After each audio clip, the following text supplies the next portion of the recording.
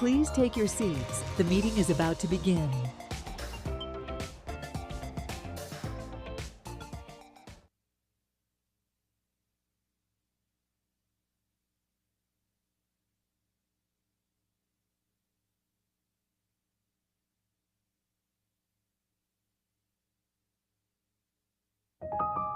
Please stand by. We are going on air in 5, 4, 3, 2, 1. Good morning and welcome to the April 2nd meeting of the Design Review Board of the City of Miami Beach. We have a new member here today as well as almost a full board. We're going to begin. Rogelio? Good morning, everybody. This is the April 2nd, 2024 DRB meeting. We have a few items on the agenda, and I'll turn it over to the city attorney if you wish to. Good morning, all. Today's meeting of the Design Review Board has been scheduled in a hybrid format with a quorum of the board physically present in the temporary commission chambers located at 1901 Convention Center Drive, rooms 222 and 223. And all applicants, staff, and members of the public can either appear individually here live or virtually via the Zoom platform webinar. In order to participate in today's meeting, those wishing to participate via the Zoom platform webinar may dial 888-475-4499, which is a toll-free number, and enter the webinar ID, which is 822-7394-1924, or log into the Zoom app and enter the webinar ID, which again is 822-7394-1924. Any individual wishing to speak on an item must click raise hand icon if they are using the Zoom app, or dial *9 if they are participating by phone. Madam Chair, before I swear in those members of the public that are here live in chambers that will be testifying, I'm going to advise all of the city's policy regarding lobbyist registration. If you are appearing on behalf of a business, a corporation, or other person, you need to register as a lobbyist with the city's clerk's office. If you haven't registered yet, you should register before you speak to the board. You do not have to register as a lobbyist if you are speaking only on your behalf and not any other party, or if you are testifying as an expert witness, providing only scientific, technical, or other specialized information or testimony in this public meeting, or if you are appearing as a representative of a neighborhood association without any compensation or reimbursement for your appearance to express support of or opposition to any item. Expert witnesses and representatives of neighborhood associations shall, prior to appearing, disclose in writing to the city clerk their name, address, and principal on whose behalf they are communicating. If you are an architect, attorney, or employee representing an applicant or an objector, you must register as a lobbyist. These rules apply whether you're appearing in favor of or against an item, or encouraging or arguing against its passage, defeat, modification, or continuance. For those that will be testifying today in chambers here, I'd ask that you please raise at this time so I can administer the oath. Okay. Please raise your right hand.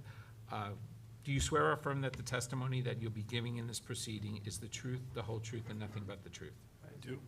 Thank you. And for those online, I'll have to swear you in as your names are called. So with that, I'll turn it back to you, Madam Chair. Oh, and I would also like to confirm that there is a quorum, and we have full attendance today, 6 members present. Okay. So we're going to begin with the request for continuances? Or no? Yeah. Yes. Approval of minutes? I move to approve the minutes. Second. Motion by Mr. Sheldon, second by Mr. Diffenderfer. All those in favor? Aye. Any opposed? No.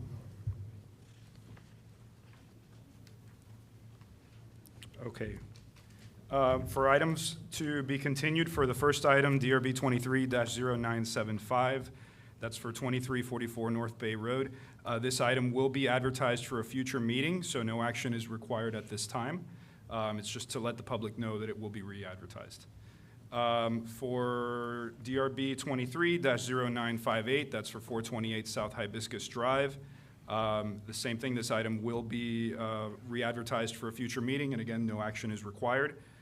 This item was on the agenda previously in December 2023, and it was continued, and so now it's come to the point where it needs to be re-advertised. For DRB 23-0968, that's citywide digital information kiosks. This is being requested to be continued to the June 4th, 2024 meeting, and I believe the applicant is here with a few words. Good morning, Emily Balter, Burkhardell, Fernandez, Larkin, and Tapanez, opposite 200 South Biscayne Boulevard.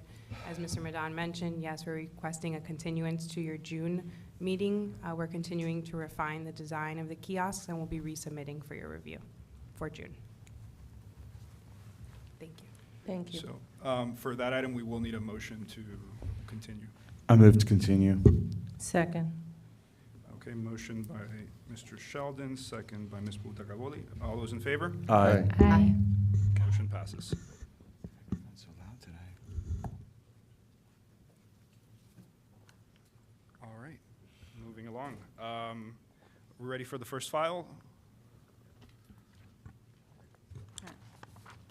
The first item on the agenda is DRB 24-0999, also known as DRB 18-0355, 1901 Convention Center Drive, 555 17th Street, Convention Center Hotel. An application has been filed requesting modifications to a previously issued design review approval for the construction of a new convention center hotel. Specifically, the application includes modifications to the prior conditions of approval. The application includes variances from the ground floor setback requirements along Convention Center Drive and 17th Street. Okay, so this is for the Convention Center Hotel, the site right next door. You would have seen it walking into this room. This is the Civic and Convention Center District, the CCC District. This is a modified design for the previously approved Convention Center Hotel. The previous design contained 800 rooms. The new design will contain 767 rooms in a 7-story building. Just for background, this convention center is intended to serve as the on-site hotel option for conference attendees, and it's intended to be large enough to provide group room blocks necessary to support national and international conferences and conventions that currently typically do not come to Miami Beach, even though we have this remodeled convention center. The applicant is coming to the board for some modifications and refinements to the overall design and also requesting a variance from the ground floor setback requirements. The proposed hotel will be 185 feet in height, and it will contain ground level retail, a parking deck on the 2nd level, multiple ballrooms and meeting spaces on the 3rd and 4th level, an amenity deck and services on level 5, and then the hotel rooms will be from level 6 through 17. The first level on 17th Street has substantial retail spaces and the Miami Beach Welcome Center, an elevated outdoor terrace with ramps and stairs for accessibility. There are some concerns with the pedestrian experience of the elevated terrace, and a condition that was incorporated in the final order required that a grade level clear pedestrian path be integrated with the abutting public sidewalk along 17th Street and Convention Center Drive. The applicant is proposing to modify this condition due to the evolving design and some engineering work that will require some encroachments into that setback area.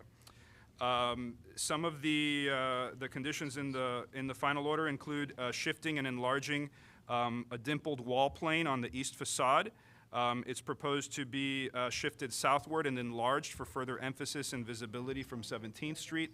There was a condition in the previous order approved by the board regarding that dimple to shift it, and so they're now modifying that condition a little bit due to some needs that the applicant has in the room, and they'll describe those in greater detail. Modifications are being proposed for the new FPL and mechanical building, which is a one-story structure next to the site.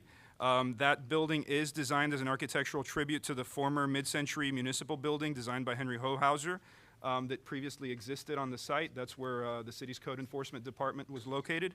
And so the applicant will be presenting some refinements to that building as part of their presentation.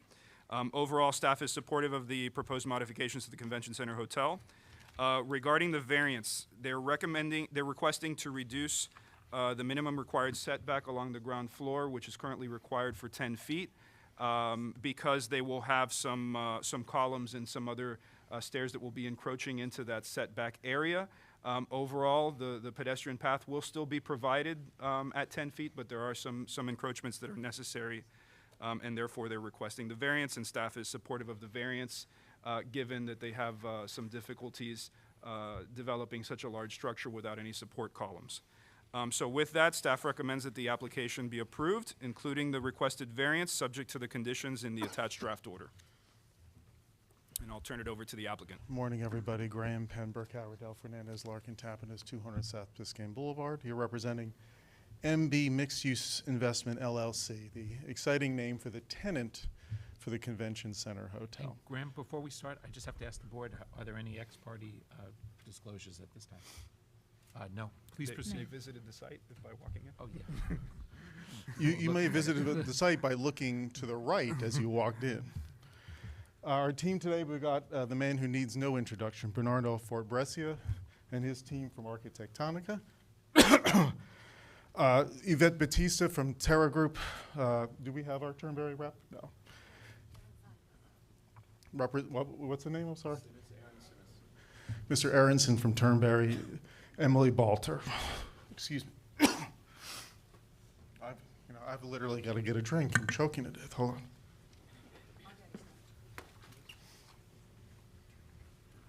Yeah, I'll ask if there's a way. Could you ask them if they can, I know they can't do these, but if they could lower the side, please.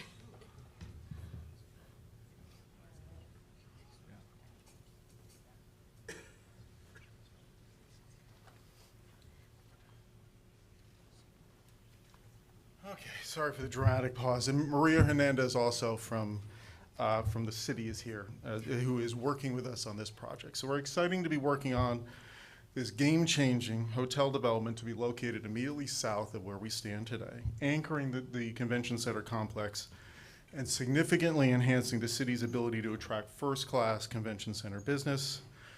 Just to be clear, this application is the last piece of the planning review of this project. We've gone through, there's an actual active building permit.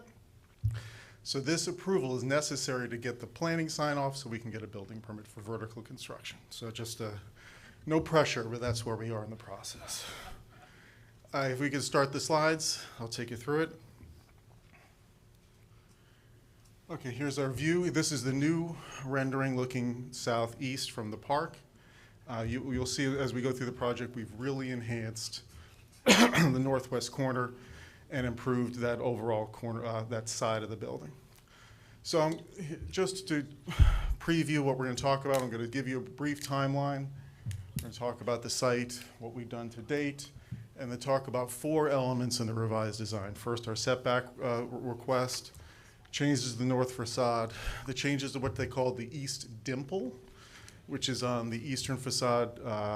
You can view it from 17th Street, and finally changes to the FPL vault. Briefly, timeline, we were last before you back 4 years ago in 2019. Work began on the project in the summer of 2022. Of course, we had what happened for those 2 years was a little thing called COVID. The foundation permit was approved in July. Vertical permit is in review. And again, the only planning issue for the vertical permit, again, is the approval of these minor changes. In April, we will be completing the early work with the idea that we're going to have our master permit in May, pending this board's approval. And then we're anticipating actual vertical construction beginning in Q3. I don't need to remind you again of the location, but there we are. This is how the hotel fits into the overall convention center project. You can see we're at the hard corner of 17th and Convention Center Drive. Some views of the existing situation, which of course you don't need since you see it. Again, view looking at the property, you can see of course it's all been cleared out and it's ready for vertical construction. This is a view of the property at the time of the initial approvals prior to the demolition. Of course, it was a parking lot and it also had an office building that was the city's office building. That's called the whole Hauser building in the order, and and you'll see in our plans, we've replaced that and replicated it to some extent with the FPL vault. So that was a condition of the original approval that we do that. So let's talk about the setbacks. This is a view, of course, this is the plan view of the project. And this is essentially identical in all major respects to what was approved by the board back in 2019. The programming for the project is established by the lease and, of course, by our flag as well. And it will require a very large pedestal to accommodate all the uses that the city wants in there. All the ballroom space, for example, is very big. That ballroom is accessed, that second level is accessed directly from the building that we're in today. You can see that on the ghost of the bridge on the top of your drawing. So this is the approval that was approved in 2019. You can see the proposed is on the right, approved on the left. It's very, very similar. The big changes that you'll see in looking at the details is that a lot of what in finalizing the design, we took all of the height transitions that are necessary for the building out of the public right-of-way and moved them onto the private land or onto the city's land, just out of the right-of-way, while retaining the pedestrian access that was contemplated in the original approval. All the vehicular access is the same. What our variance is asking for is the ability to sink columns into that area, and we have some elevated terrace areas that intrude into that 10 feet. This is a cross-section. You can see the approved versus the proposed. Big change there. There were some, once we did the real engineering, of course, the assumed width of, especially of 17th Street of the pavement was different than what the reality was. But the big thing that, as I mentioned before, is you can see on the upper left, for example, we had a lot of the height transitions and stairwells in this original plan in the right-of-way, and they've all been pulled out of the right-of-way. So that clear pedestrian path remains the same, with the intrusions into the setback as minimal as possible. So here's again approved versus proposed. You can see this is looking east along 17th Street. You can see again the original concept. Columns are there, wide pedestrian activity, and then you have that raised area that's behind it that basically are accessed by stairs or ramps. All that remains the same, and the pedestrian realm is maintained. This is a view looking northwest at the far southeast corner of the project.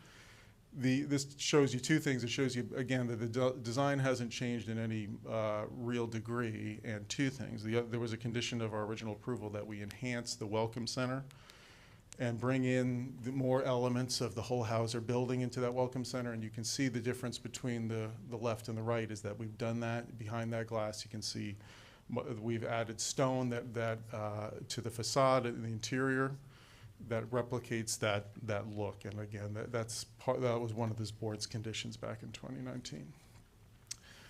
This is another view looking west again. You can see essentially the design is identical, with these stairs getting pushed out of the road. So, and again, finally, just looking at the way that the buildings are laid out, the left is the approved, right is proposed. This shows you two things. Number one, that the building is essentially where it's always been, and second, that we've significantly improved that northwest corner of the building. So, speaking of the northwest corner, let's talk about the facade briefly. This is the flat elevation looking south. You can see on the approved is on the left, the proposed is on the right again. That X'd out box on both of them is the bridge that connects this building to the new hotel. And you can see, especially if you concentrate on the bottom right of the drawing, you can see the enhancements that have been made to that corner, which most people are going to see. You know, the vast majority of this facade is not going to be seen by anyone except for people that are walking in this hallway. So we really focused the improvements on that corner because that's viewable from the park, et cetera. The East Dimple. This is very exciting. Again, approved on the left, proposed on the right. The building on the eastern facade has always had this indentation or dimple in it. The board in 2019, at approving the project, conditioned the approval on us revising that dimple to move it further south for visibility. You can see the original version of it was tucked behind the Gleason. You could barely see it. So the board at the time of the approval said, move it to the south so we can see it. And is more visible to the public. So that's what this revision does. And so here's the approved on the left, proposed on the right. Pushing it to the south, and we deepened it from up and down. We've changed the elevation, I mean the way that the orientation of it, because of the need to accommodate the way that the rooms lay out. But it's, again, it's more visible. It does what the board intended that condition to do. Graham, This- I'm sorry. Can sorry. you go back? It's hard to, do you have a pointer? It's the section in the center goes in? Yes. Yes. Okay, sorry. And Graham, how much more time do you need? Oh, 3 seconds, Steve. No, just kidding. I think probably another 4 minutes, probably. I can't believe I've been talking as long as I have been. But this shows you, again, the flat elevation, basically been extruded up and down. But yeah, it's always, Sarah, to answer your question, it's always been an indentation in the building, hence the name dimple. You can see it in this drawing. You can see that dimpling between the two sets of blue identified rooms. You can see it push in. Finally, the vault.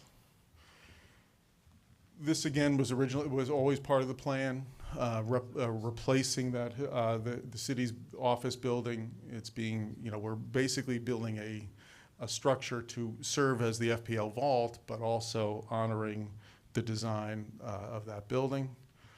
So this is the original building. This is what it looked like. We are proposing to add a plaque to the new structure to remind everyone of the existence of the Holhauser building. So what you can see is we have 3 drawings here. We have the original proposal, we have the version that's in your set, and we have the revision that we made since the set was provided pursuant to the comments we received from the administration. So again, one of the conditions of the 2019 approval was to improve that elevation. So we have iterated it as we've gone, and we think that the final version that's on the bottom right is most consistent with the board's direction from 2019 and honors the building's original design better. So that is it. We would ask for your approval again of this very important application this morning. Our entire team is here for any questions you may have, and of course I'd like to reserve time for rebuttal. Thank you. Thank you very much. Are there any members of the public wishing to speak? No, are there any hands up available online? We have no hands raised on Zoom. Excellent. Okay, I'm now going to close the public portion of the presentation and open it up to the board for discussion. Who would like to begin? I just have a question. You don't have a site plan of the before and after, do you? Where is it in our overall computer set? Is it on this?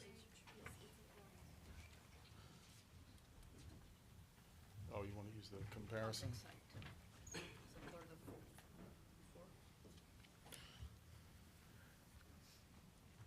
Yeah, Ms. Meyer, this shows you basically the 2 versions of the building. So left is the approval, right is the new one.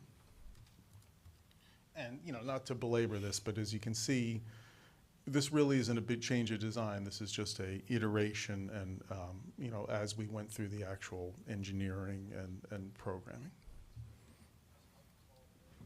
Yeah, I understand. I was just asking because you did show the sections at the street level, and there's not really, I was trying to understand how the entry sequence and circulation was adjusted.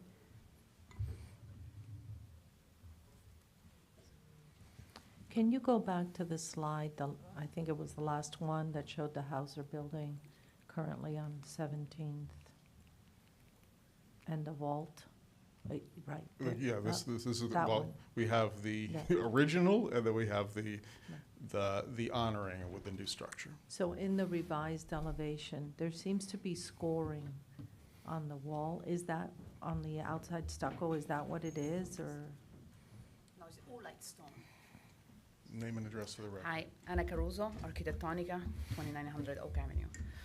The score line that you see are actually just the reveals created by the oolite stone that we'll be Okay. installing. That was one of the conditions for approval 5 years ago.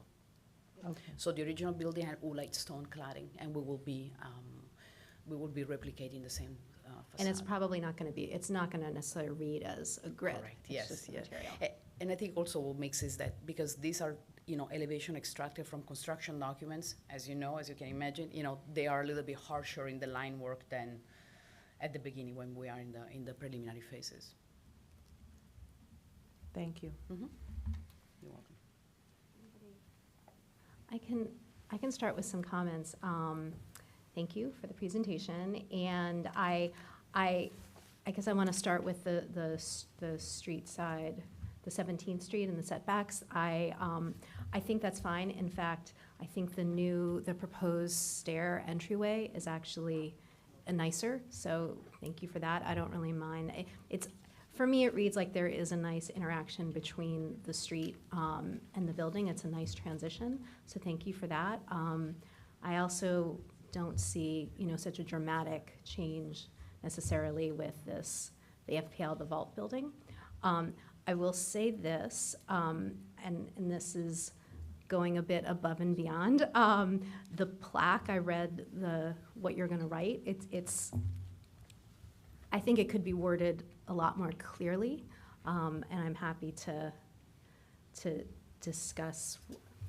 The wording is not very clear as to what it is, and I would encourage, a bit of an edit. It says, built in 1953 and designed by architect Henry Hohauser. The original building to sit on the site was the Center for Miami Beach Tourism and Cultural Development, which was the embodiment of the Art Deco and early modern movement. How it's written, it wasn't the development organization that was the embodiment of the Art Deco, it was the building. So that's something that I would look to revise, just for clarification. You might have to make it into 2 different sentences. So that was just one of the things that stood out. The other thing that stood out to me, so most of the changes I like, the one thing that you did not include in your presentation that very much stood out to me when comparing the approved versus the proposed was actually the roof line. And I'm actually surprised because that seems to me, especially in the east, I guess it's, I'm looking at page 20 of the presentation, you can see that, I guess it's the southeast corner, and maybe it goes to the other side as well. It was just dramatically different. You have on the approved this beautiful long sweeping line that has this very dramatic indentation, and then it's met on the opposite side as well, and that seems to have been dramatically taken back, and it definitely does not have the same graceful effect that it did. What's it talking about? So we're talking about the roof line? Yes. Yeah. So that is a combination of the reality of the fact, right? We have some of the mechanical systems that need to be housed on that lower roof, and even though we concentrated the majority of the equipment to the north leg of the hotel, some of it, even the lowest one, needs to sit on the south leg of the hotel. So is there any way that you can, so in the original, I guess if we go back to, if you bring up page 18, which is the drawing of the cross section. Oh no, wait, that's the different wing. Sorry. Yeah, this is probably the one that describes Yeah. the So, sorry, I didn't mean to say that. So, sorry, go back to page 20. Because there's 2 different, so this is one section, and, okay. So I guess what I'm trying to say is there any way in the approved original, that corner there, that, did this top floor always hide mechanical, or is that something that you added to it? I'm sorry, I'm gonna ask for a clarification. Are we talking about the roof, above the roof line, or the dimple below? The roof line. Okay, the roof line. It seems like in the proposed, you also now have this column at the corner. So also, yes, we have to add columns for structural issues. Yeah, we could not possibly cantilever that length. As it was originally proposed. Correct, yes. Right, the column is added, but. But I think it's the way the building meets the sky that, correct me if I'm wrong, Sarah, is that, So you know, also we you have- still, you could have the column and it ends on a below roof, but then you're showing the mechanical equipment above without any sort of roof that, on the left, clearly that language continues all the way up to the top floor, but here it's different, and I guess it seemed much more elegant on the left. And we're just asking you to explain that. And I Would know you- in the previously approved, it was still always planned to have mechanical on that top floor.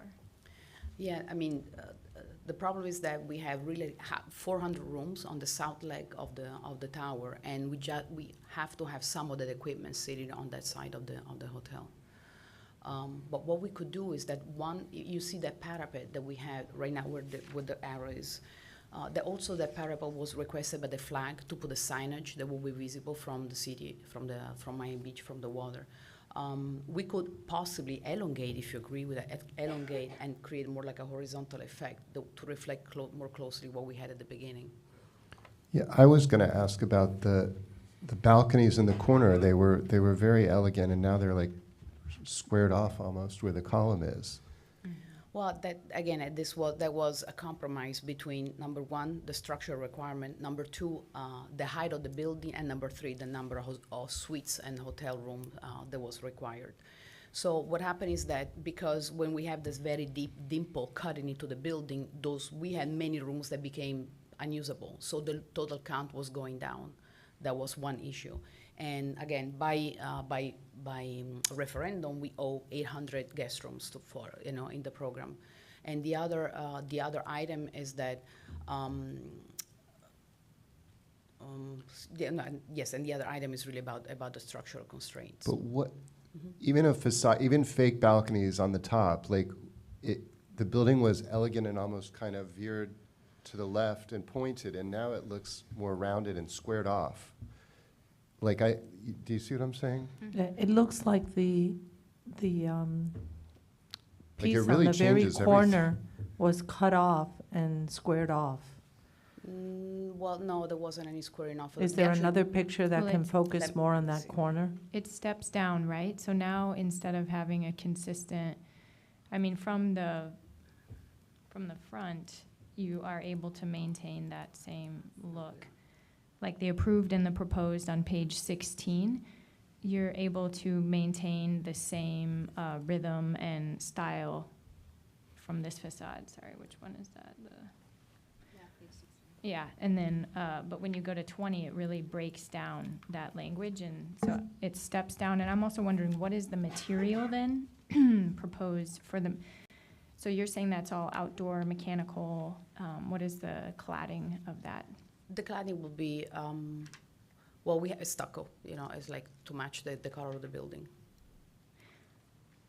In the cladding for the mechanical on Yeah. this Yes. Yeah, roof on the I guess east it just wing. feels like part of the building was chopped off, and it lost really its elegance and how it meets the sky. What we could try to do is that we could try to set back and put it forward and move it inward of the roof parapet, so that when it recedes, it becomes automatically less visible. And When we could, the initial, in the initial approved one, where were you having mechanical, or you just left it off the drawings? no, it was only on the north leg of the project. And then when you started doing the working drawings, you realized you needed it on Also, that yes. wing as well? Particularly because the flag has a very restrictive requirements in terms of life safety, and we needed to add some smoke evac fan. And I'm going to go a little bit into the nitty gritty for the. But at least I will say too, I mean, to Shauna's point, and maybe it's just how the renderings are, on the north tower, you don't see the mechanical. Well, on the north towers, let me see. Because of the angle, yes, because on the north tower is pushed toward the convention center hotel. The mechanicals. The mechanical, correct, yes. And also, it was always about, even just in terms of presentation, that was always about very much the corner between Convention Center Drive and 17th, and looking up, right, that effect. So in our design, we always try to push everything that was above the roof line toward the edges, right? So it happened that unfortunately one of the edges becomes visible also from 17th Street, because we have the same condition on the North Tower, but you will not be able to appreciate it. So because if the focus was always on 17th and And the Convention Center correct, the corner, Drive? yes, that was And- always our main view, Right. and secondary from the park. That's also, we introduce a little bit more of the transparency in that corner of the hotel, in Right. that. And now that view seems to have been altered significantly, to have changed close to on 17th, to have changed the look and the design of the building, where No, it's not as appealing because of the cantilevering that has been cut off, and a structural column appears to have been put in place. I think And then I'm Sorry, sorry, go and ahead. then the mechanical on the top floor, which is going to be covered by a stucco wall, is what you're saying? yes. Yeah. I think maybe the assumption that there's only one viewpoint that should be emphasized. I mean, this building is going to be seen from all angles, from many different. Washington Avenue is very, very busy. So, I would say that I can make the argument. I mean, also, you're going to have people in taller buildings looking, also looking at this side, that are staying in the hotels on Collins, and to the east. So I think that, I would like to see you explore a roof line where the mechanicals, I don't know, just to sort of bring back the elegance. Like, I wish I could get, I don't know if we have any more specific direction, but it seems like we're all in agreement that something was lost in the translation here. Well, and even, sorry, can I jump in? Yeah. Even on the elevations, on the north facade, you've kept that same language as a consistent top of parapet. It has the same reading, and the overhang of the roof, is in line, it's sort of in the same lines with the floors below. But then, yeah, even when you look at the elevation on page 21, there's a complete sort of stepping and breakdown of that language. So, I mean, I'm sure it comes down to a cost thing, but, when we're looking at the proposed, the elevation says East Dimple, if you want to put it on page 21, on the left side where you can see the stepping then. I mean, if there's just a way to keep that roof to come over, bring everything up. Like, I understand that the cantilever perhaps on the approved, on the far left side, isn't realistic, but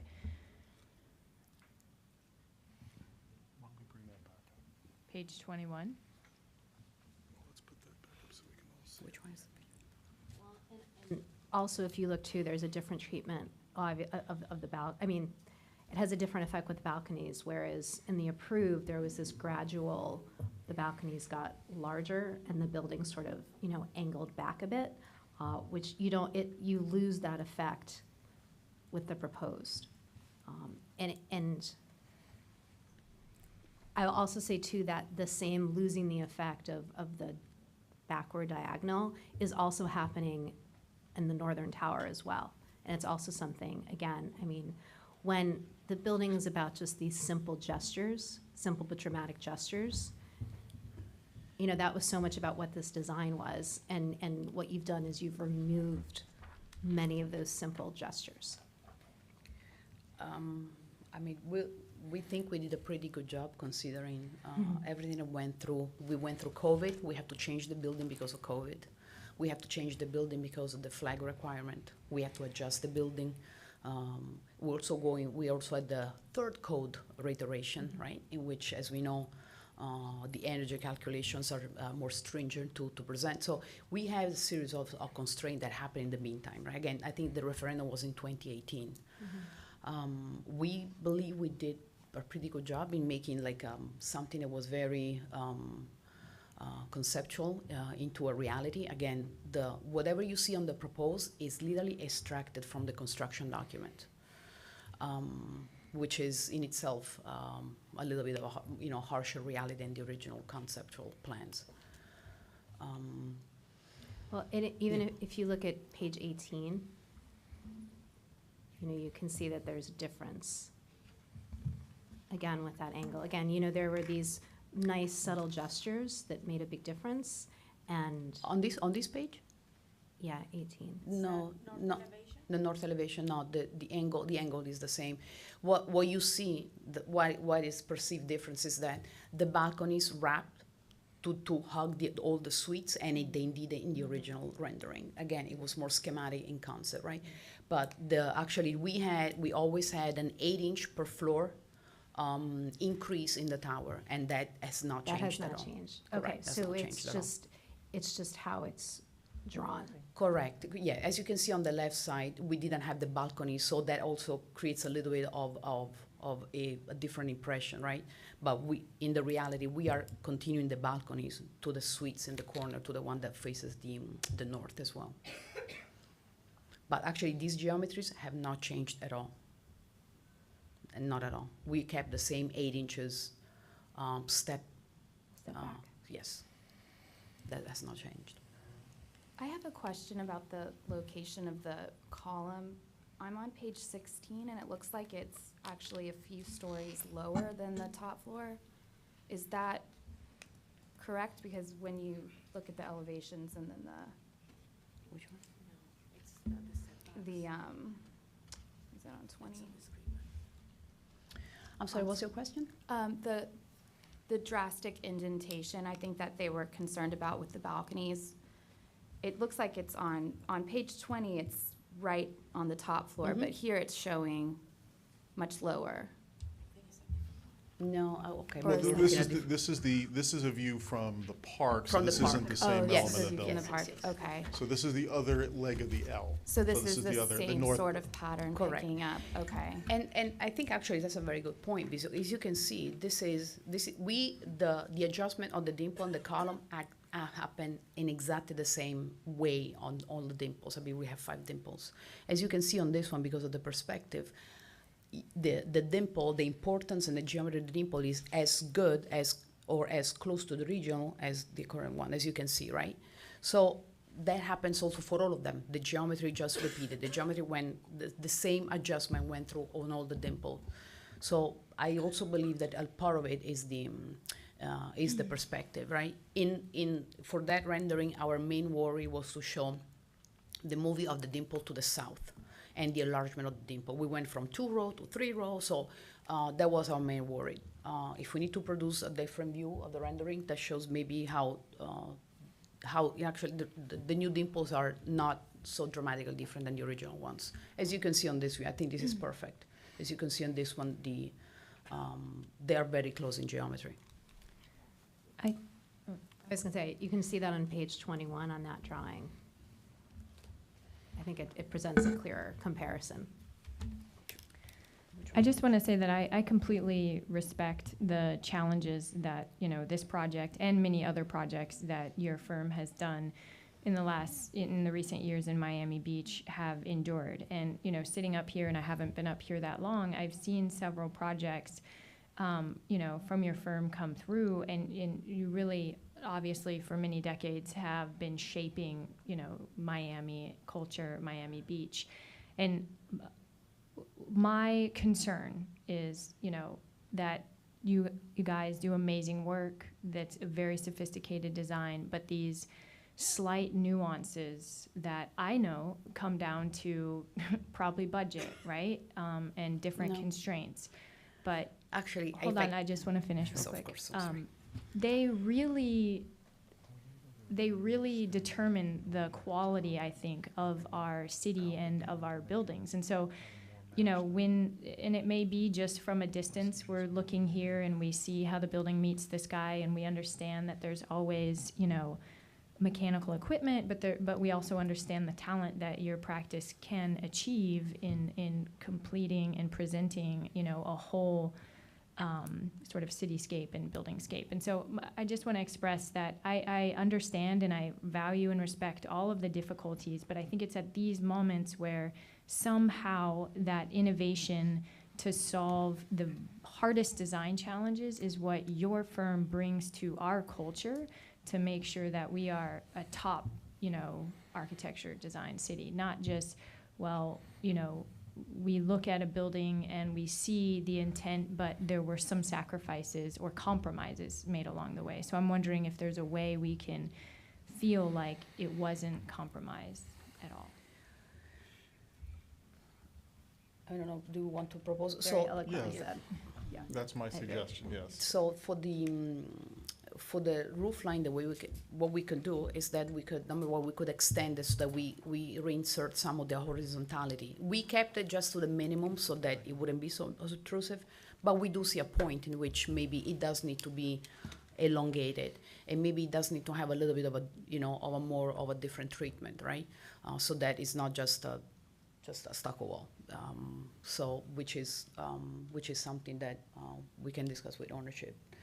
I think Yeah. also what's happening is that the mechanical is competing with this nice roof line that you had. And if there is a way to, whether it's make the roof line of the mechanical part of the grand design, or to hide it, or, whatever it is, that there was this beautiful, there was just this beautiful dramatic line that's completely now obstructed almost by, and if you could get back to that essence, whatever that looks like, I think that would resolve the problem.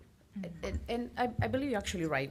We probably didn't even look that much from that side. Again, we always worry about the dimple and not the rest. But again, in our effort to preserve the other corner, we probably, and also in the worry about giving a place for the sign, right, for the Grand Hyatt sign on the wall, we might have not really. So we why- might have overlooked yeah. because I mean I do see your point. So one thing that we could do is that number one, offset it from the edge of the building, right? So once we offset it automatically from your line of sight, it will be a less of a presence. We could probably even see something, Sarah, we can look at that.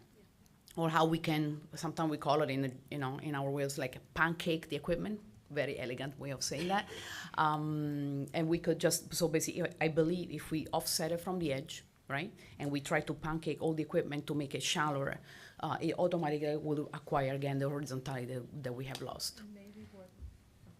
Apologize, and maybe how you cover that equipment can be more a part of the building and not just, as you mentioned before, a stucco wall. So it appears we don't have a problem with the vault. Okay. We do not seem to have a problem with the setback, but we all apparently have issues with the roof line, as well as I personally, I think also the rest of them here, have a problem with what was done because of structure or whatever other reason, the elegant corner on 17th and facing the park Yeah, I think it needs to be. with the yeah. structural column. And maybe also to incorporate this sign into what you show us, so that rather than you explaining, I mean, I know the city has all these regulations about the signs. Correct. We actually did show the sign, but we were asked to remove it. Oh, Yes. So, but we can provide a version so of the does anybody signage. want to make a motion to continue? Let me just ask, Rogelio, can we come back? Can we ask for them to come back at the next meeting, that they are ready to come back to us with some changes to the roof line, include the sign and I'll call it that eyebrow that comes out instead of the structural column that we see? I believe so. I don't think these changes would have any zoning implications, so we don't need to do a full zoning review, and they can present their changes as part of the presentation to the board, and the board can discuss them. Also, actually, does anybody else on the board have any other comments? I would just be curious about the roof equipment from above. Is there nothing around, it's just a wall around it and it's all exposed to the top? I mean, we've put some really ugly things when you're looking down from buildings that are much taller than that all around. And, I mean, We don't have anything. It shouldn't be overlooked. yeah, You it know, shouldn't It should be thoughtful. I think so. Well, speaking of overlooking, I don't know who's gonna see over us, Yeah, honestly, Scott, given where this building is. But I mean, obviously, our preference would be to work on these as a condition, given the position we're in with the project. You know, of course, it's at the board's discretion. I mean, the Satai is 3 blocks away, and it's 40-something stories Yeah, tall. look, they might be able to see us. Mhm. You're right. Is there a way to, they're asking for a variance, does that need to be voted on separately? Is there a way for us to approve that? Or do we need I to suppose do you it could approve the altogether? variance, but perhaps you could approve most of the project and bifurcate the roof line. The roof line can come back. That would be our preference. Like, if we get everything but this corner approved, or the, On the roof line and the corner of 17th, I don't know what you want to call those, but I consider it more than just the roof line because it goes underneath. And to also bring back the sign, the proposed sign, location, and design. Well, let me ask you, Rogelio, with the. Yep. So we can approve part of the design, but not all the design, or would it just be better to approve the variance and then have the design revisited? Just the design continued, not the variance, or you can't bifurcate it like that? I leave that up to the board. The variance is really not useful unless you approve some of the changes that are being proposed. So if you approve the variance without approving the changes to the ground level, the variance is sort of meaningless.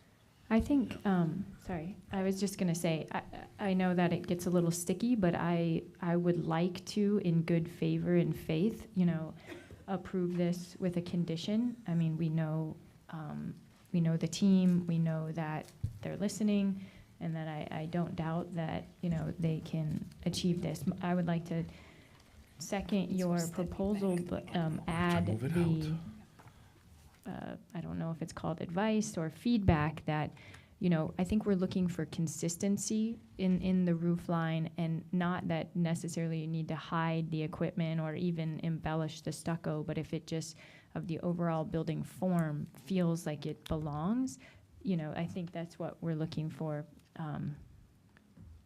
I personally would like to see the design of that roof line coming back and the corner, which was the elegance. The rest, I don't have a problem with. They seem to want to move forward on the balance of their request, I guess, so that Well, they you can made a motion continue. and I seconded it. Would it be helpful to word it so we're approving the design of the pedestal down, but not necessarily the towers? Can we do it? Is that a good way to break it up? Rogelio, what's the Mhm. best way I like to? to show them. I go think forward. that would work. Approve the pedestal, all the modifications to the pedestal, and bifurcate the tower. or, sorry to interrupt, but we could even go, Bernardo has an idea he wants to talk to you about, but the other thing would be that it really is the roof line, right? It's not about even the tower, right? So if the board's will is that we have to come back, I would request that the bulk of the project be approved with the variance, with the condition that we continue to work on the design of the roof line. If it's the board's will, we have to come back. One thing, our preference, of course, would be to keep working with your direction we've heard today with staff on the roof line issues. But I know Mr. Forbrescia had an idea he wanted to run by you briefly, if at your pleasure. Thank you. Thank you. I'm Bernardo Forbrescia, 2900 Oak Avenue. If you were to permit us to do this, we could keep the concept of what you're discussing. What I'm showing here, can you all see, or is it too far? It's too far. Too far. But If there's a you could direct camera us right to the there. page, we have the presentation. go to the page- Oh, I number. think he sketched on it. Just- I sketched it over. Yeah, I can go there. I In can- true artistic fashion, it's been sketched. Yeah.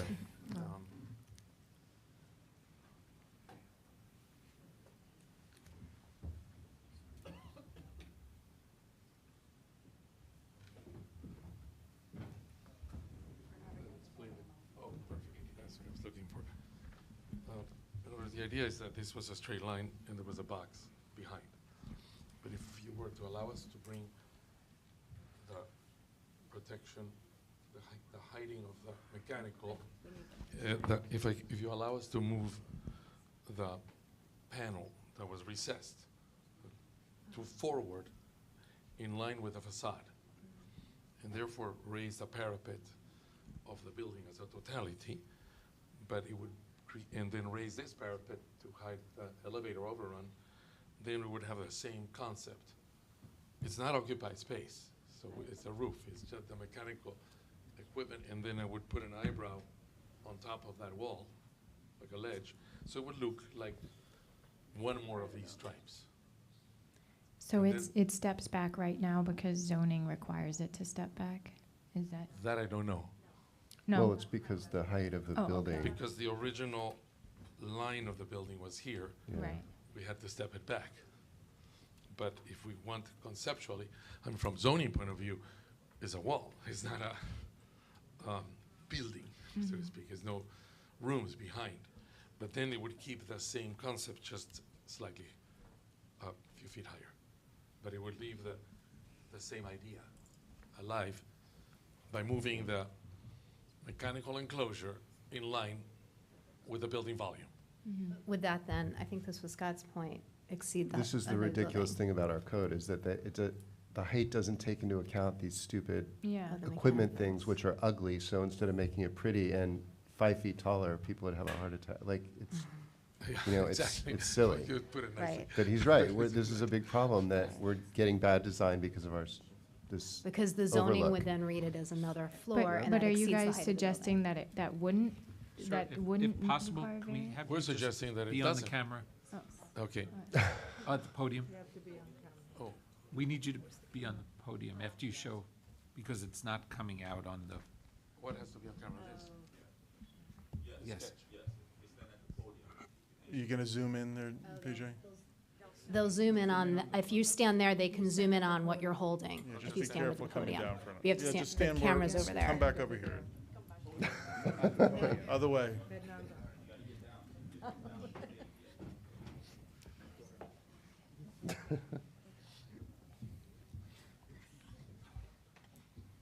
That those are definitely the ideas that I think that we're interested in. I can't state at this moment, like, I if know. that requires another variance or not, but I know I would be more in favor to approve a variance if it meant, you know, a cohesive design. So I would prefer something like that than what we're looking at right now today.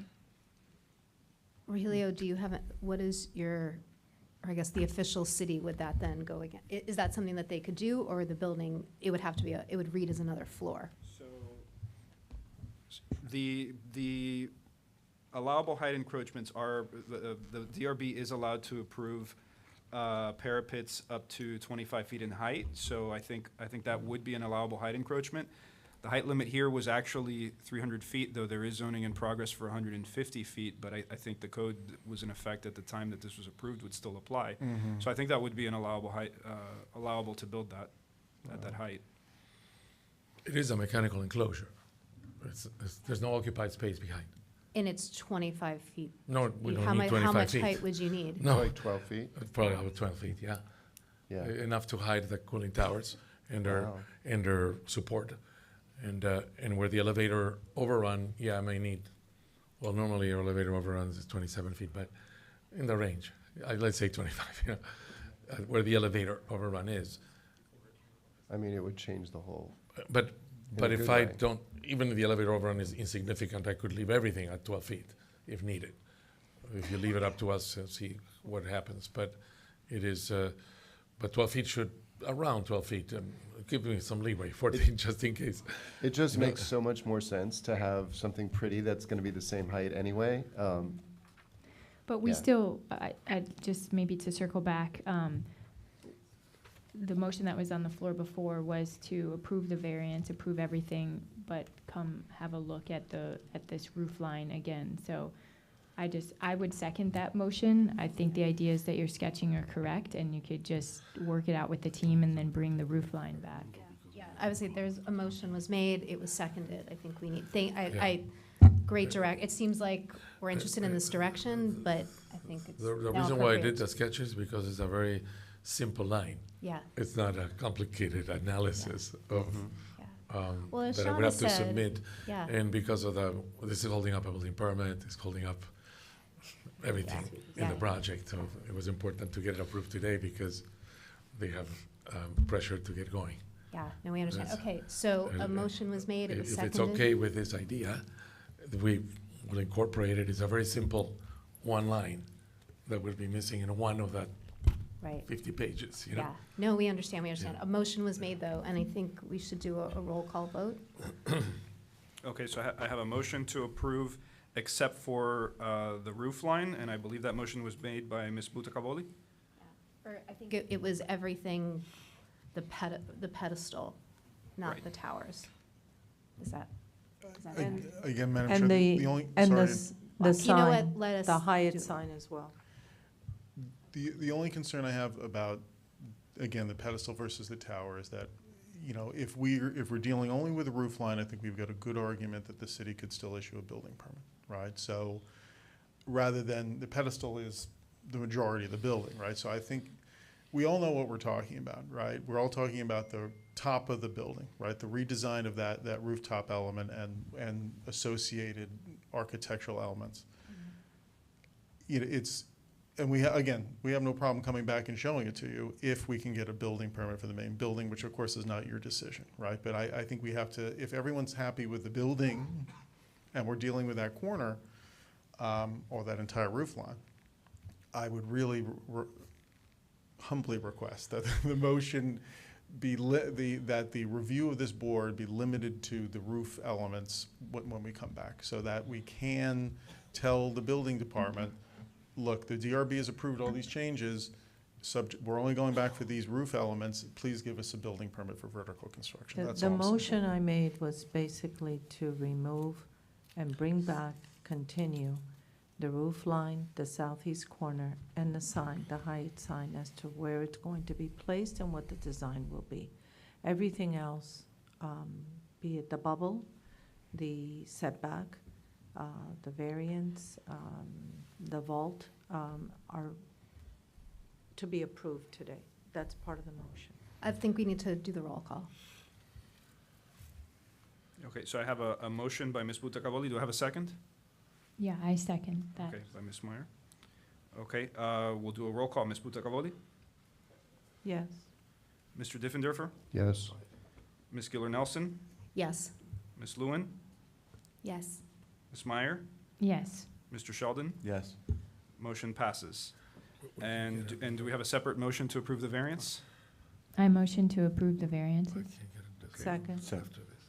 Okay, motion by Ms. Meyer, second by Ms. Butacavoli. Roll call, Ms. Butacavoli? I'm not here. Yes. Mr. Diffenderfer? Yes. Ms. Giller Nelson? Yes. Ms. Lewin? Yes. Ms. Meyer? Yes. Mr. Sheldon? Yes. Motion passes. When, do you want to have it at the Yeah, next That- meeting? Thank you. You so- and I were on the same page. I mean, ideally, I'd like to have the roof sign line on. continued to next month. The sign there. And if we can make it by next month, Great. we'll see you then. No. Because I don't We're want gonna to take out the month. introduce any additional delay. But I think we can, this is simple enough. I think we can bring it back to you. You can see it in drawn, and we'll hopefully be happy. And in the interim, you can continue with your permitting process for the building. Hopefully. We're Yes. hoping and again, I think your motion, the board's direction was clear enough to allow the building department to give us a permit. I was trying to Yeah. solve it all here. No, because I actually can now suddenly incorporate the sign into that zone, because it's not blocking anybody's window. We're trying to work with you here. See So, what I mean? okay. Thank you so much. We'll look forward to seeing Okay. what you come up with next month. Thank you. Thank you. Okay, so, and that's continued to the May 7th meeting. Correct. And I'm going to apologize again, Madam Chair. One more interruption. I just want to note this for the record. There's a typo in the staff report that suggests that there's 767 rooms. There's 800 rooms in the building. And there was a typo in our one of our sheets that probably led to that, but it's 800 rooms, and that's Okay. a requirement of the lease as well. Sorry, so just for the record. And the referendum as well. Correct.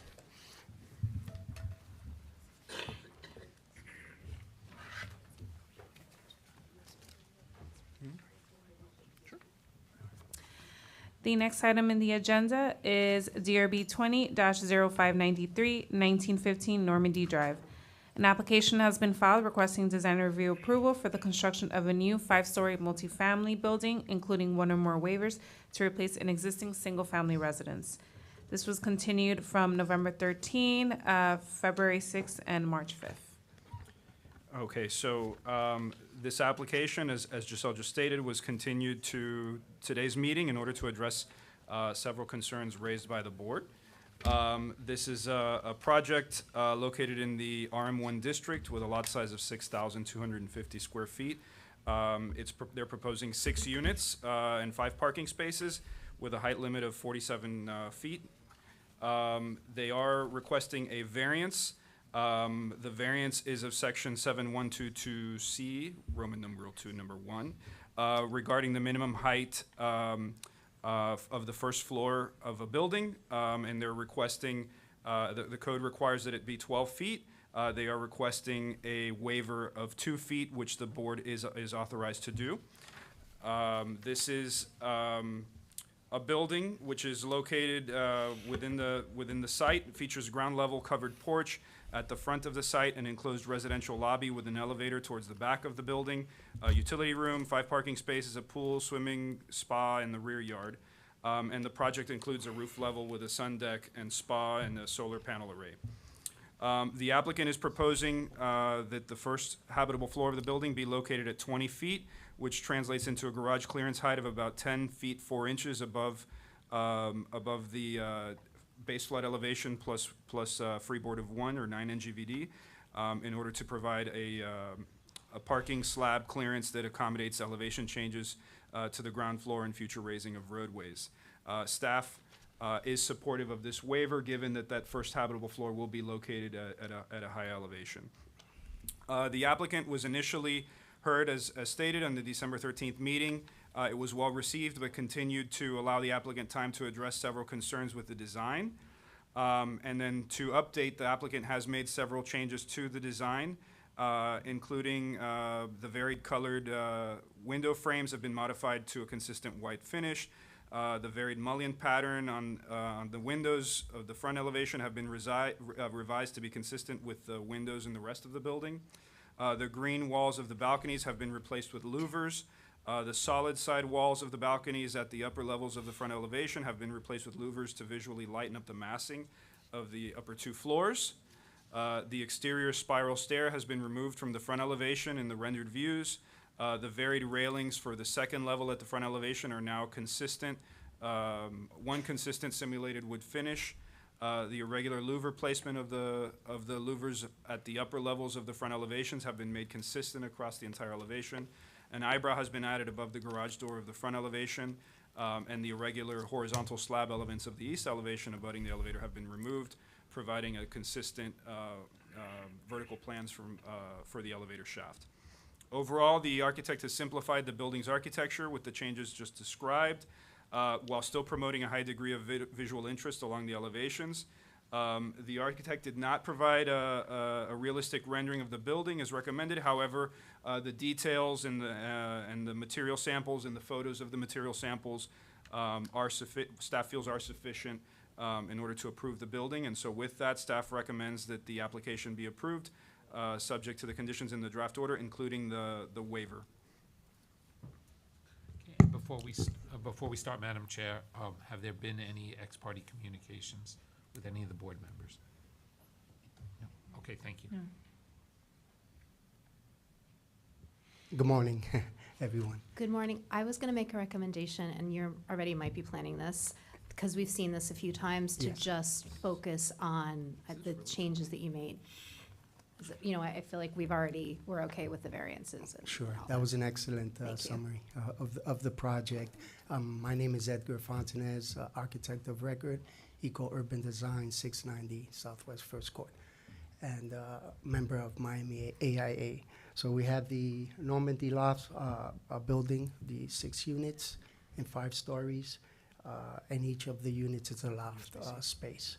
So what we've done on consideration of our last discussion was soften the palette of the building. We have samples of color charts of what we intend to incorporate. What we've done is lighten also that front box by decreasing the mass on the sides and making it more transparent by means of louvers. We've also defined a bit the entry, made that more less massing on the top also, on that parapet over the entry, to kind of balance the scale of the building. And so basically we've simplified the palette, the color palette, and kept our same concepts of amenity areas in the ground floor with the rear yard, pool deck, spa, and barbecue area, and also rooftop garden with also barbecue area and a hot tub.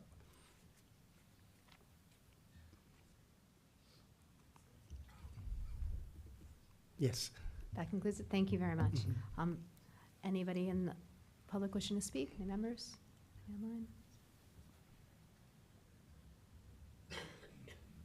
We have no hands raised on Okay, Zoom. great. I'm now going to close the public portion and open it up to the board for comment.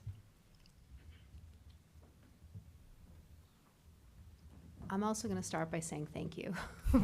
I know this has been a lot of revisions, and I know I speak on behalf of everyone when I said that thank you for taking into account the comments that we've had. Absolutely. I think it's a much better product myself. Can you, I appreciate the sample board. Can you clarify where the bamboo is? I understand the bamboo cladding, but the two left samples, where is that? Those are just variations in colors that we're considering. So that would be on the parking, park screening. So we're kind of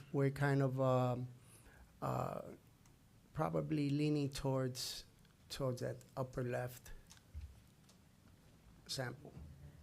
The upper left sample, but it'll be in the cladding system Correct. that you've displayed on the right, Correct. and then you'll only have one variation.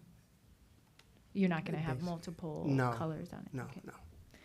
Yeah, I also want to second what Sarah said, and I appreciate the ambition and endurance to continue to refine the project, make the plan changes originally, and continue to work on really the aesthetics and the design agenda of the project. I feel like it has come a long ways. I still have my own sort of questions. I think that the gray and the white, I understand sometimes our comments up here are we would like to see color, or we would like to see something other than, a white box proposed. However, in your case, where there's so many elements, introduced on the facade and other materials like the wood or like the green and orange color, I'm wondering do you just choose the white, or do you just choose, I would recommend choosing the white and let it all be white, and then let these 3 accent colors be what they are. But I appreciate, sort of the refinement in the overall form, sort of the bleeding together and stitching together, of the wood elements throughout, and the reduction of, I think, the orange and green colors. And I think also in the proposal that we received, the walls actually tend to look white. They don't seem to be light gray, and it looks, I think, better than, I agree with the comments just made. I think putting it white may be something to consider instead of introducing yet something else, like the light gray and the darker gray. You're saying that there shouldn't be any gray at all. It should all be white. That's what I'm suggesting, yes. and let the other sort of accents of the wood and the color be a variation, you know? If you look at the board, we have the white there. That would be the main color of the building. And the gray is just an accent. On the front, by the balconies, I Correct. guess it is. I don't really mind the gray too much. I was actually, it's funny because what I was gonna say is, I like the green and the yellow, and if there was some fun way to, which is not in the facade at all, you know, if there was some fun way to incorporate that in one element, I don't know if that's gonna be agreed upon, but, you know, that's one of my favorite parts about this building, the green and the yellow accents on the sides and in the back. But I also agree, it shouldn't get too busy. Let me ask you another question too, and this is just to clarify, because I think this keeps happening, that you show in your materials board this garage door that has windows, and then in all the drawings, the garage door is solid. So it's the one with the windows. It's windows, yes. There's a spec on that. Okay. I have a spec on that door. And then the louvers, I appreciate that you took out the green wall. And again, this is just a clarification.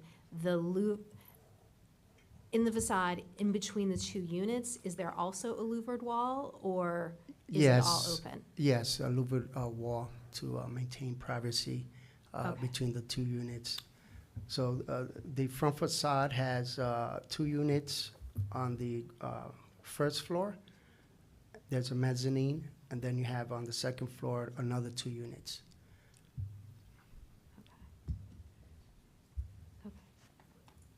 Now, does anybody else have any other comments? And what is the material on that louver between the two balconies that you mentioned? That would be The wood, that one? that Okay. material, yes, which is a laminated bamboo, very durable and very aesthetically pleasing.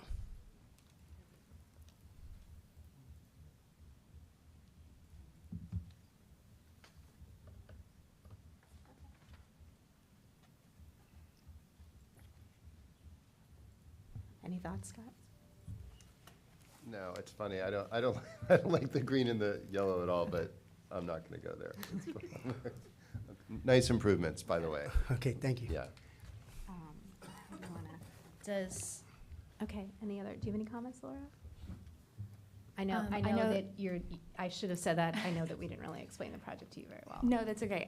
I'm not super familiar with the history of the project. I tend to agree with Shauna that the gray, I mean, the orange and the green aren't my favorite either, but if we're going to be highlighting them, and it sounds like we've kind of reduced the highlighting of them, maybe we want to embrace it and get rid of the gray to showcase them, and then maybe, I don't know, it seems like if we're going to go with the green, it's lacking in the front, I know there's no orange, but the wood, that pattern, so if we were gonna get rid of the gray, maybe the eyebrow over the garage could be green or something, to just bring that continuity through that facade as well, that would be. Are you, with the addition of the gray, was that because you felt like it was too plain without it? Yeah, well, the gray, I think it's a subtle transition from the white plain. I thought the gray was kind of a good transition as a backdrop also for the wood. And it defines that southern entry elevation. Previously, we had more colors on this, and so now I had to reduce the scope or simplify the palette, if you will. And I mean, we can I actually provide a color, some more color samples, or would that suffice?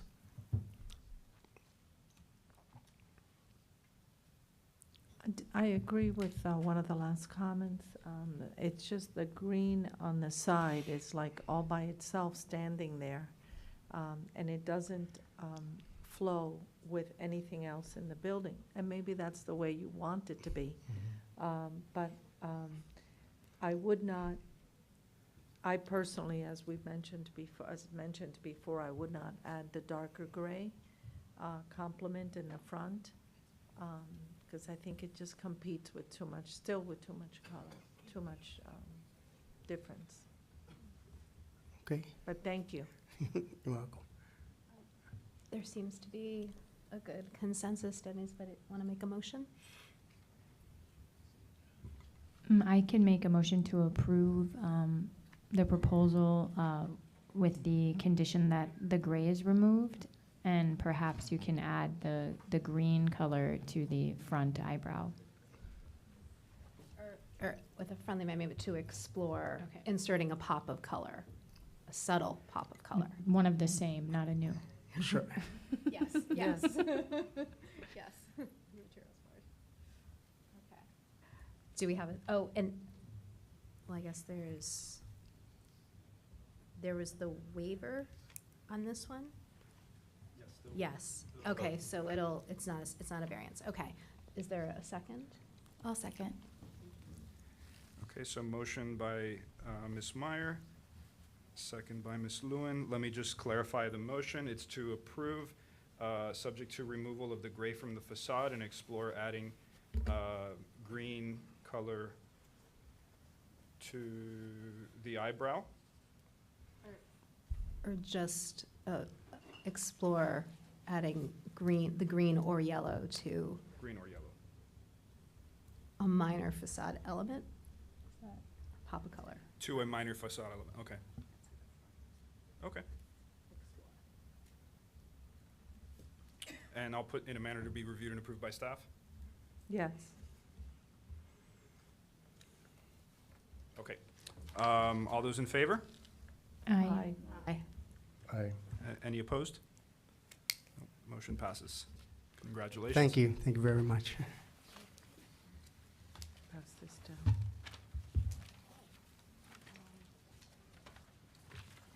Do we want to maybe take a 5-minute break?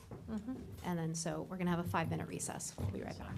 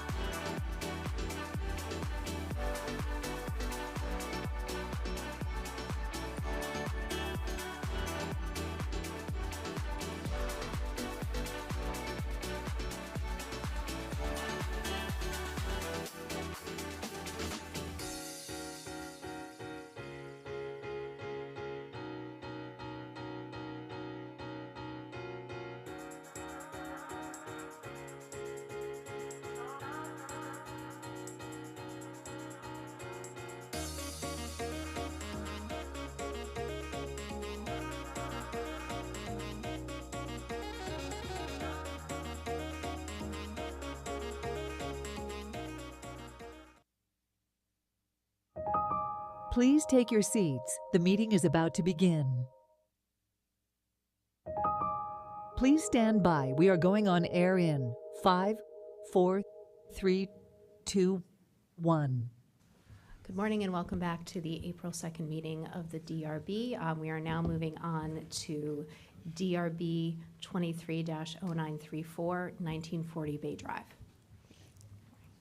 And Madam Chair, before we start, have there been any, well, let's just wait for, to be called in. I'll wait. Call in. The next item in the agenda is DRB 23-0934, 1940 Bay Drive. An application has been filed requesting design review approval for the construction of a new 5-story multifamily building, including one or more waivers and a variance from the driveway setback requirements and a variance from the minimum required width of interior drive aisles with parking. This was continued from January 2nd. Okay, and now, before we start, are there any ex parte disclosures to make at this time? No, having none. Thank you. Okay, so this project, again, was continued from the February 6th meeting. There were some concerns raised at the time. In response to those concerns, the applicant has revised the plans, and they've actually removed the request for a waiver and one of the variances. So now there's only one variance request remaining, which is to reduce by 1 foot the minimum required width of 22 feet for a two-way interior drive aisle with 90-degree parking in order, and so they'll be providing in certain portions of their driveway only a 21-foot drive aisle. Given the makeup of the lot, the shape of the lot, the lot is narrower in the front than it is in the rear. Staff is okay with the variance for the driveway. In regards to the design, the site has been revised to address several of staff's and the board's concerns with the proposed driveways and the associated hardscape proposed at the front of the site.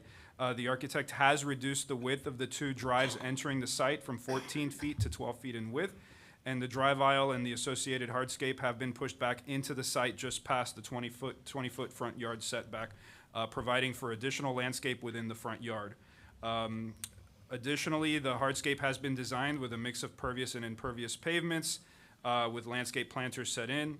The relocation of the hardscape has increased landscape areas with the incorporation of pervious pavement, which has resulted in a reduced lot coverage of 41%, which is 4% less than the maximum permitted. So that's the reason the previous waiver request was removed. And also the parking spot that was previously proposed in the front of the building near the entrance was also removed. The applicant is to be commended for their efforts to address the concerns of staff and of the board that were raised at the February 6th meeting. And the board did appear amenable to the site plan that was provided, provided that the hardscape could be reduced. And to that end, the applicant has complied with the board's direction based on the latest plans proposed. However, staff still believes that the project should better address the established urban context of the surrounding area and move the building closer to the front yard setback. And staff does continue to recommend that the building be relocated and the site plan be reconfigured to accommodate this plan by removing that front parallel driveway. Staff is supportive of the variance. With that, staff does recommend that the application be approved, including the requested variance, subject to the conditions in the attached draft order. And I'll turn it over to the applicant. Good morning, Board. Monica Enton, MHE Law. Office is at 7953 Northwest 53rd Street. I am joined today by our architects of record, Barbara Pedroselli from Revuelta, Kio Sembler, he's our landscape architect, our traffic engineer, Joaquin Vargas. For those of you who are not here, I'll kind of give you just a really quick rundown since I know that we've spent a lot of time this morning already. So this is a multifamily residential building in the RM1 district in the north area of the beach. Currently, there is a structure there that houses 23 units. What we are proposing is to reduce that count to 12 and provide all of our parking for the site within the site. We will also be providing, hopefully, a drive aisle so that we can provide a drop-off area for UPS, FedEx, et cetera. And we were here in February. At that time, I think Ms. Meyer actually brought up some really good points with respect to the intent of the front of the building And we went back to the drawing board. We took all the comments. Mr. Hagopian had very good comments. And we went back to the drawing board, and I think our architect and landscape architect did an amazing job of trying to address some of the concerns that were brought up. The first being that we did, in fact, completely internalize the accessible parking spaces that we had in the front of the building. This allowed us to provide additional landscape and more of that softer feel in the front. We also moved our electrical components that were also in the front. We shifted those elsewhere, again, allowing for a softer feel and more landscaping directly in the front of the building. We reduced the hardscape and in the drive aisle. We also lined it with more landscaping. That also, again, softened. And I think Ms. Meyer brought up during that time, really activating, if we really wanted this to be activated, how would this be an inviting building? And our landscape architect went back. Not only did he add additional layers of landscaping, but he added pockets of seating throughout the front so that there is that livable area, that seating area that we had been discussing. So we have addressed, we believe, all of the comments from this board. We do have one variance. All the other variances and waivers have been removed. The only variance that remains is the internal driveways within the garage space, because we are on a pie-shaped lot. In small portions of the garage, the drive aisle does reduce by 1 foot. It is completely internalized, not visible from the street, nor does it impact the street. Staff supports this application at this time. While we understand that staff would like us to move the building back to the built environment, as I brought up to your attention last time, and I'm happy to provide the exhibit again, half of this street, if not more, has sold over the last 2 years, so that built environment will be changing. So we do believe that setting the building back actually creates a more pedestrian feel to the area. It is actually more compatible with the single-family homes that are down the street, and we believe that it just softens the feel all over. And moreover, and just as importantly, I guess, is the fact that it allows us to remove from the street those deliveries that we've discussed that really impact traffic within the area. So with that, I will open ourselves up to any comments and reserve time for rebuttal. Thank you very much. Thank you. Are there any members of the public wishing to speak? The architect is going to present it? No, it's good. Okay. No hands raised. Okay, thank you very much. I'm now closing the public portion and opening it up to the board for discussion. Who would like to start? Do you want to start? I mean, I didn't have a problem before. Thank you for the additional landscaping. I think that's a really nice asset to the neighborhood and some green space. So I don't necessarily agree with staff on moving the building forward. So nice job. Yes, thank you. And I'm wondering if staff could explain, because I do understand that you're recommending approval, but also requesting that they move the building forward. So what, I guess, is an ideal resolution? Like, how much are you asking them to move it forward, or? I believe the building is set back about 40 feet. Is that correct? About 43 feet. And ideally for us, it would be brought to the setback line, which is located at 20 feet. And this would be consistent with the way the buildings are laid out along that corridor. Most of the buildings are located at 20 feet. So this would be introducing a new typology into this neighborhood. And additionally, staff feels that while we do like to see, this is an RM1 district, we do like to see a lot of landscaping in the front yard. We feel that the 20-foot setback is intended to provide that and can provide that.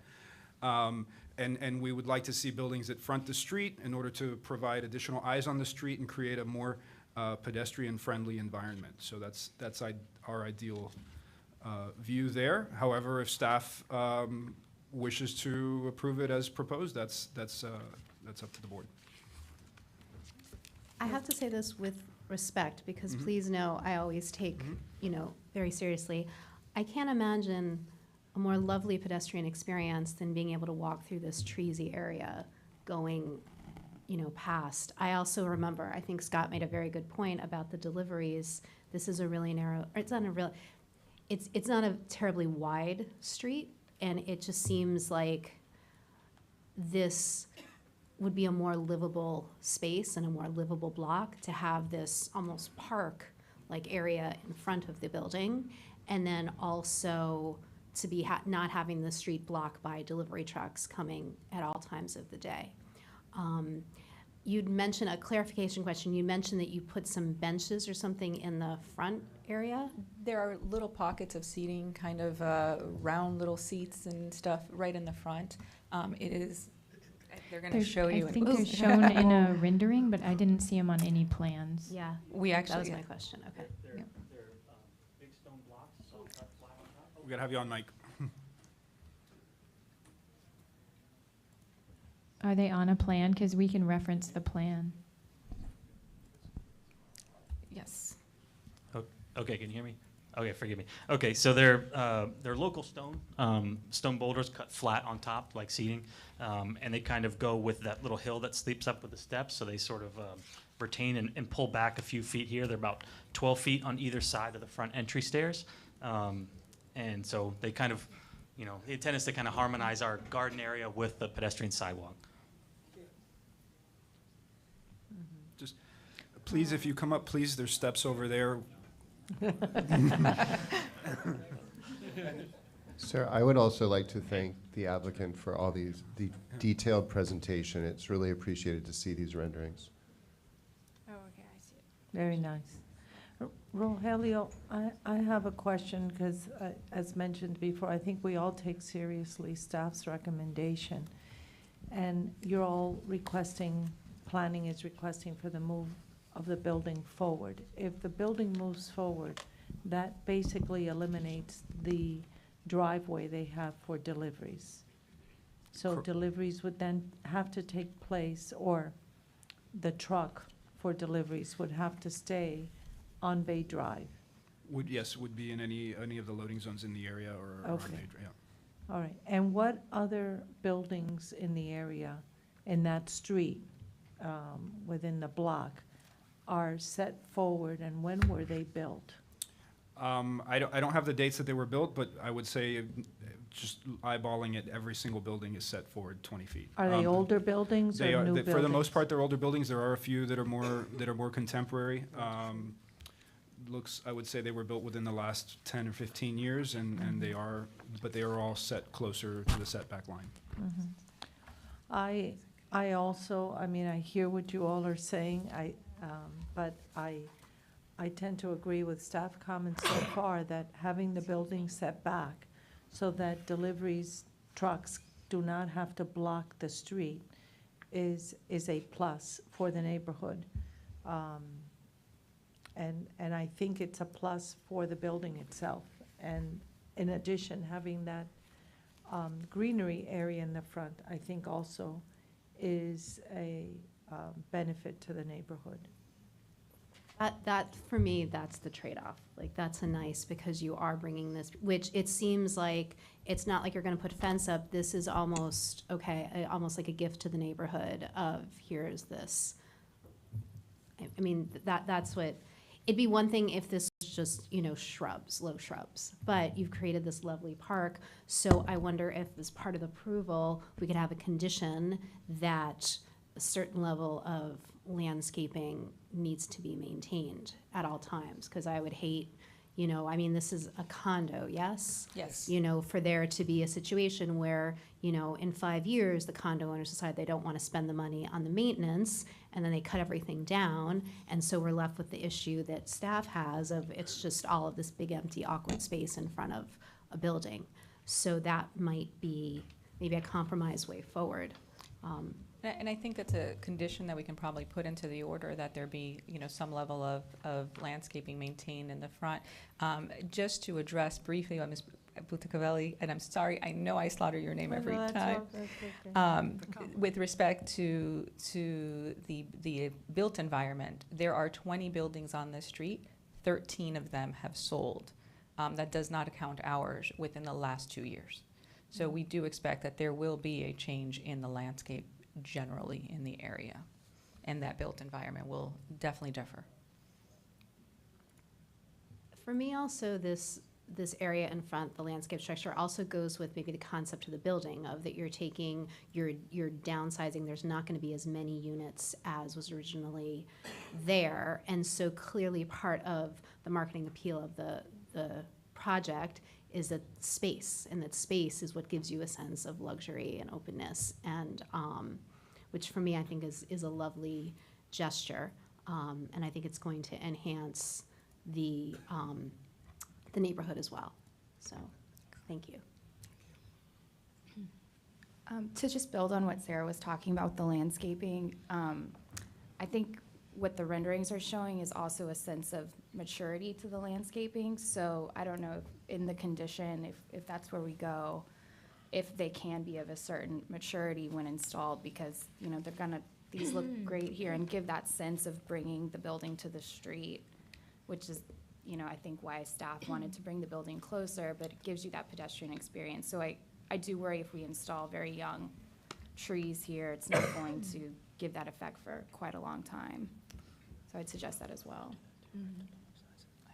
And I was gonna ask about that too. How long will it take to get to this? Sure, I can address that partially. So the palms that we have going in are all larger, mature size. The trees are 12 foot in the site and 14 foot as street trees. We can explore bumping that up a little bit. I can tell you that we have 13 more trees than we're required to have for site, and we have more than double the number of shrubs. I think we need 400 shrubs, and we have 800 and something. So it will be dense, but that's something that, can be explored too. Yeah, I appreciate the development, and I agree with all the comments said here today. However the condition could be worded, that when the landscape goes in, it should already feel sort of welcoming and grown, and be a clear place, for pedestrians to feel welcome, and the seating being there. I do agree with staff on the whole agenda of the building. I know I don't live in that area, so I know that the other opinions I respect on this board as well, but I don't think that you guys are going to change your approach because you're back here, even though staff didn't agree. So I make a motion to approve the application with the conditions that the landscape it is put in place as shown, with more mature trees, more mature tree growth, the public seating, and maintained. I second the motion. And just to be clear, that is a motion to accept the order as proposed, with moving the building forward, not the building that we are proposing. The draft order has a condition that says a drop-off driveway located parallel to the front property line shall be removed, and the entire first level of the building brought closer to the 20-foot front setback line in a manner to be approved by staff. So from what I'm hearing, you're recommending removing that? I am recommending removing that. Okay. As you vote, we'd also like you to consider in sub 3, paragraph D of the order, we are providing a public baywalk for the property. We will be going to the Shoreline Review Board. This order requires that we have a 10-foot wide baywalk. We'd ask that you remove the term the 10-foot so that we can have that addressed by the Shoreline Review, whatever the Shoreline Review decides that we need to have.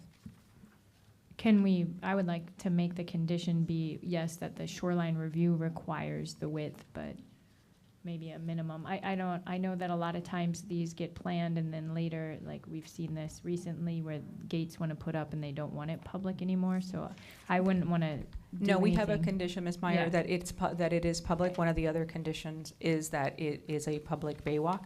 I'm just talking about the width of the baywalk per se, so that the Shoreline Review can address the actual width of it.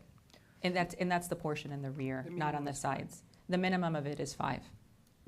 Rogelio, just to confirm, does the Shoreline Review Committee get involved in the width of the walk? That is certainly within their purview to make recommendations on that. And what is their normal standard? They're proposing 10 feet here, but the requirement is 5 feet. 5 feet, yeah, that's what I would think would be the standard minimum requirement. from the- It can't be less than 5 feet because of Correct. ADA, so Correct. I'm okay with that caveat.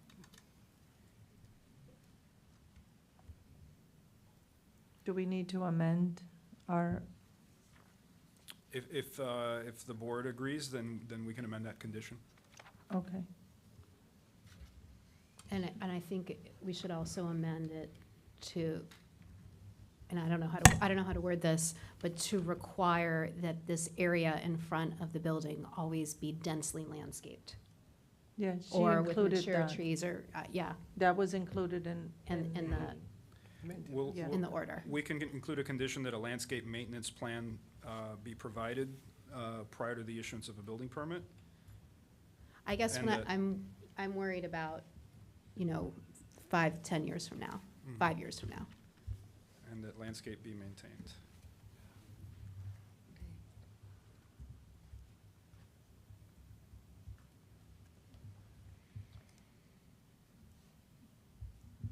Okay. You know what, can you read that back to us? You got Sorry. Okay, so approve with the modification that condition D1A be removed.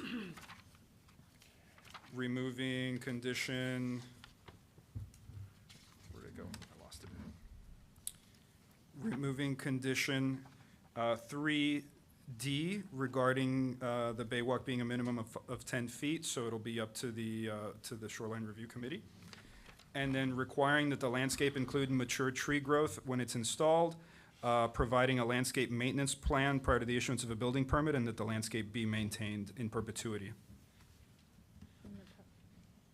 And the public seating? And that the bench seating be included throughout the front yard. As proposed. No bench. It's not bench. I don't know if it's, they're Bench, like bench. Or seating round areas. seating, yeah. Seating area.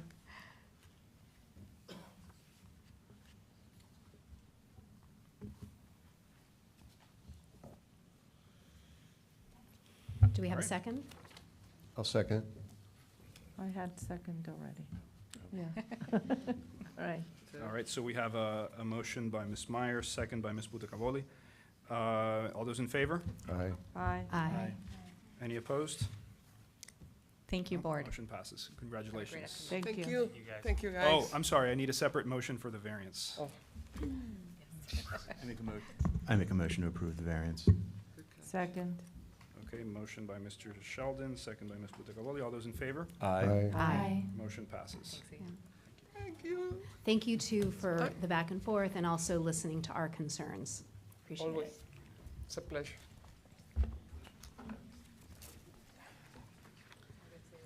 The next item in the agenda is DRB 23-0956, 1901 Alton Road, Whole Foods. An application has been filed requesting design review approval for the construction of a new 3-story commercial building, including waivers from the long frontage standards and a variance from the maximum width of entrance and exit drives to replace an existing structure on site. Okay, so this is a project that, there was initially a Whole Foods that was approved at this site in 2015. Very similar layout and site plan. It was for a Whole Foods and the Wells Fargo Bank that exists. The Wells Fargo Bank is currently in existence. They'll be demolishing that building and replacing it in a new building. The site is located in the CD1 commercial low-intensity district. The lot size is 55,377 square feet. They're proposing an FAR that's less than 1, so this will be a 53,391 square foot building. Proposed height of 45 feet. The project was approved last Tuesday at the planning board. The site plan was generally approved as is being presented with a few changes. They are recommending that the driveway has technology exit gates, gate arms, or other methods to slow down traffic exiting the site, and improvements to the site plan in order to reduce the back of house area on 19th Street. So generally, the project, all proposed commercial uses are proposed to front Alton Road and 19th Street on the first level.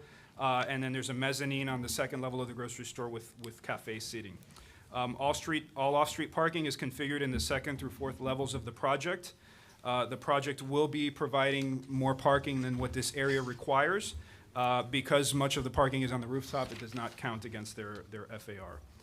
The applicant is requesting a waiver of the long frontage standards in the code for non-residential construction.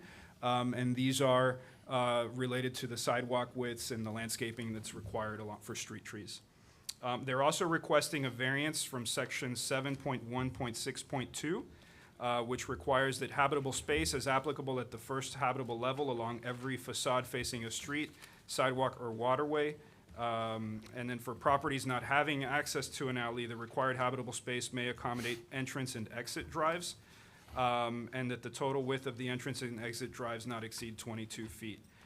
For habitable space that's screened parking and there's also, and that are located below DFE, there shall be flood proofing for all facades below DFE. So in this case, they are providing 3 driveways, 1 in and 2 out, which exceeds 22 feet.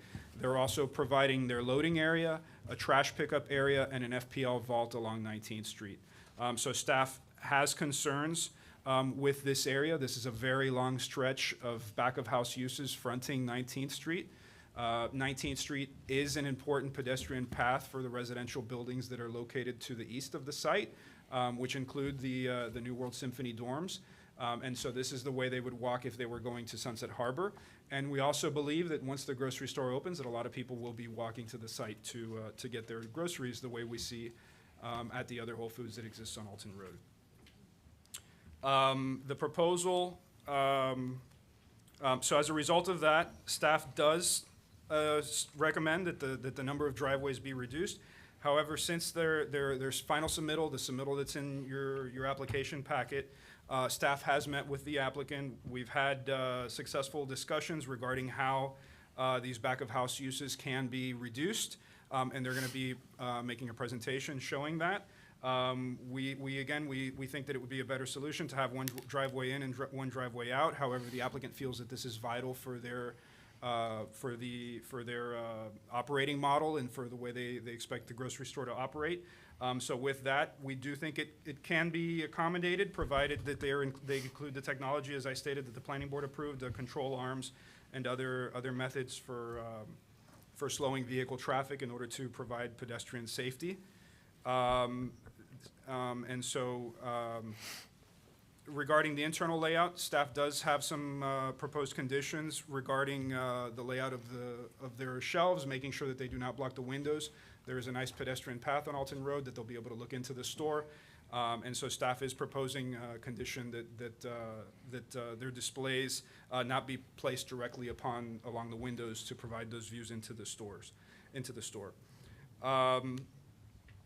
They are modifying, for 19th Street, they are requesting waivers of those frontage standards. As I said, they are providing a 5-foot clear pedestrian path.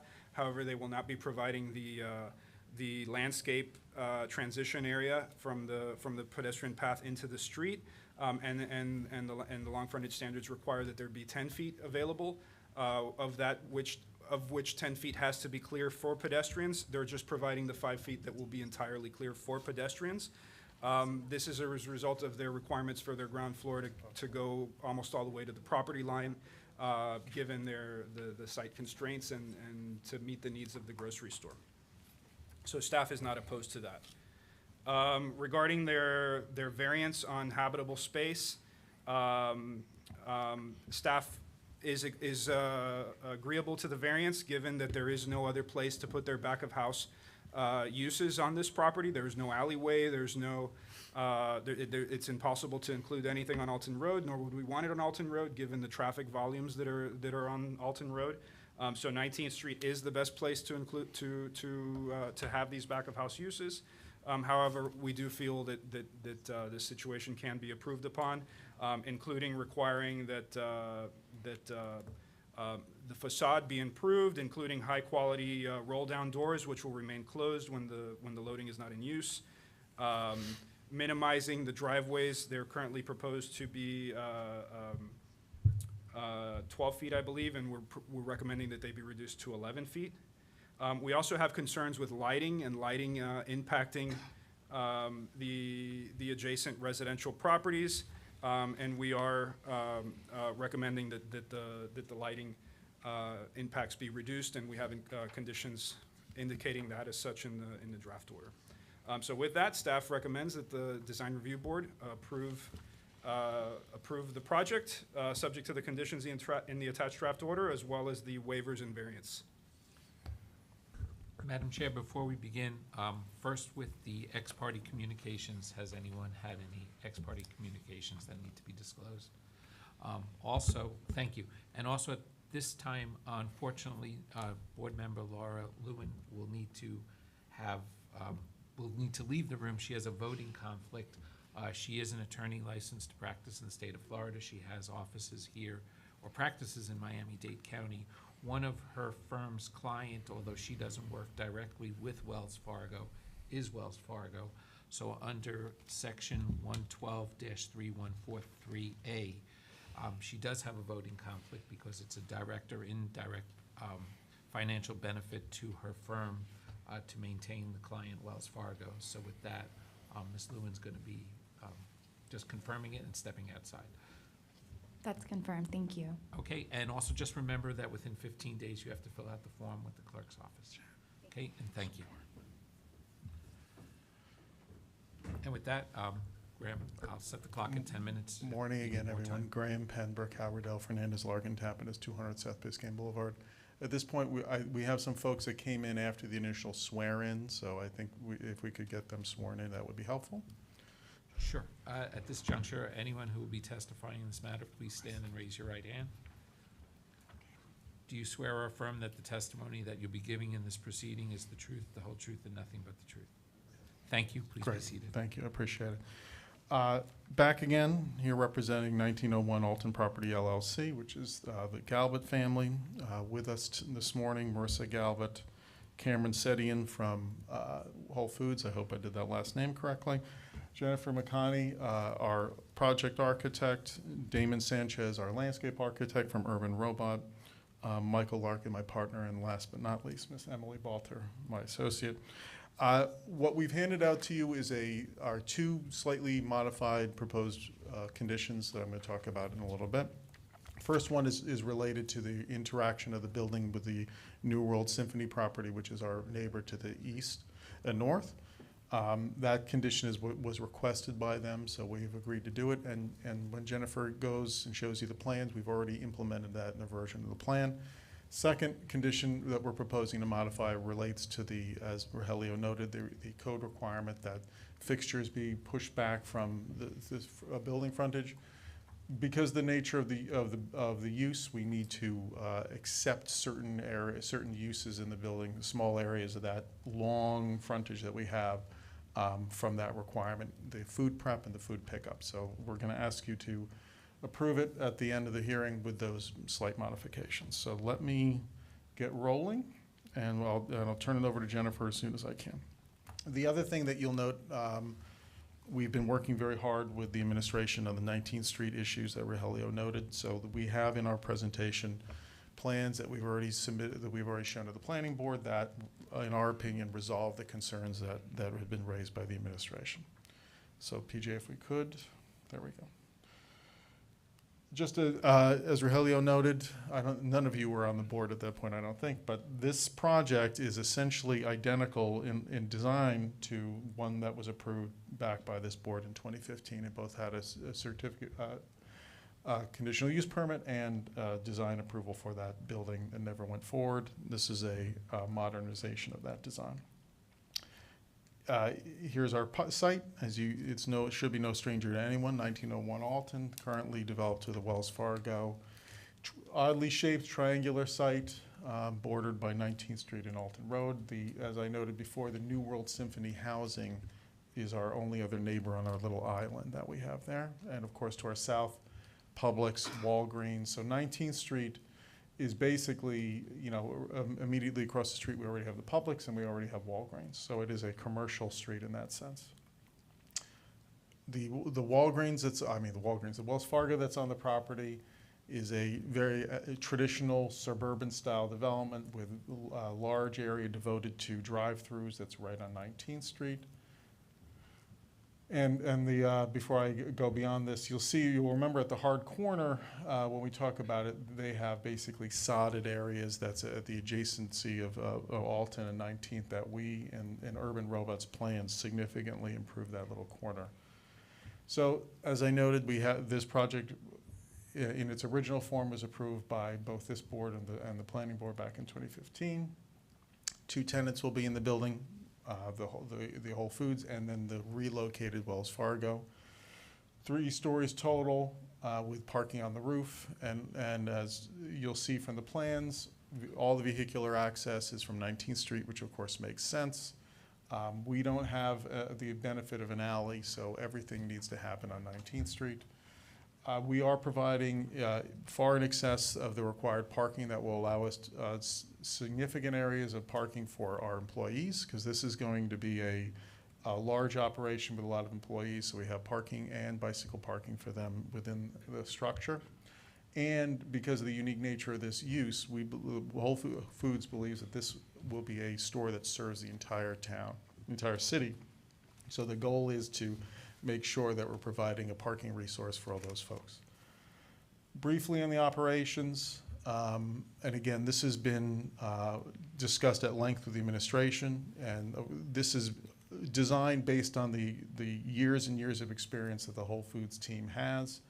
We've got truck loading, where you can back a truck all the way, 2 large tractor trailers all the way in, and then we have the trash is handled by a compactor system, which is basically these large, you don't have traditional dumpsters. They're loaded from within the building, they're sealed completely, and when they're ready to be emptied, which we agreed with the planning board only to do a maximum of twice a week, they just get put on a truck and taken out. So you don't have the traditional kind of garbage system where there's a truck coming every day to pick up a dumpster. These are only emptied twice a week. And we've agreed to enclose the doors as the staff has recommended with the decorative doors on both of them. And our conditions of the planning board already provide that we cannot leave them open when they're not in active use. So let me turn it over to Jennifer now to take you through the design. Steve, we're going to need more time, probably another 10 minutes. And then we'll talk about landscaping, and then we'll wrap it up for your questions. Good afternoon, good morning. Jennifer McConney with Studio MCG Architecture.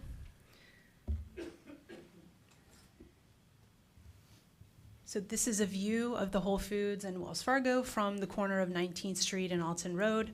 The building is basically of double height market with a Wells Fargo on the north end. And then on the corner, we have a mezzanine, which has some of the seating for the prepared foods that I think all of us have enjoyed at Whole Foods.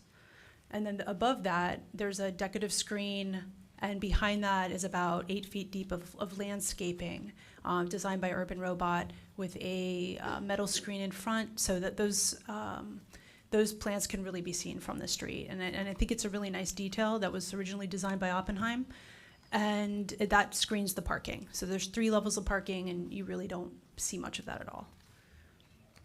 This is a view from Alton Road, Wells Fargo on the left side, Whole Foods on the right. And you can see now, when you walk down that street now, probably not many of you have, because there's not many places to walk to at the moment, but the streetscape is really going to be improved with this design. You're going to have street trees, and there is landscaping, because it's an FDOT road, there is a large area of landscaping and parallel parking on Alton. And again, as you can see, we could not put any of our loading on that side. There's an intersection coming from Sunset, so you wouldn't want any sort of loading on that side. This is the corner, and I think Urban Robot has done a great job designing what's called a bioswale, which is taking some of that water from rainwater and kind of depositing it in the city property. But right now, that's just grass at the moment. So I think what you see on your left, they've used some native landscaping, and Damon's going to explain a little bit that next. these are the plans, this is the ground floor plan that you currently have in your set. And since we've submitted this, we've worked a bit on it. Most of 19th Street was service, and what we've been able to do, we work with staff, and we've been able to push over the FP&L vault. We turned it sideways. We kind of squished over a little bit, all of that, and we gained an additional 27 feet of glass area. So there might be some prepared foods area in the front of that, but we still think that's a much better way to handle 19th Street. So I think it's a much better project along that side now. You'll see that revised plan in a minute. And again, on the ground floor, you have, facing Alton Road, you have the vertical transportation coming from the parking, the cart of air, and the escalators coming from the parking. This is the mezzanine. So what you see there in dark gray on the bottom is the seating area. So when you get your prepared foods, you can go upstairs and have eat your lunch or dinner. Also, what we've done is taken some of that back of house area that normally is on the ground floor when you have an alley. So, domestic water pumps and air conditioning units, things like that, that usually are on the ground floor, we've been able to put that onto mezzanine level. So to take that off the street. Then we have 3 levels of parking, 2 that have a roof over it, and then we have the roof, which is complete parking, open to the sky. And you're able to park, get in your elevator or escalator, and go down to the shopping area for the Wells Fargo or Whole Foods. And this is the roof parking, and we've also put a lot of our mechanical up there as well and screened it from view. And this is a section cut through the Alton Road side where you can see we have the future sidewalk level, kind of a veranda at the ground floor along Alton. Above that, we have that deep landscaped area screening the cars, and then you can see the parking above that's set back. And again, as part of the planning board approval last week, some of the lighting all of the lighting on the roof, it was agreed to that that would be at a lower level and you wouldn't have any light pollution to the neighbors. And this is the revised plan. So you can see there, I don't know if you can see it, but no, next, just to the left of that staircase, it's going to show you down there. We were able to add 27 additional feet of glass along that side. So I think it's a huge improvement for that floor plan along 19th. Yes, and that's so you'll see that we'll talk about the conditions next, but there's a condition that say we will need some prepared foods back there, so we won't have that as fully open glass. It will be glass, but there's a lower level area that may have to be screened for the prepared foods. You don't want that sitting on the open glass. And what we've also done is we worked on the 19th Street facade and we added additional louvers, we added additional glass. Before in your plans on A201, currently there was a lot of blank walls at that mezzanine level. So we added additional fenestration at those levels as well.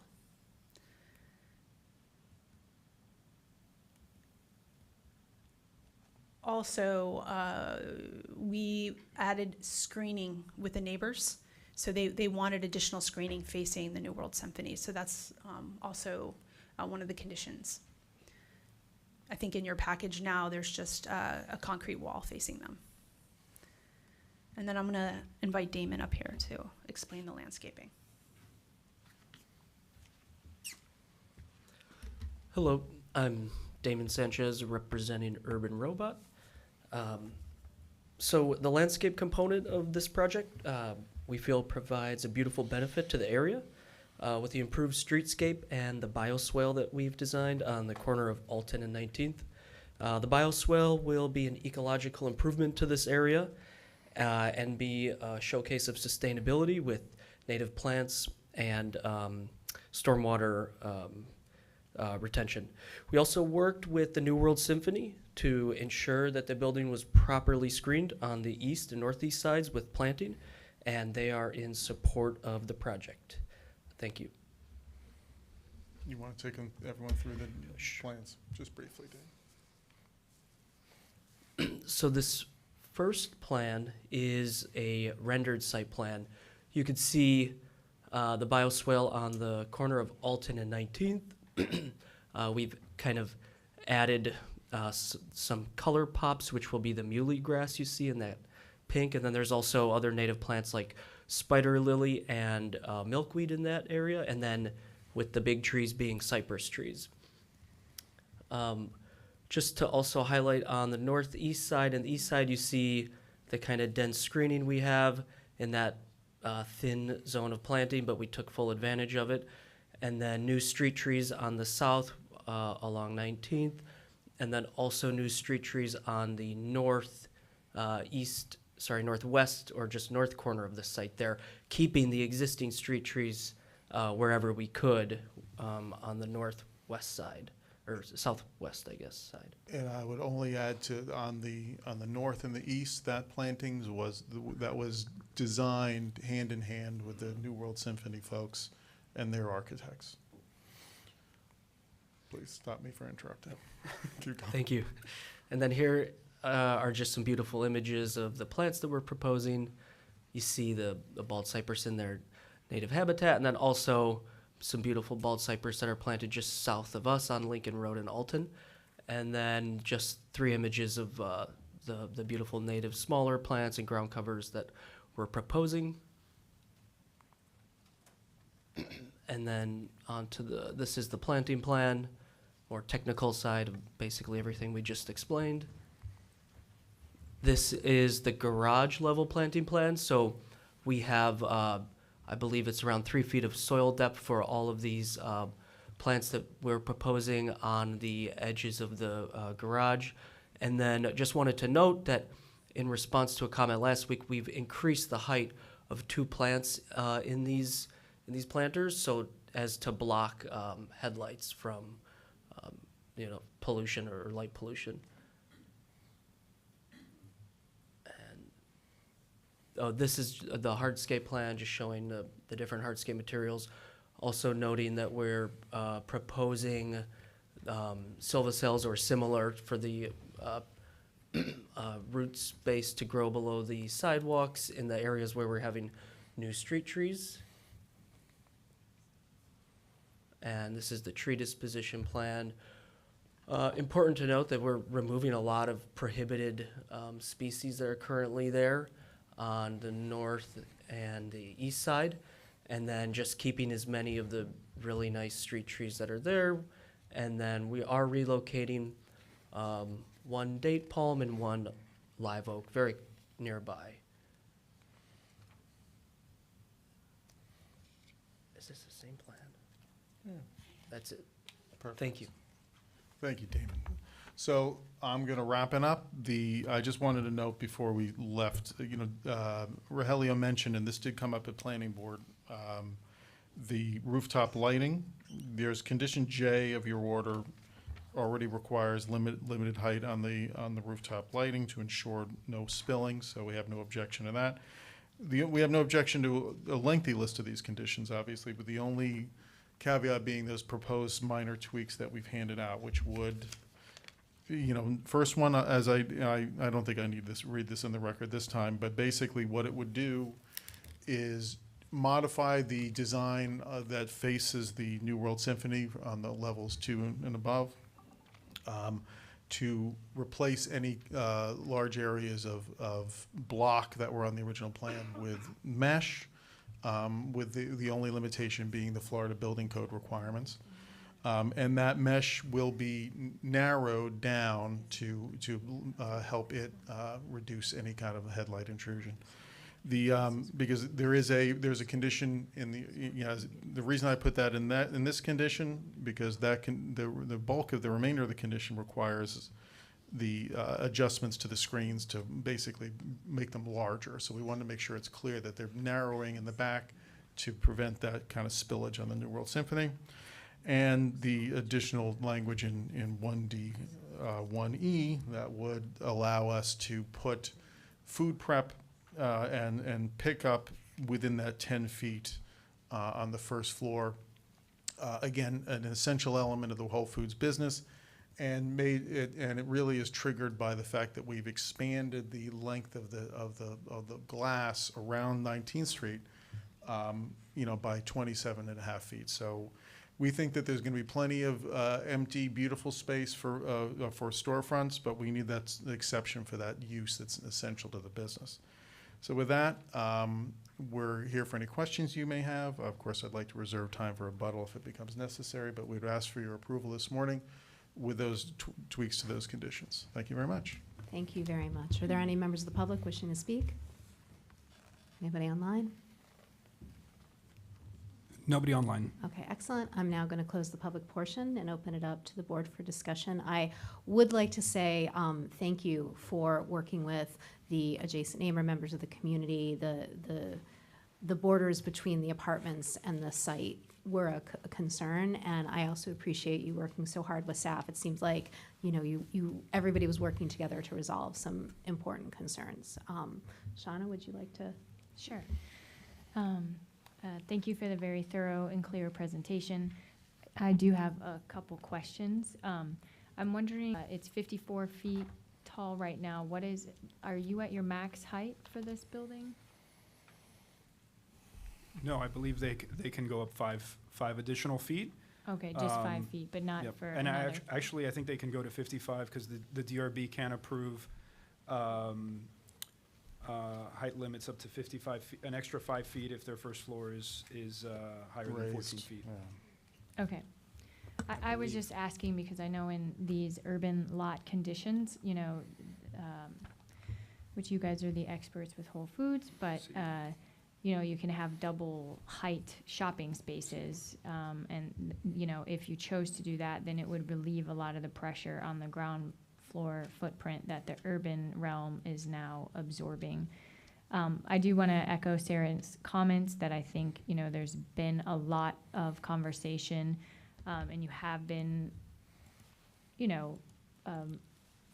stating the issues and maybe working to address them.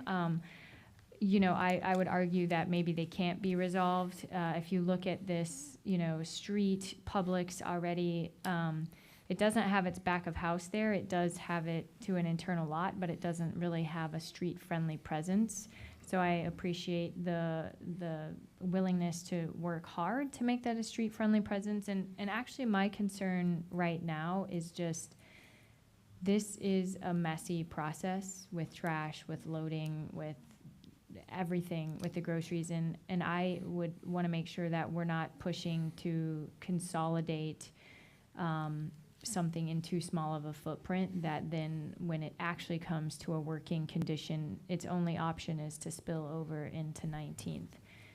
I look at the loading dock and my experience, I work with a lot of truck drivers and deliveries and, I just, common day truck drivers, there's no way that 2 trucks would ever fit in here, and I have concerns about 1 truck being able to back in there. So the trash compactor, I appreciate, that it's not a dumpster because, again, it would just be a dump truck pulling that out and dumping it. So are you saying that they just back up and sort of that's a trailer and they connect and just take it away? It doesn't get emptied? Or? The entire, Ms. Meyer, the entire unit is picked up as one thing. So basically it gets pulled out of its little cubby in the wall and taken on a truck off to the dump, emptied, and then returned. So we have one compactor that's trash, one compactor that's cardboard. So under the terms of our planning board approval, we've agreed in our operational plan that trip can only be twice a week. So, again, that's why the advantage of using the compactors, right? You're losing all of that trash activity you have with traditional dumpsters. You would be there 5 days a week, 7 days a week if you had dumpsters there instead of compactors. Yeah. So again, I'm not in the very much detailed layout of this, but I would actually suggest that if there's a way to allow the loading dock and the trash and the recycling areas actually share space where they're not separated by the stairs, then when those messy times or those unexpected moments, or, you know, Whole Foods is great about donating to their local neighborhoods, to the food pantries, and people, you know, come over and pull up and load up their cars. And I just know there's a lot more messiness than being able to say, I'm going to back in to these areas and put down a door and it goes away. So I would encourage us to say, not try to condense this as much as possible, but actually to give them a little breathing room behind those closed doors or in that space for that messy process. Again, you guys are the experts on what that looks like, but that would just be my advice for the continued conversations. I appreciate the landscape proposal. There seems to be a lot of thought put into it. You know, I mean, the section does show the raised planters at the parking. I'm concerned about, you know, their maintenance and continued functioning, but I think the approach is very worth it. Is there an example? That was my question was it Damon? Has this been done before? Like, is this a precedent for Whole Foods? No, for Whole Foods, I don't know. I can tell you this was a hard-fought issue in 2015 when we designed this project, right? The goal of this kind of layer, you know, that Chad Oppenheim came up with, was because we had discussed this at length with Sunset Islands 3 and 4, which were concerned about the original design of this building. And this, you know, is designed again to give this soft kind of, you know, green layer to the parking structure. As to, I don't think we have an experience directly with it with Whole Foods. But Damon, I don't know from your experience in other projects. Yeah, in terms of precedents, yeah, I mean, I've personally worked on many projects and seen them built where within this soil depth and on roof structure, the plants can thrive and be very successful in a similar condition. Sure. I'm looking at page 39, where we have a section at the escalator lobby, you know, and there's the screening in front of it, which, you know, I guess I could look closer at your material board, but, you know, what is that? Maybe you could also just share real quick what that screening is. And then, you know, there's a solid wall right behind it. It is open to above, but again, I think, you know, when we're looking at small buildings, smaller residence buildings that may not be in the main public eye, we talk about landscape maintenance. So I just want to put that out there for my board to think about. I'm really glad that you brought that up. So is this the? That's the materials board. My main concern with the design,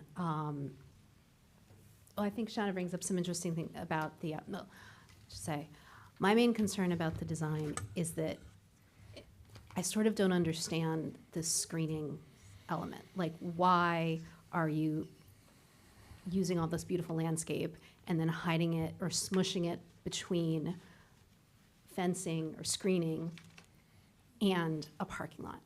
You know, why not have the greenery show through? I don't understand the concept. And I'm also concerned that this exoskeleton is just gonna give a feel to this whole section as a very massive structure, which I know that, you know, one of the challenges of the site is that it's this borderline between a residential and commercial area. I'm very familiar with this corner and this area in general, and I don't know if massiveness is what we want expressed here necessarily. So that was, I just wanted you to explain the concept of enclosing the landscaping in mesh. Yeah, so I think originally, you know, when you have a parking garage, typically you do want some sort of screening. So it's the mixture of the screening and the landscape. We have both. And we worked a little bit on the size of the openings. So I think we probably need to go a little bit even bigger than what we're showing there. I think that's 3 inches. I would probably go to 5 inches opening. So the leaves can kind of start coming through. They'll come through on that size as well. But, you know, I think we're going to be working with a much open mesh. The pictures that you're seeing in front of you on the plans, you know, there's that's probably about a 3-inch opening, what we're showing. And I think we can go a little bit bigger. We didn't specify that on the plans, but I think, I think the bigger the mesh is, I think the better. And I also like the fact that you do have something for it to grow up against, so it's not just, coming over the sidewalk or, so it has some sort of form. So it's a mixture, it's a double layer of the mesh and the landscaping to hide the parking. I mean, I think it was very successful when it was done. It's not a dark mesh, it's a white mesh that matches the building. So when you look at it, it's gonna look like the adjacent stucco also. The mesh and the stucco will look the same color. I guess I just don't understand why. Why don't you want to just see the beautiful landscaping? Originally that's how it was designed back in 2015, so we kept the same as what was originally approved. I mean, I'm wondering if the other board members had a similar questioning. Yeah, I just have a few comments, and I agree. I mean, it seems that the screening, and I understand why the use of the screening to sort of protect what activity is happening behind it, which is basically a parking garage. But it sort of is in the way of the landscaping, the beautiful landscaping that could be over there. And if it cantilevers over the sidewalk, that's fine. It's on a second floor and on a third floor. So I don't think it's going to be in the way of the people on the sidewalk. I refer you to, I think, comments made earlier. There's a parking structure on 6th and Collins, referred to as the Valet parking structure. And again, it's all greenery. It's a parking structure, but yet no screening. So maybe take a look at that. Maybe lowering the screen so that it isn't. I agree, it makes it look more of a mass of a building. So that's one comment that I have. The other one is, it appears to me at the same time that the landscaping on 19th Street, the landscaping on Alton does not seem to follow the lushness that you find on the corner of 19th and Alton. So along Alton, all the way to the yeshiva school going north, it just seems to get more, seems to be a lot less. I would like to see a lot more. I think it would soften up the building and create a better environment. The comment about the deliveries and the trash area, could that be revisited if you were to eliminate, you have currently 2 exits in the design. Do you really need 2 exits? Is 1 exit sufficient? And that would then give somewhat an additional 10 feet or so of space to that other area.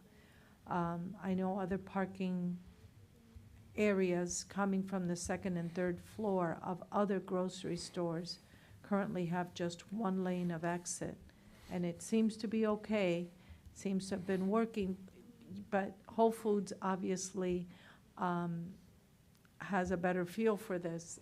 I don't know if this is their first double-story facility, because I know those started, at least here in Dade County, sometime in the 1990s. So I give that as an option.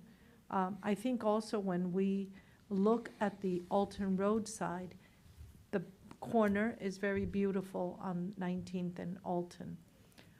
But yet, I think it would be nice to soften the corner on the Wells Fargo, which is also next to, I think it's still at the yeshiva school there. So maybe that's something that can be looked at with additional landscaping there. There was concern about landscaping being maintained towards the future, and maybe we can, in the motion eventually, when we do a motion, we can add that, the caveat that there be a maintenance plan for the landscaping going forward. So those are my comments. Thank you. Madam Chair, may I just correct something that I said earlier? I said the height limit in CD1 was 50 feet. It's actually 40 feet. and the DRB can approve an additional 5, so the height limit is 45 feet here. So they are at their height limit. Yeah, I just have a question about the driveway. What I want to avoid is what's happened at Trader Joe's, where the wall comes right up to the sidewalk and the cars can't see and they have to pull the sidewalk. It gets a mess. And I just want to see what can be done to avoid that kind of scenario of setting back the retaining, the whatever. Well, I can tell you, Scott, that issue came up to planning board. So we already, as part of our planning board approval, we already have the requirement to adjust that corner. Okay. Basically to pull the wall off of it. And so basically it would be a column space so that, you know, so when you're Great. coming along Great. westbound, you'll be able to see. Yep, that's my biggest thing. So Yeah. that's, I can tell you that we had a very lengthy discussion Yeah. at planning board about that and all the driveways. But yes, that was already in their order. Ms. Galbert. Sorry, wanted to good speak. morning, Marissa Galbert with Crescent Heights, 2200 Biscayne Boulevard. I agree, I wanted to say again with Graham, we did spend some time on that item at planning board, so we've already included that. In terms of the landscaping, we are lucky on this corner that where you see that lush landscaping, that's actually city property. So we are very lucky that we are allowed to do additional planting there and make that even more inviting. With on the 19th side and the Alton side, we are working within that area that we have. So, you know, Justine did a very good job of putting in as many plants and different variety of plants as she could there. And then on the other side, it's not currently the yeshiva, it's the New World Symphony student housing. So that we're the only people on that little island, as Graham likes to say. It would be our Whole Foods Wells Fargo project and the New World Symphony housing. We worked, actually Justine, our landscape architect, worked together with the New World Symphony landscape architect to create that area there to make sure that everyone was satisfied. So let me just clarify. So New World Symphony is where the yeshiva school used to be? That's correct. Okay, because she was asking me, and I That's wasn't sure correct, if it yeah, was they the have- apartment building on the other side Yeah. of 19th. Okay. Yeah, that's correct. It's their student housing. And in terms of the screening structure, I mean, there have been plenty of garages that have built recently. I keep thinking of the Mount Sinai garage that has like all that screening. They all have screening. Here we felt that because we are in that area that's residential, commercial, we wanted to add the greenery on this parking garage. We are happy to minimize the screening or remove the screening. It was just an architectural feature that we thought was pretty, but we will take your guidance on that one. So thank you. Yeah, on the screening, sorry, but on the screening, the condition C already requires us to adjust the size of the holes, right? So that, that can be further modified based on the board's direction. But that would be a good place for it to be. And sorry, condition C was from the planning board or from our Yours. staff? It's from report? DRB. Okay. Okay, again, I'm gonna interrupt you, but yeah, that's what that condition is intended to incorporate, the idea that they widen it up so you can see more of the greenery behind it. So it seems like there's two issues up for discussion. There is this loading dock, you know, the streetscape on 19th, as well as this screening feature. I will say, for the loading side, I like that there's two exits. I think that this is going to be a very busy facility, and that to me is, I can see why you would fight that. I also completely understand Shauna's point about needing a little bit of breathing room.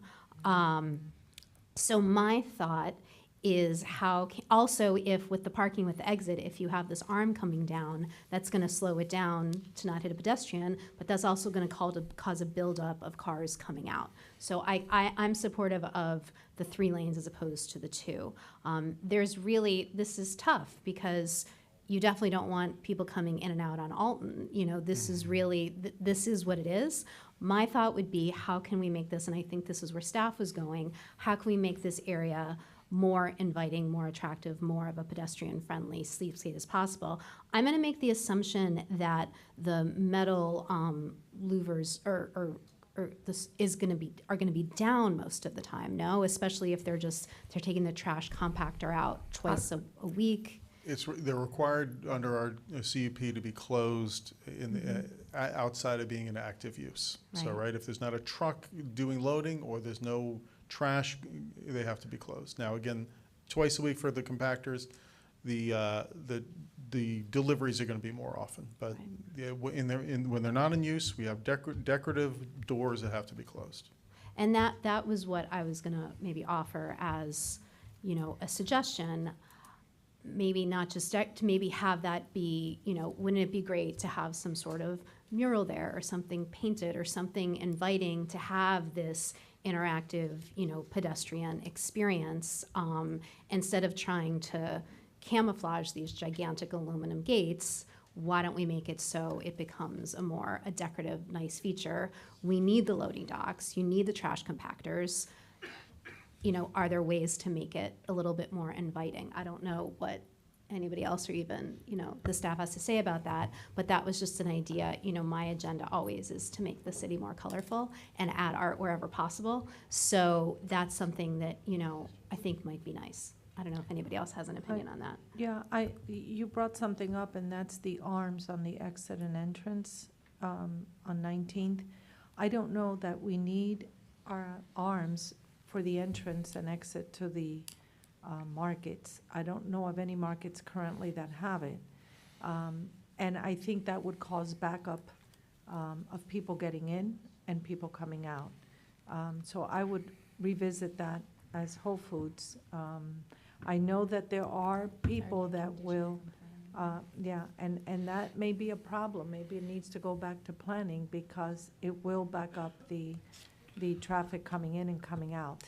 There is a problem right now with people going into the parking garage, for example, by Publix, that are not Publix patrons, but that are visiting the area around it, and they're experiencing a problem with that. But the arms in and out aren't going to alleviate that. So I would revisit that, Rogelio. I think it's a mistake to have those arms, only because of the backup that it's gonna cause. Yeah, I'll just jump in. First of all, we do have a Whole Foods rep here if you have specific Whole Foods questions, but they are a tremendous community partner, as you mentioned, and them being able to bring their flagship store to Miami Beach, which is what the community really wants, they do need this back of house. So we did put it where we felt it was less invasive, but they do need it to be able to be successful. Sure. The arms for the parking are actually above the ramp. They're not by the street side, so it won't cause a backup there. They're up top once the car reaches the landing. Dare I mention the Trader Joe's lot, but it's similar to how you get the arm is above, so that should not be a problem. Also, the parking lot, the municipal parking lot across the street from Publix, it has, correct me if I'm wrong, the same sort of configuration where it's 1 in, 2 out, and there's an arm because there's so much foot traffic on. The parking garage. The parking garage. Yeah. And that has a good flow. But that's because you have to have the arms there because it is a parking garage. This is you as well. have to get a ticket in and you have to pay going out. This is as well. We do need the arms. We do need the arms there as well, mainly for, obviously for security. We have to be able to know who's in and out of our garage. The people will take a ticket. They will get validated. They will use their ticket to exit. Mm-hmm. I would like to say that I think that clearly you guys have spent a lot of time addressing this circulation issue and sort of the conflict of, you know, a pedestrian urban environment and, you know, the utilitarian space is required to make something like this function. So I value your guys' professional opinion.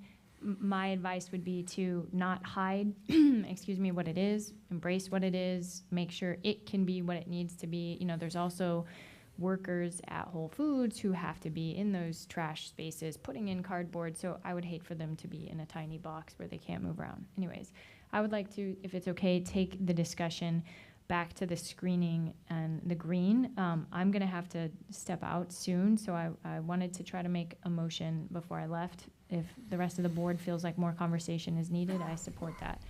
I do think that the sort of higher level building, you know, sort of I'm looking at page 10, the larger screening, if you will, that's the concrete structure that goes above and sort of brackets the parking is appropriate. But instead of, you know, this maybe screen that's being proposed, and I know you mentioned, Jennifer, that you're going to review it, that if there were, it felt more of a layering, like if there were just a few secondary members that are either vertical, you know, in this rhythm, maybe they have a relationship with the Moyans below, but it's more open, it's not screened, and it's just a secondary sort of smaller member that's adding that layer between the front and then the green. Or I'd be okay completely without that layer, but I think that you know, I am concerned about it feeling stark with this big sort of, yeah, no, I can't, my Well, word's there's, not. you know, the garages have to have some sort of screening, and I guess you're just moving it from hitting the walls of the garage itself to outside. But yeah, I mean, again, I don't really understand, I don't understand the point. I think it takes away from something really beautiful, and They still have a rail at the parking. yeah, to do that. Yeah, I don't know.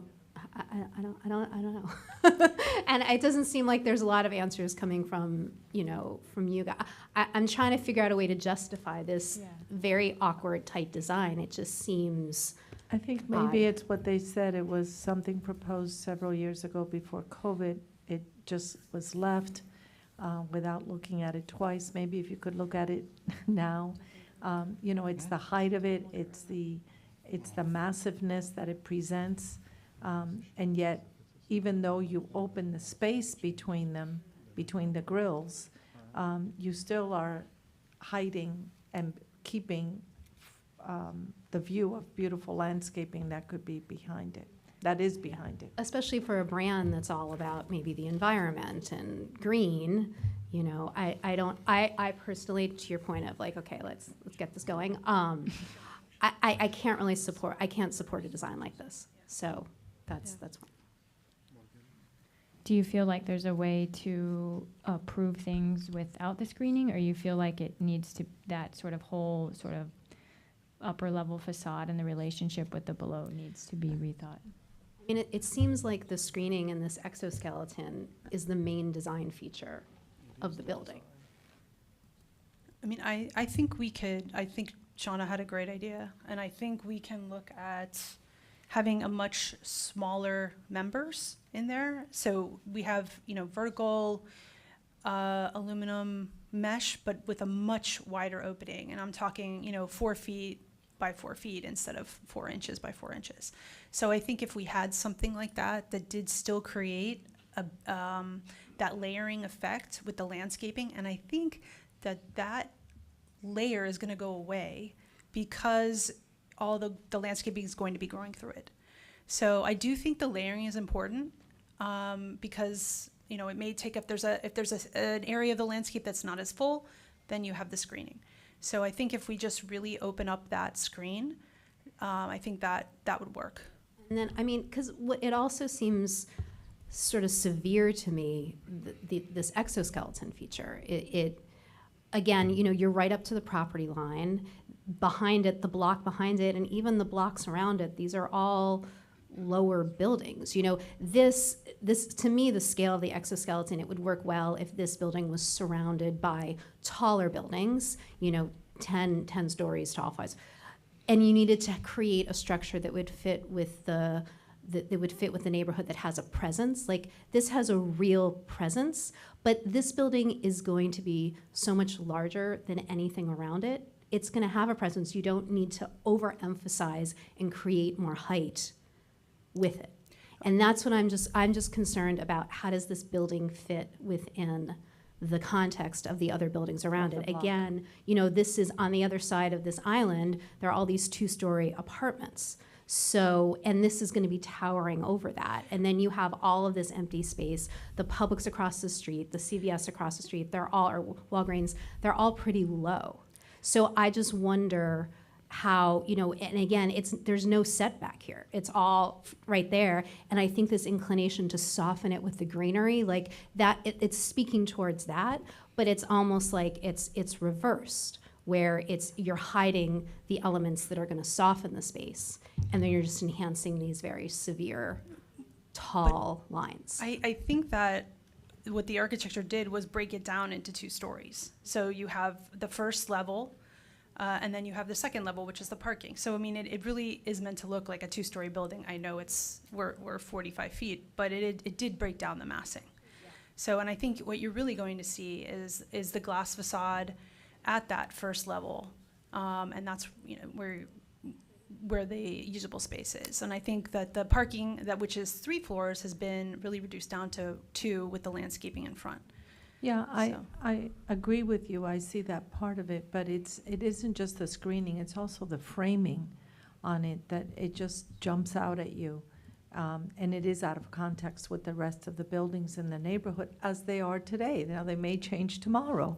But at Yes. least Publix isn't going to change. Walgreens isn't going to put a 2-story unless they sell that whole corner there. Who knows? But you also have a park right across the street from you. I call it a park, with the fountain and the landscaping, and, there's no structure there. If I may, you're totally getting rid of the architecture if you get rid of that. Yeah. Because if you look beyond the screening, you're looking at a parking garage, an ugly, not symmetrical parking garage with stairwell. Yeah. It's awful. Well, And but- making the screen too big, by the way.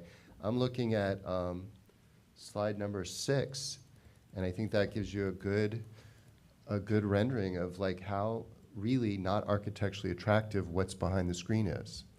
So I'm on your side on this one. I think with their landscaping, I think that they can still cover the parking on both levels without having that framing, because it's been done in other parking garages of this city. You're looking, though, at 3 stories of parking, Yes. and you can't put trees that big anymore in these spaces. No, you have them at each level. I think, I'm not an architect, I'm not going to design the project here on the dais, but I think there's something that can be done with the landscaping and the various floors of parking without having such a structure.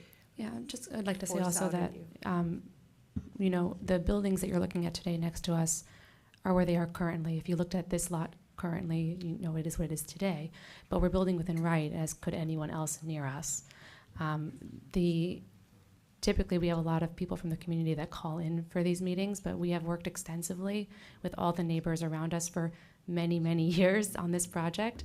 And I think the architecture that you see today is something that we came to an agreement with everyone that people who live here and breathe this neighborhood are happy with. Yeah, we're sitting here, this has been for so many years, and there's been rumors that this Whole Foods is not going to happen. So I was so frustrated when it kept being delayed, and now that we're seeing it come to fruition, I'm just saying, we're being delusional if we don't think every building on that street is going to be 5 stories tall or 4 stories tall, because that's what's happening everywhere on Alton Road. And I think back to the architectural design that was originally in Oppenheim, you're going to a really unattractive, not architecturally stylistic building if you take away the exoskeleton and the screening. You make that screening too big, and it no longer does the job of screening those cars, which you can see on the slide that I told you. So anyway, I think we'd have a lot of upset people with us if we kept delaying this to redesign it at this point.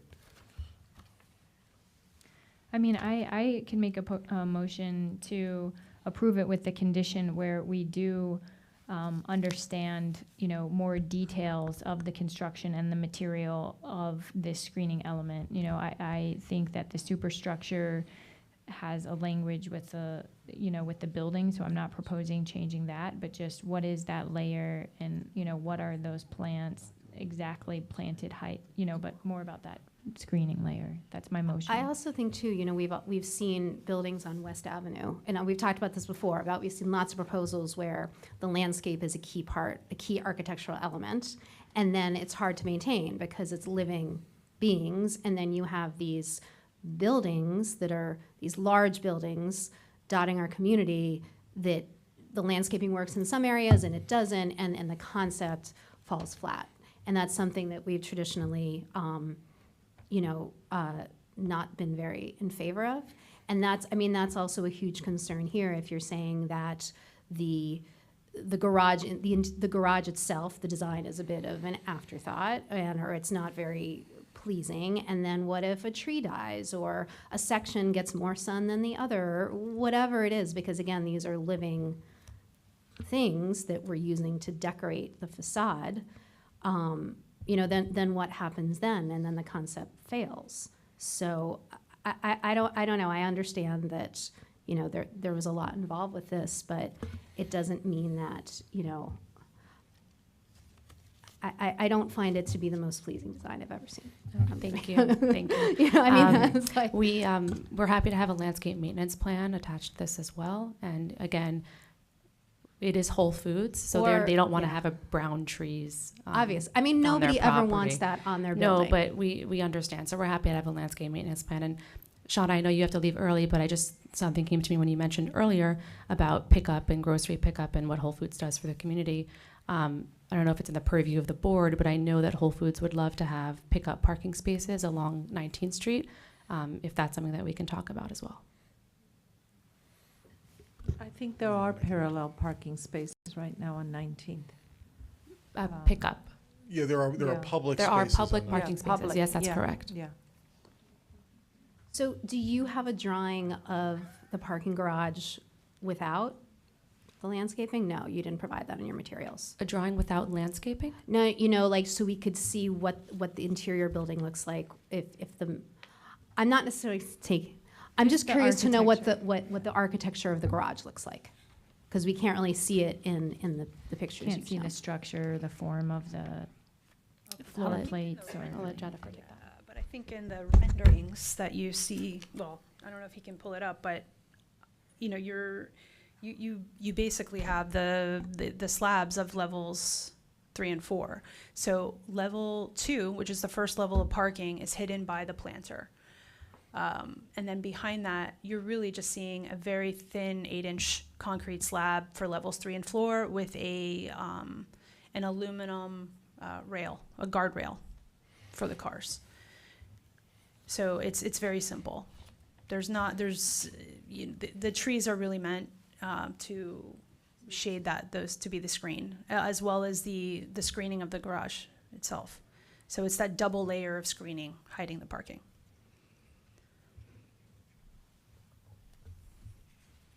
Well, I put a motion on the floor. I don't know if anybody, I guess, does it die if nobody seconds it? Go for the motion. You don't even Yes. know what it is. But it was part on.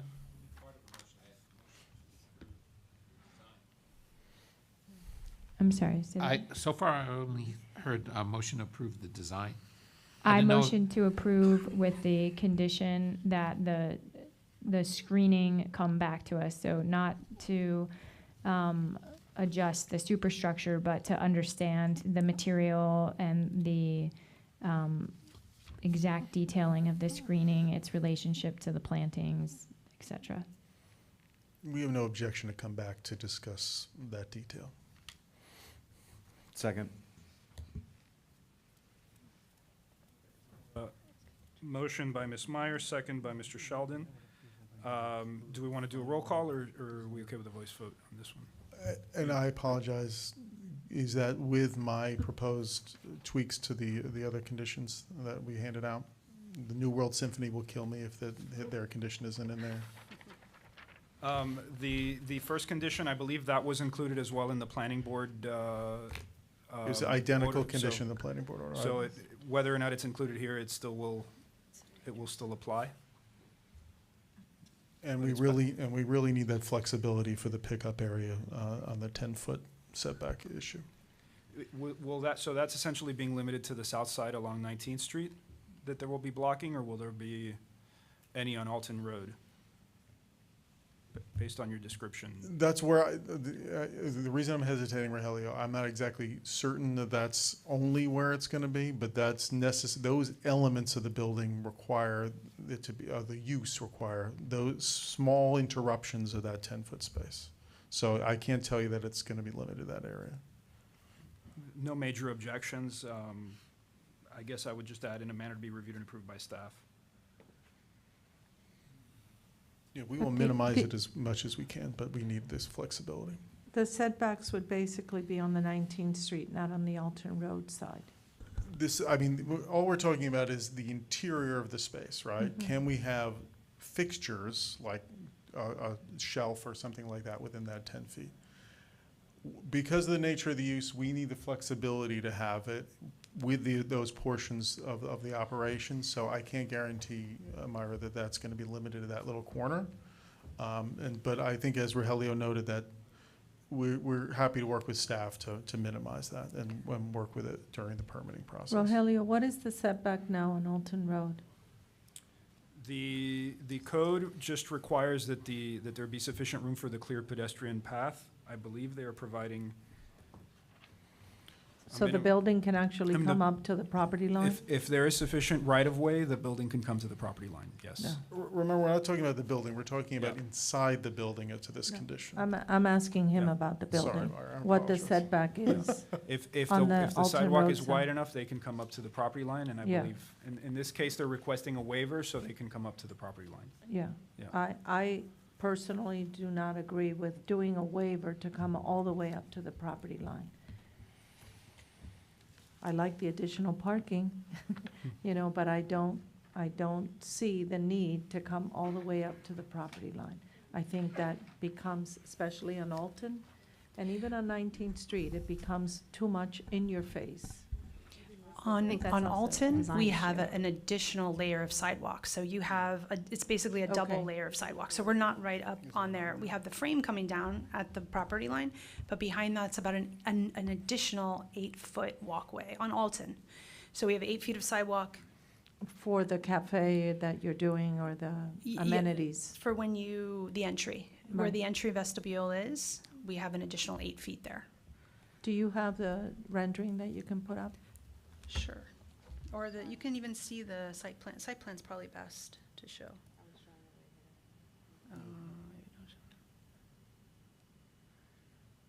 Yeah, they're sort of creating a colonnade condition, Mm-hmm, okay.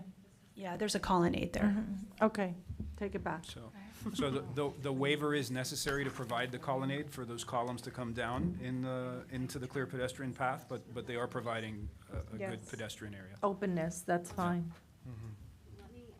Just as a point of order, we're gonna lose somebody right now Okay. temporarily. Do we need a quorum, or should we pause and then come back, take a lunch break and come back? Or is this something that we can move forward and vote on? There's a motion and a 1, 2, second, so we can have a vote. Okay. Yeah. We definitely need 5 for the variance. 5 for the Correct. variance. I can't lose Shauna. Okay. So then maybe, because I want to move this forward too, should we take a pause for a lunch break and then come back and continue? Or we already made a motion? A motion on the table? Yeah, there's a motion and a second on the Okay. table. So then, I think the question was a roll call or just a voice vote. Are you comfortable with a voice vote, or should we do a? Sure. Yeah, Yep. yes. No? Yes? Okay, all those in favor? Aye. Aye. Any opposed? nay. Okay, motion passes. And then, do we have a second motion for the variance? I move to approve the variance. And, yeah, I think the shape of the lot poses the fact that there's no alley poses a practical difficulty warranting the grant of the variance, and so I concur with staff's analysis. Okay, do we have a second? Second. Okay, motion and second. All those in favor? Aye. Aye. Motion passes. Thank you again for Thank your you all very patience. much.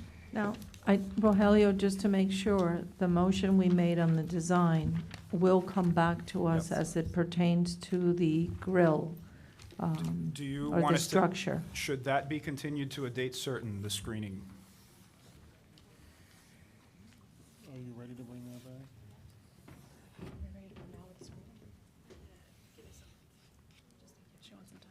Okay, so yeah, we would, on this one, I think we would need at least a month to work. So if we could continue that piece of it until June, Okay, we'd appreciate it. all right. Should we take a motion to continue the landscape Yeah. to June? The screening Yes. projects? Can we have a motion to continue the screening to June? And I think we have it. Motion to continue the screening to June Second. meeting. Okay, second by Mr. Sheldon. All those in favor? Aye. Aye. Aye, and we have 4 members present, so we're okay. And just to be clear, Rogelio, we're gonna get an order on the project, and then we'll get a separate order on the screening? Second order on the screen. Okay. The second order will be, take the first order and add the screening conditions underlined. Great. Because, yeah, we're eager to start the building permit process. Appreciate it. And I'd like to call a recess for lunch, coming back at 12:45.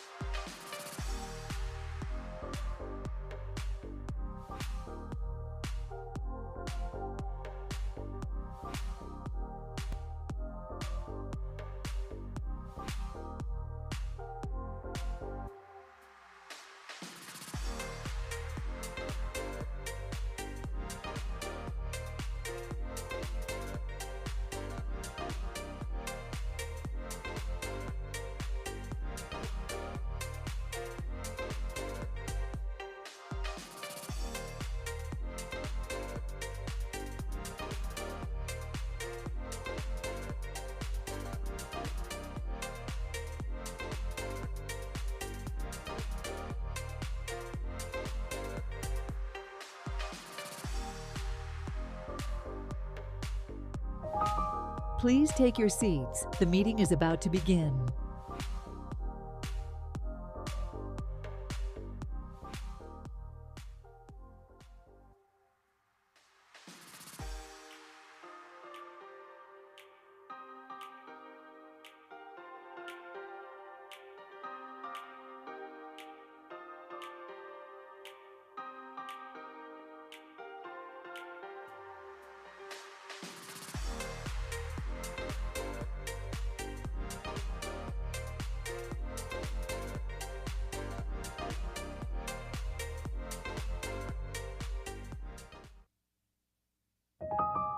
Please stand by. We are going on air in 5, 4, 3, 2, 1. Good afternoon and welcome back to the April meeting of the Design Review Board. We are going to continue with our new applications, DRB 23-0990, 1649 West 22nd Street. The next item on the agenda is DRB 23-0990, 1649 West 22nd Street. An application has been filed requesting design review approval for the construction of a new two-story home, including one or more waivers and an understory to replace an existing home.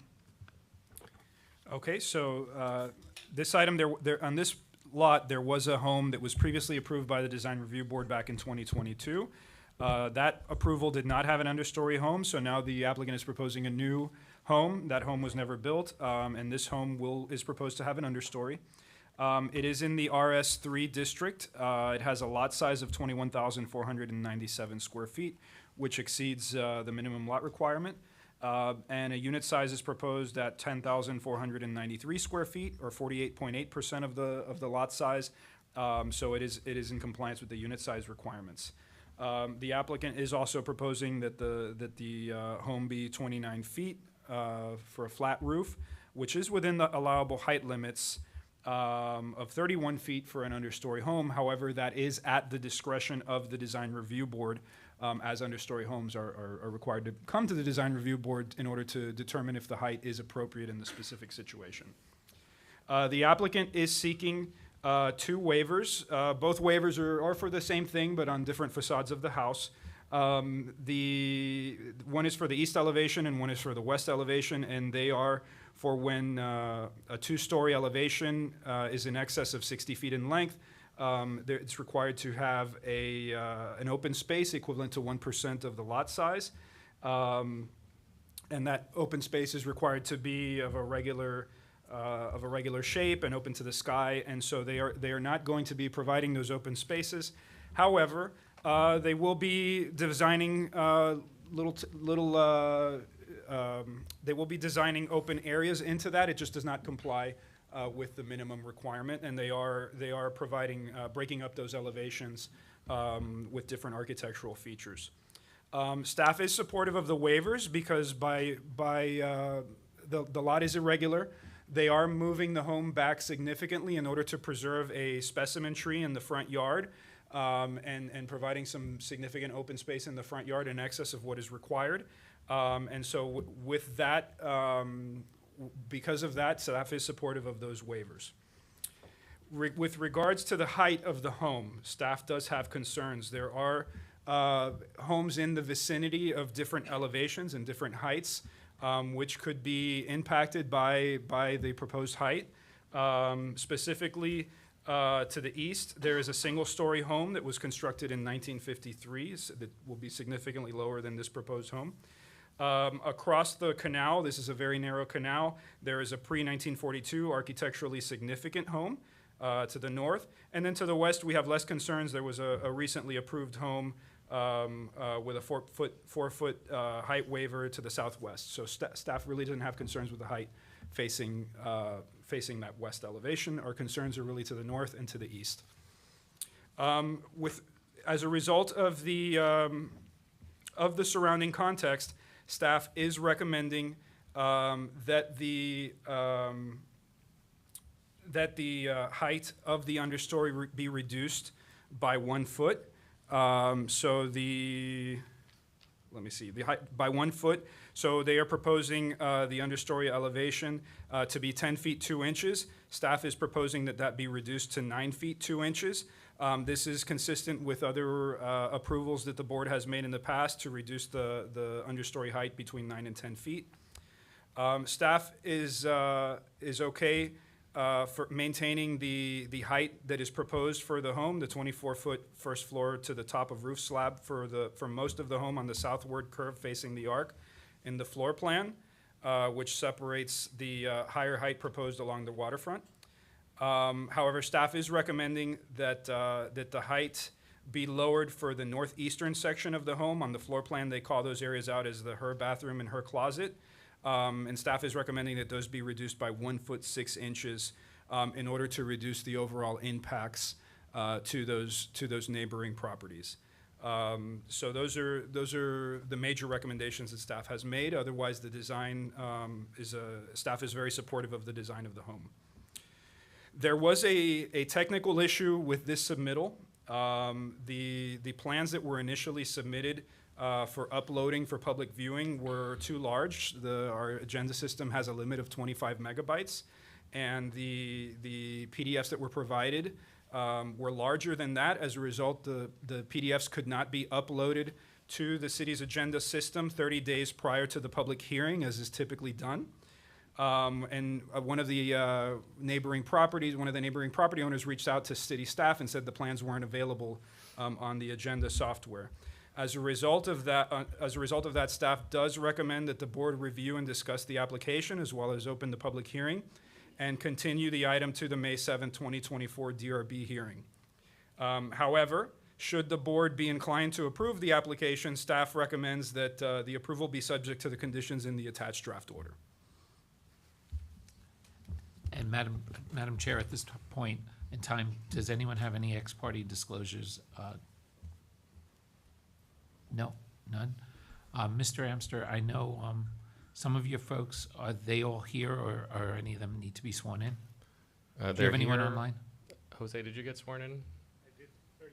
Okay, as long as you've been so sworn in, that's we're fine. all here, and Okay, is 10 minutes okay? I think we'll probably need a few more than that, but we can certainly start All with right, the 10. start with 10. Okay, thanks.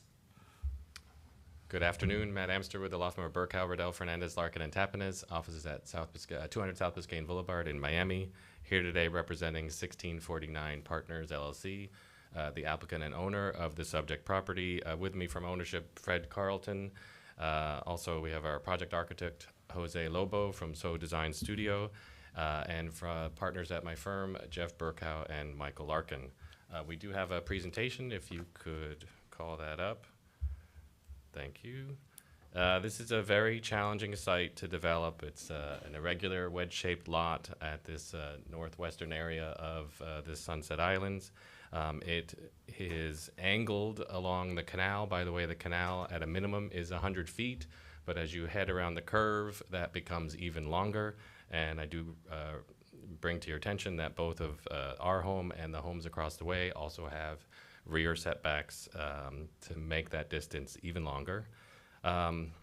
The property itself towards the front, although significantly set back from the front property line, is a very large specimen tree, which for sure we are definitely preserving, but that does restrict the buildable footprint on the property.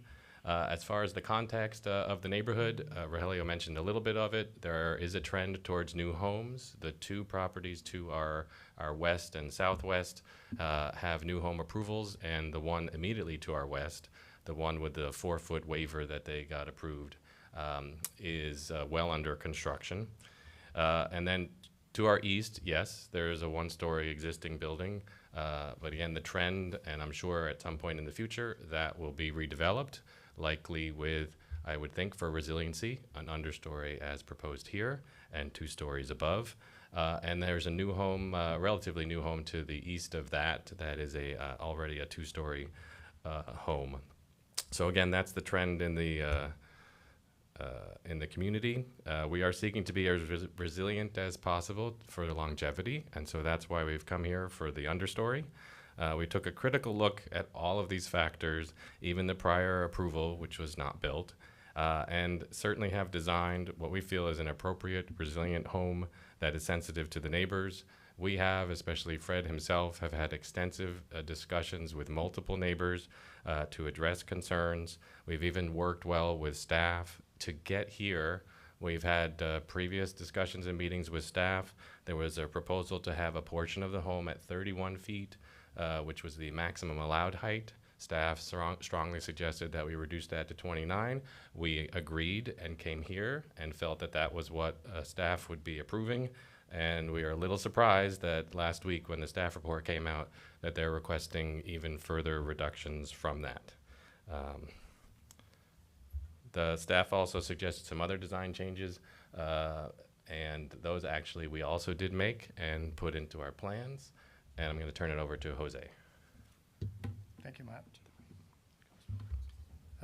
Jose Lobo from So Design Studio for Lauderdale. So as Matt mentioned, the house is a pie-shaped lot, and it's constrained in the front of the property at the street level, on the street side, and it opens up towards the northwest, towards the bay. And we saw the opportunity. Well, the design of the house is based on constraints, or we looked at the constraints and the opportunities that we had. The biggest opportunity is to radiate the back of the house towards the view, and take advantage of all those spaces having the best possible view of the house. And then the front of the house is we pushed it back as long as we could, so we could have usable space in front of the house. Here's an image of the site with a 12-foot setbacks on the sides. Here's the existing house that has it's basically a two-story house, a three-story house with which is about 30 feet or 34 feet to the midpoint of the roof. It's about 9 feet from the east property line. And here's a plan of our landscape and understory of our house, where we're obviously abiding to the 12-foot setback on both sides. So the house sits further away from both neighbors. And then as you can see, the other thing that we had on the side was the big tree that we're trying to preserve, and we've created this wonderful yard in the front that we'll see in a little bit. And it's a 75.5-foot setback to the front two-story portion. Correct. And then what you see here, I think you see it on this. This is the air-conditioned space that acts as the main entrance of the house. And we have requested a 10-foot two, or designed the house to have the 10-foot two from slab to slab, in order to accommodate an 8-foot ceiling on the main entrance of the house, basically.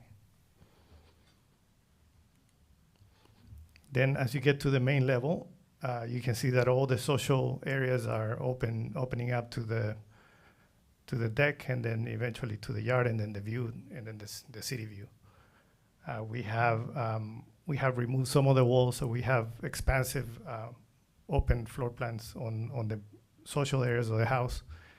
And in order to accommodate 10-foot ceilings, we have also designed the house within those 29 feet. But we're very, very, very limited to what we can do.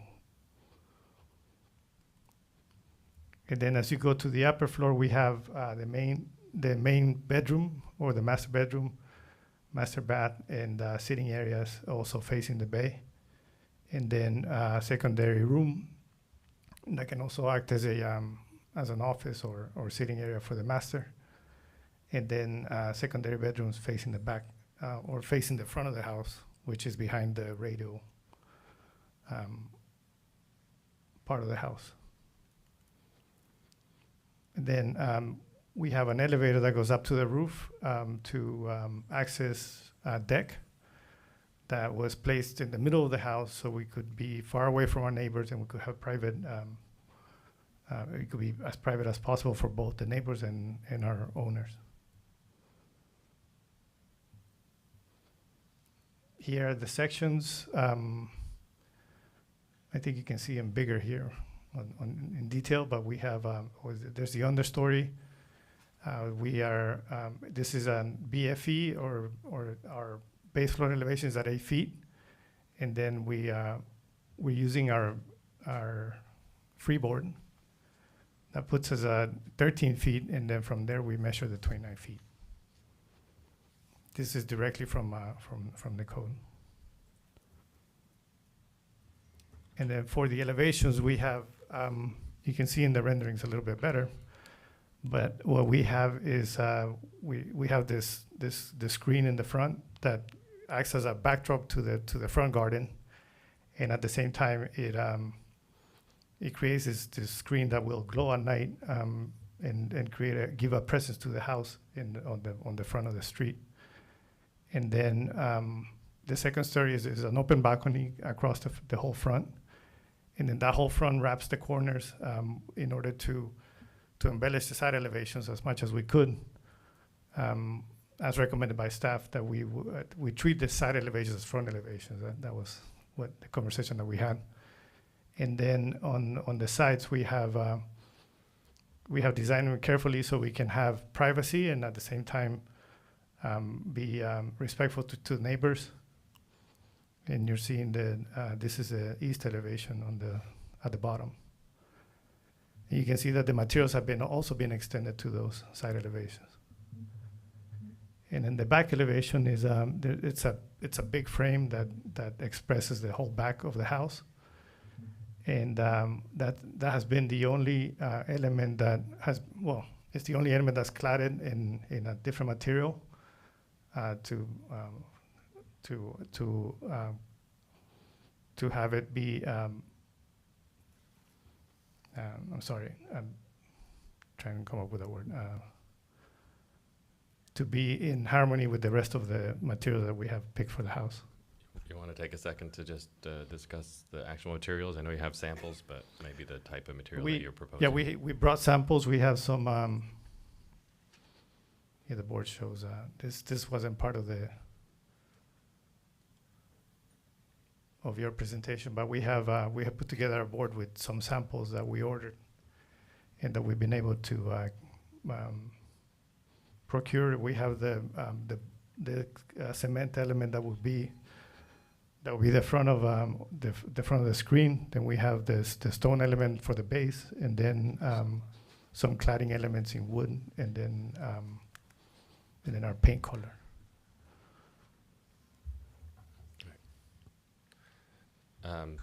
To be mindful of our time, just a quick overview of the waivers. This diagram is basically showing you that we do have breakup of the massing on both side yards, which is, while we don't meet the regular in size, 8 feet deep, 1% of the lot size as the intended breakup of the home. We have angled portions, balconies, terraces, even change of heights, because the southern half of the second floor is even lower than the central part that faces the waterway. Here you can see, again, with the framing elements, there's quite a lot of breaking up of the massing. So again, we're not meeting this very regular restrictive code language, but yet the intent is being met with both to be sensitive to our neighbors. Even the layout of the house itself, we're keeping essentially the east side in the significant footprint of the existing home, but pulling it further away, and being very far setback as far as the massing of this home on the rear from our west neighbor. The rear setback, right, as a curving yard, is 34 feet, but for the west side neighbor, the home actually is 110 feet, the two-story portion away. So it helps to, utilize the rear yard for this property owner, and it's sensitive to our neighbors. Regarding height, which is a portion of, reflecting our understory request, as Jose was saying, the understory, which does have that access to the floor above, will have an 8-foot ceiling. That's where the height is needed to put it in the understory. And while the code allows you extra height, we're really not maximizing it and putting in that height into the building, the interior of the 2 floors above. These numbers are taken from DFE. However, A lot of that height, we're still 3 feet above, I think, and more than 3 feet above DFE, so that the center portion where you can see the curved center area of the home, which is again meant to be as centrally located and least impactful on our neighbors, while it's 29 feet from DFE, it's actually 25 feet 4 inches for the 2 interior floors. And the red part towards the front, which is again the majority of the 2 stories that face our east neighbor, which is to the top of the drawing, that's actually only an interior height of 23 feet 10 inches, which I know staff and one of their conditions, which we actually comply, they say to maintain 24 feet. Well, that's the 23 feet 10 inches. But by providing an understory that meets both the minimum floor requirements of the understory itself, as well as appropriate ceiling height, this is where we need to, and we're only providing essentially a 12-foot plus on the first floor, 11-foot plus, and that's slab to slab on the interior. So we feel that we're being, again, sensitive to the neighborhood by minimizing the areas that are of the highest height. That could be up to 31 feet, which again, speaking with staff, we agreed to and have reduced that already. And the majority of the home in the south part is already much lower. Here it is just spread out so that you can see. Our first floor is only 12 feet 8, and the second floor is only 11 foot 2 in that front portion, and a little bit taller when you get to that center part of the building. And there's the context, and maybe just give it back to So- Jose for final, maybe go to the renderings. So it's just how we worked up from the height of the roof all the way down to the back of the property where we have the yard. And this is the elevation facing the east. This is the rear of the property, where we try to incorporate all the different levels from the roof to the deck to the water, from the water to the yard.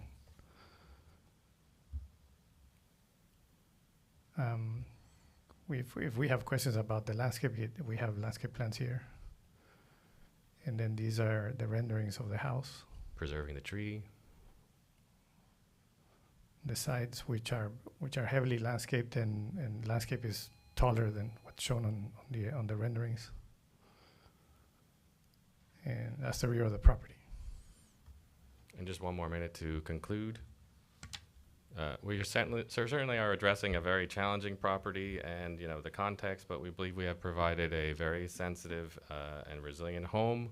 We've worked with our neighbors, we've worked with staff. We feel that this is being the least impactful to all of them, and again, providing a home that's resilient for years to come.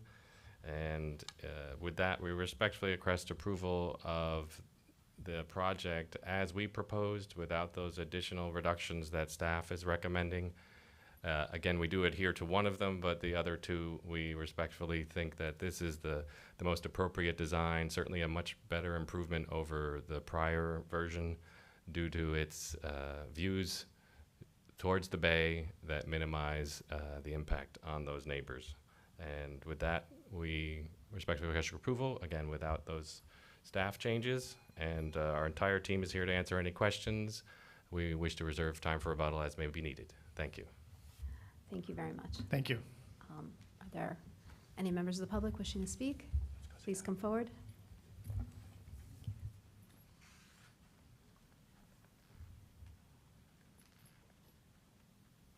Good afternoon, everybody. The Honorable Commission, I wanted to introduce myself. My name is Agnes Gray, and my husband, Keith Gray, is also with me here. We reside at 1645 West 22nd Street, so we are that northeast small house, which is directly on the east side to the subject property. I just wanted to let you know that my husband lived in this home for 55 years, since he was like an 8-year-old boy, when he moved from New York and he made his home here on Sunset Island. I've been here on Sunset Island for the past 15 years. As it was mentioned before, our house is a one-story home built in 1953. We are very quiet people who enjoy private living, and we have many friends in the neighborhood. Sadly, the peaceful neighborhood is not so peaceful these days. There are 3 constructions pending next to us, 1 finished, and 2 more are coming up. And also, as you may remember, we were here 2 years ago when the previous applicant for the same property was asking for waivers. And by the way, I wanted to remind everybody that their height waiver was denied. And at the time, 9 neighbors came up and spoke against the proposed project. But coming back to this project, I would like to put on record 2 things. First of all, the red notices that were displayed on the property notifying the neighbors, they did not meet the requirement of 30 days. I think they were over there maybe for 2 weeks, 2.5 weeks. And the second most important thing that was mentioned by Rogelio, the plans did not upload on the city website. So therefore, the neighbors didn't have a chance to review them in a timely manner. I'm gonna read you the expert from the email of Mr. Belush. Do a Excuse me. technical. Sorry, how much more time do you need? 2 more minutes? 3? Yeah, no, it's gonna be short. Okay, thank you. I'm gonna read fast. Do a technical issue of the size of the architectural plans initially submitted. There was a delay in uploading these plans to the city's website for public viewing.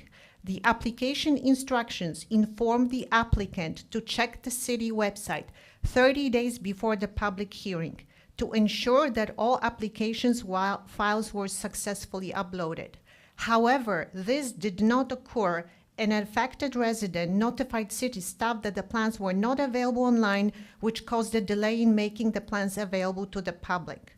For this reason, staff recommends that the board review and discuss the application along with taking public comment and continue to the May 7th DRB meeting.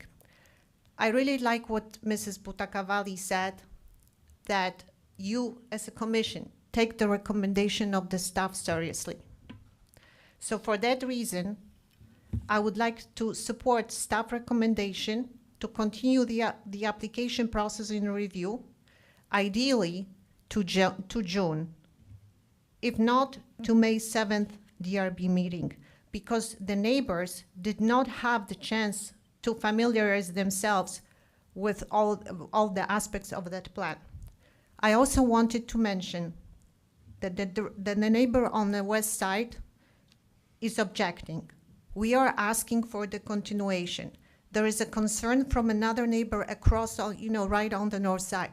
So you have 3 concerned neighbors next to it. And I do believe that the commission, that your board should grant us the ability to get familiar with the plans really, and for everybody to discuss it and make an informed decision. Thank you very much. Thank you. Any other members of the public wishing to speak? Is there anybody available online? No hands are raised on Zoom. Okay. Oh, sorry, one hand Oh, just got raised. okay. I apologize. Irene B. Hi there. Thank you so much. My name is Irene Brandon. I live at 2130 Bay Avenue, 2 doors down from the proposed project. I just wanted to concur with my neighbor Ms. Agnes. Brandon? We need more time to see. Can you hear me? Yes, I just need to swear you you able in to hear first me? before you address the board, since you're Certainly. virtually. So Certainly. I can't see it, but please raise your right hand. Do you swear or affirm that the testimony you'll be giving in this proceeding is the truth, the whole truth, and nothing but the truth? I do. Okay, and I'm going to set the clock for 2 minutes for you to address the board. Go ahead. I won't need that. My name is Irene Brandon. I've lived in this home since 1988, and I just wanted to support both the neighbor who lives next door, Darren and Frank, and Agnes, who just addressed the board. We need more time to discuss this. And I would like to say that I am against the height variances being granted, and that I think concurs with the preliminary suggestions of the board.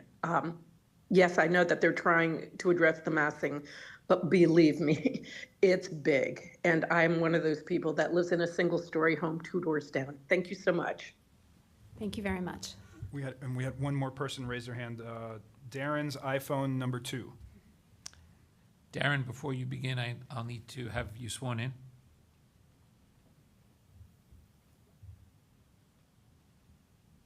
Darren, are you there? Darren, if you're there, please unmute yourself. Yeah, sorry, can you hear me? Yes. Darren, do you, Can you hear me? yes, do you swear or affirm that the testimony you'll be giving in this proceeding is the truth, the whole truth, and nothing but the truth? I do. Okay, I was gonna set the clock for 2 minutes for you, Darren. Agnes. I would just like to agree with Agnes. I think as neighbors, we haven't had enough time to fully review the proposal. And also, I'm very concerned that not only is this a height variance, but then there's a proposed rooftop patio on that. When people add furniture and umbrellas, you're going to be many feet above the existing surrounding roof lines. And I think we really have to think about what our island is going to look like from the water and from the land. Because if you start having, rooftops that look 10, 15 feet higher than the surrounding ones, it's going to really change our landscape. Thank you That's very much. how I would like to end. Okay, thank you. No more hands are raised. I'm now going to close the public portion and open it up to the board for comment. Actually, if I could have rebuttal, and I would like a moment for Fred to speak. Okay, how much, because you did go over on the presentation, so just a minute. I will be a minute, but you could still Okay. give the 2 minutes to Fred as any member of the public. Thank you.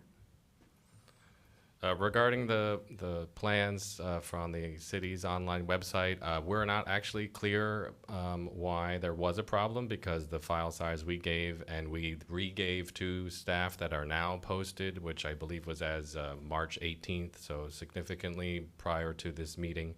I don't know where the glitch happened, but again, our file size was only 18 megabytes under the 25. I'm not sure where the difficulty came from, but regardless, that is not a requirement of notice and advertisement to be heard, and you are fully able to make a informed decision and vote on the application today, because that is not an error that needs to be fixed.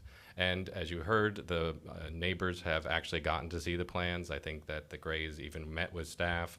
So as happened in old days when there wasn't a virtual online ability to get this, our plans were on file at the city, can be viewed at the city, and do appreciate that you take that into consideration.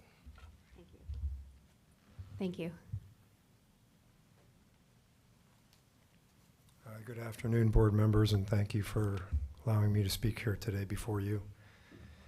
So, we must have gone through 9 versions of trying to figure out how to lay this house out. As you know, as Matt said, it's a very difficult proposition because of the way that the lot lays out. And we really did try to take into account how to give our neighbors the most privacy, because we recognize that whoever were to buy this house is going to want privacy as well. We incorporated privacy hedges, really went as far as we could on landscaping. And, what's been frustrating for me in the process is that we had a deal in the beginning with Mr. Belush, who told us that he didn't want us to go to 31 feet and that he wanted us to go to 29 feet. And so we designed around a 29 feet home. What they're asking now for is for us to reduce the size of the hers bathroom and hers closet to 9 feet. And you can't sell a home today at 9 feet in his or hers closet. It is a cornerstone of the house. And it's just very disconcerting that this was put on us at the bottom of the 9th inning with 2 strikes and 2 outs. I've tried to work with the neighbors. What the Grays really want is they want a view corridor to the bay, which they currently don't have. And I would love to be able to accommodate them, but unfortunately, if I give them a view corridor, I've been told by Jill Hertzberg, I've been told by Julian Johnston, that will ruin the integrity of the home, and it will make it very difficult to sell. So they also, if I can just get a little more time, so they also wanted me to move a wave runner dock that was imposed upon their property line. I agreed to move it the 24 feet that they asked. I'd be willing to put it into the record now that I will move it. And I also agreed with them that, you know, whatever height we get here, that I'd be willing to stipulate that we would agree to now for them. So trying to be as reasonable and as fair with them and their concerns. They had some privacy concerns when it comes to swimming and, you know, the way that they prefer to swim. And we addressed that by putting 30-foot tall trees to, you know, give them their privacy.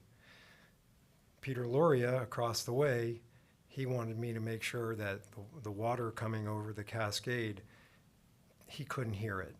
And I don't know how to publicly, I said to him, somewhat in jest, but what would you like me to do? You would like me to measure every drop of water and give you the decibel amounts?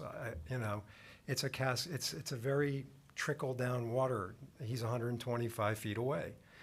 So, you know, and my neighbors to the west, they got a height variance.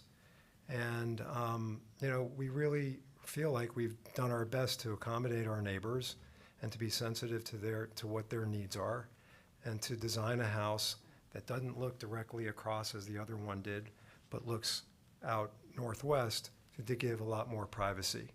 So that's all I would like to say. Thank you so much. Thank you very much. Thank you. Anybody, any other members of the public wishing to speak? We good? Okay, I'm now going to close the public portion. Thank you very much. And open it up to the board for discussion. Who would like to start? Rogelio, can you, just to make sure I'm clear, and maybe for the rest of us, there's 3 items here on the order. One is D1, DI, which is to reduce the understory height from 10 feet 2 inches to 9 feet 2 inches. If that is reduced to 9 feet 2 inches, then what is the total height of the structure going to be?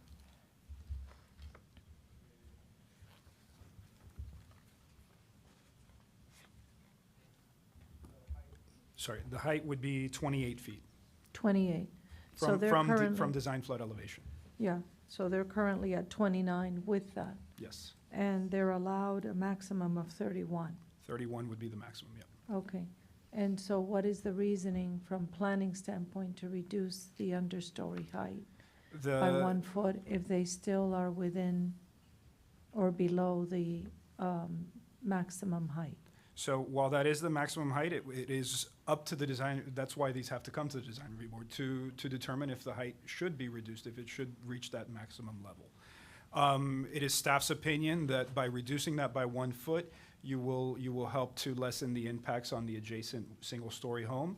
You won't have that as large of a mass adjacent to that home that could negatively impact, as was stated earlier, their privacy and their ultimately their quality of life. So there's one home that's a 1-story, and then there's a home on the other side that was given a height variance.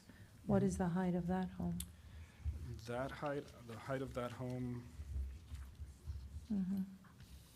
I believe even with the height, the waiver that they got, the house next door is still not as tall as what they're proposing. the other one is not as tall. Because it was as under this. the Yeah, previous code. It was under the previous code. They did not get the extra height, and Okay. it's not an understory home. Okay, Yeah. so it's not an understory, No. okay. Then the other 2 items are in the order, in the DRB order, page 2 of 7. It's item 1, D, B, 1 and 2. Can you explain D1 and, B1 and B2? So, the maximum height of 24 feet shall be maintained from the first floor slab to the top of the roof for the massing of the home that is southward of the curving arc in the floor plan. So let's let's go to the floor plan to highlight the curving arc. Hard for me to show, but essentially, this is the. What page is that? It's page 13 of the presentation.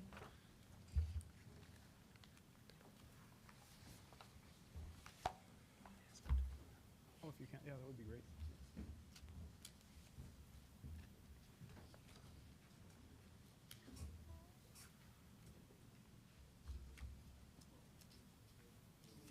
I assume they're above the 24 right now? There are, I believe there are sections that are above 24, and this would ensure that it be consistently at 24 from the first floor slab. So if they reduce the understory elevation by 1 foot height, does it make the rest in compliance with the 24-foot height? Yes, we are, so we're only talking, we're concerned primarily with the edges of the property. In the middle, it can go higher.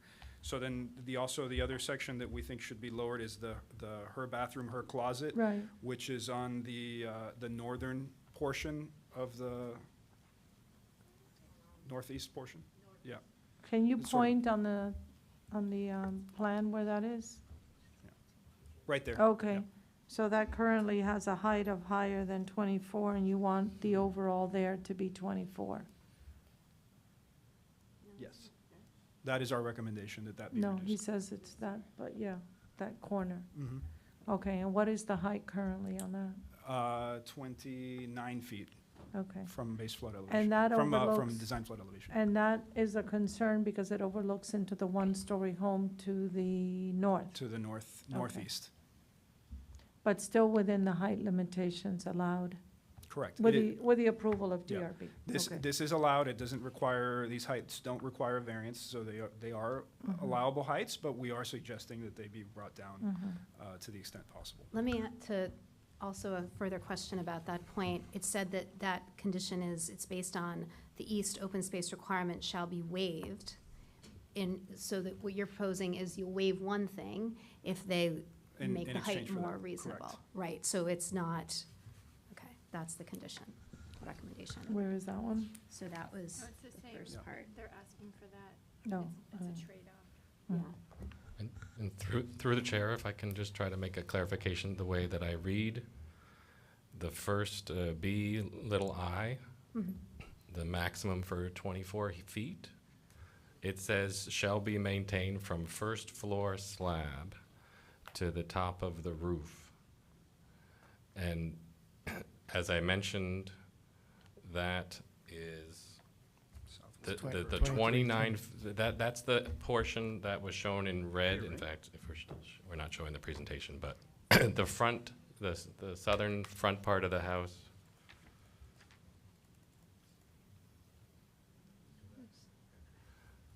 So I believe that that condition in the staff report, as the order, is mentioning the red colored portion, the front half of the home. And while this says 27.5 feet, that is from DFE. But the way that I read the condition, just so that we're clear, it says 24 feet from first floor slab to the top of the roof. Right. So our dimension is only 23 feet 10 inches. So we are meeting that 24-foot interior first and second floor height to the top of the roof in the exact area that is mentioned in that condition. So we comply with that condition. What staff, I think, is getting at is that would be a whole foot lower if we were to take out, which we do not want to, from a foot from the understory. So that's those two portions. Then you get to little 2, the bathroom area. Now you're talking in that curved area that peels away from our neighbor. In fact, significantly, it's 12 at the point of it in the gray.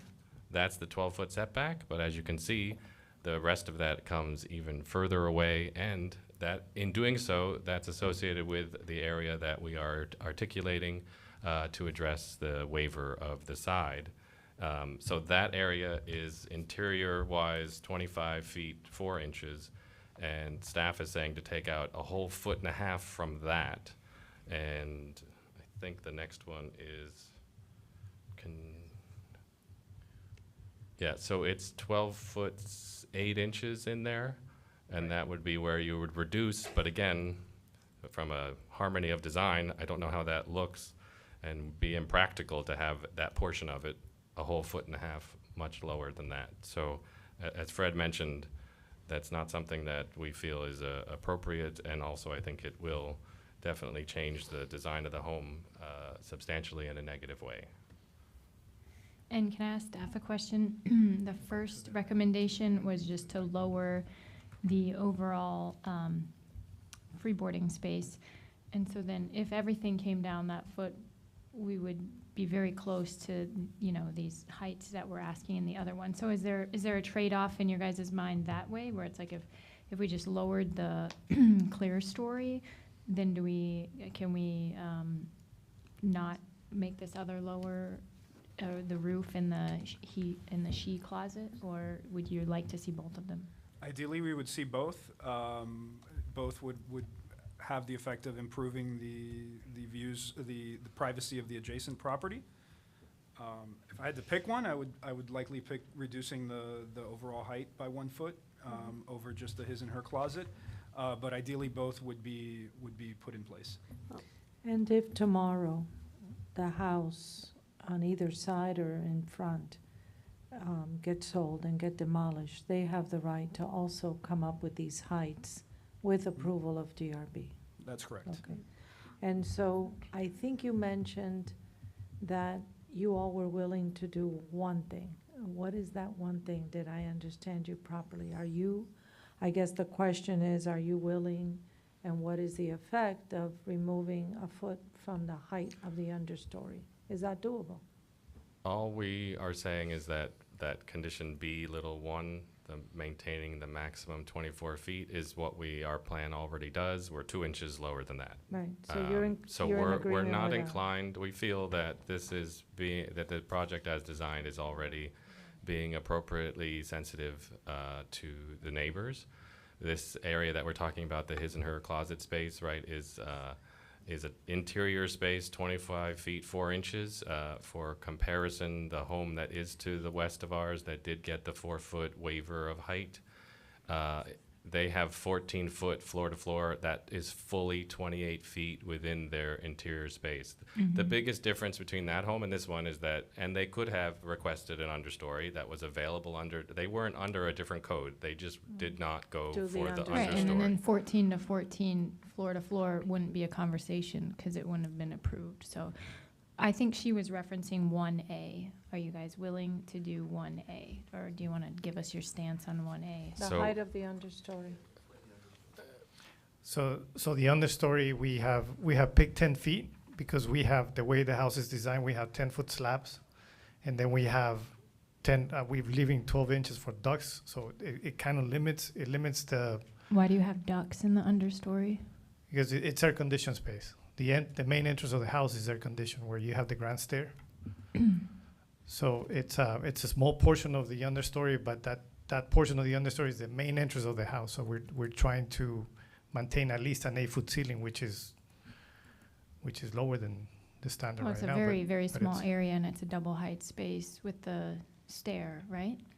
I mean, I can't imagine how there- deep the ducts need to be for that entry level.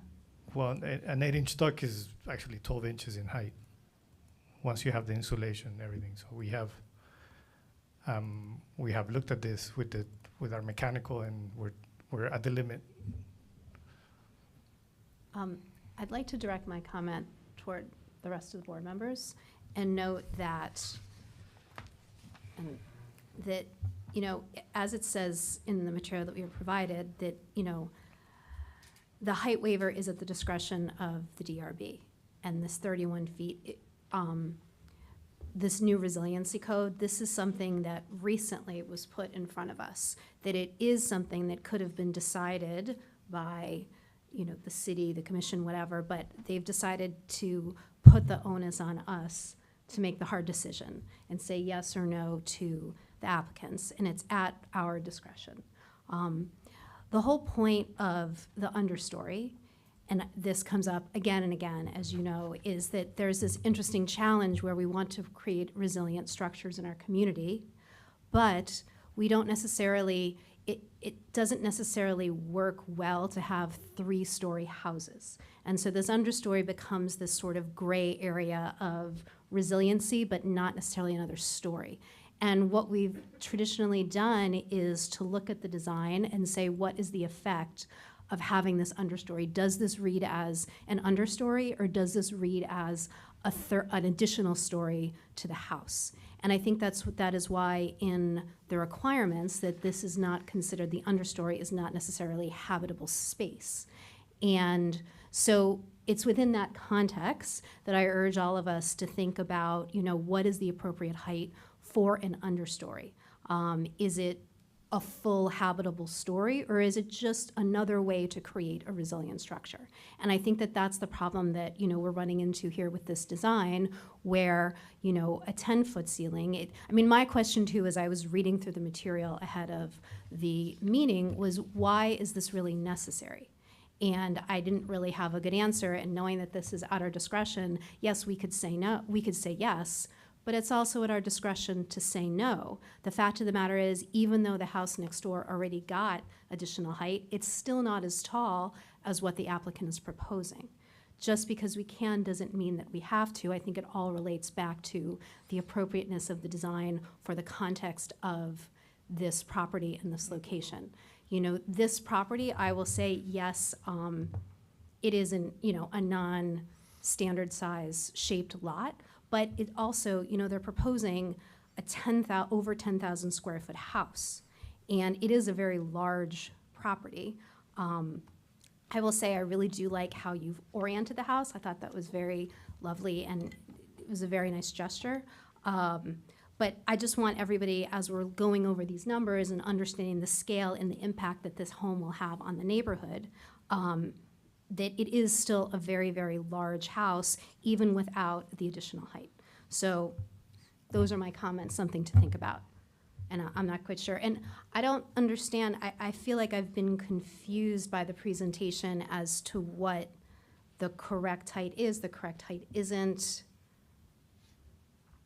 Because on the things that you proposed, it shows 29, but then you said you're proposing 31. I don't know if you could clarify that. I think they're from different datums. They're from different datums. Okay. I'm glad you asked that question to clarify, because I was confused too. So going back, what is the problem with bringing down the understory 1 foot? I hear about the ductwork. Can you not accommodate ductwork that is 12 inches by bringing it down a foot? Because that would resolve everything else, I think, right?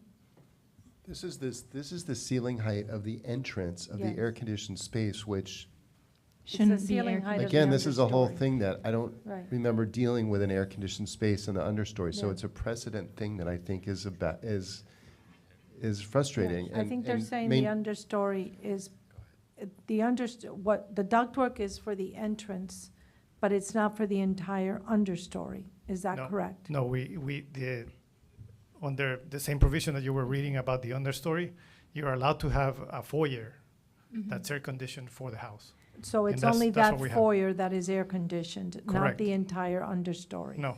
So the ductwork for that foyer in the understory that goes up to the first habitable space, can you accommodate that ductwork if the understory height is reduced by a foot to 9 feet 2 inches? So if you lower it to 9 feet, then you're looking, the underside of the slab is already 8 foot 2. Mm. And then under that, we have to have air conditioning, we have to have lighting, we have to have ductwork, and we have to have a ceiling. So nothing works under 6 inches of ductwork. I think we could maybe phrase this differently, because, they are talented architects who have told us how difficult it's been to design on this site, that I don't doubt that you can problem solve that if that's a mandate that we that we put there. I mean, the mechanical closet is above this adjacent storage space, and you could come through the wall, and you don't have to have ducts in the space. I mean, I think that I want to just back up, because we're getting into the minutia, and back to Sarah's point, I do think that, there's a lot of thought that's gone into the design of this house. I appreciate very much that It's responding to site and context in its own way. I think it is hard to sit here and hear that it's a potential hardship or challenge to design on a lot of this scale.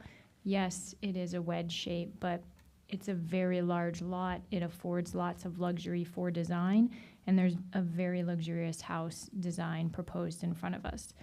I think what the issue is there's these little moments that, the code is designed to give and give, and then the designers take and take. And instead of just acknowledging, you may not like the 60-foot length and then having a courtyard space or whatever, you just say, well, I'm going to do what I'm going to do, and I'm going to tell you that it's good. And I think that we're having a hard time hearing that you can't make this one, compromise work. So that's my point. And, I also don't understand exactly why you said you're in the 12-foot setbacks, but if I'm reading the plans correctly, there's a stair in that setback. And then on the upper levels, there's this sort of wraparound screened-in area, which I'm not saying it's not permissible. It's probably defined as a roof overhang or something. But again, you built to the setback and then you took a little bit more, because that's the way the code's designed. You can have overhangs, whatever, but I think we're just trying to have a conversation here and find a place that we can find a little bit of compromise. If I may respond. Actually, if you could hang on to that, I'd like to clarify, because this was another question I had, just a clarification for staff about, it was hard for me to read in the application materials. Can you discuss the area with the waiver and what exactly, because it did seem to me that they weren't too much off with the requirement, but where are they? So they are providing a somewhat of an open space on the northwest corner. It's hard. Can you bring up the image? The corners are hard to detail on the northwest side. I guess Wait, that's northeast, sort of. Slide 13? 18. Okay.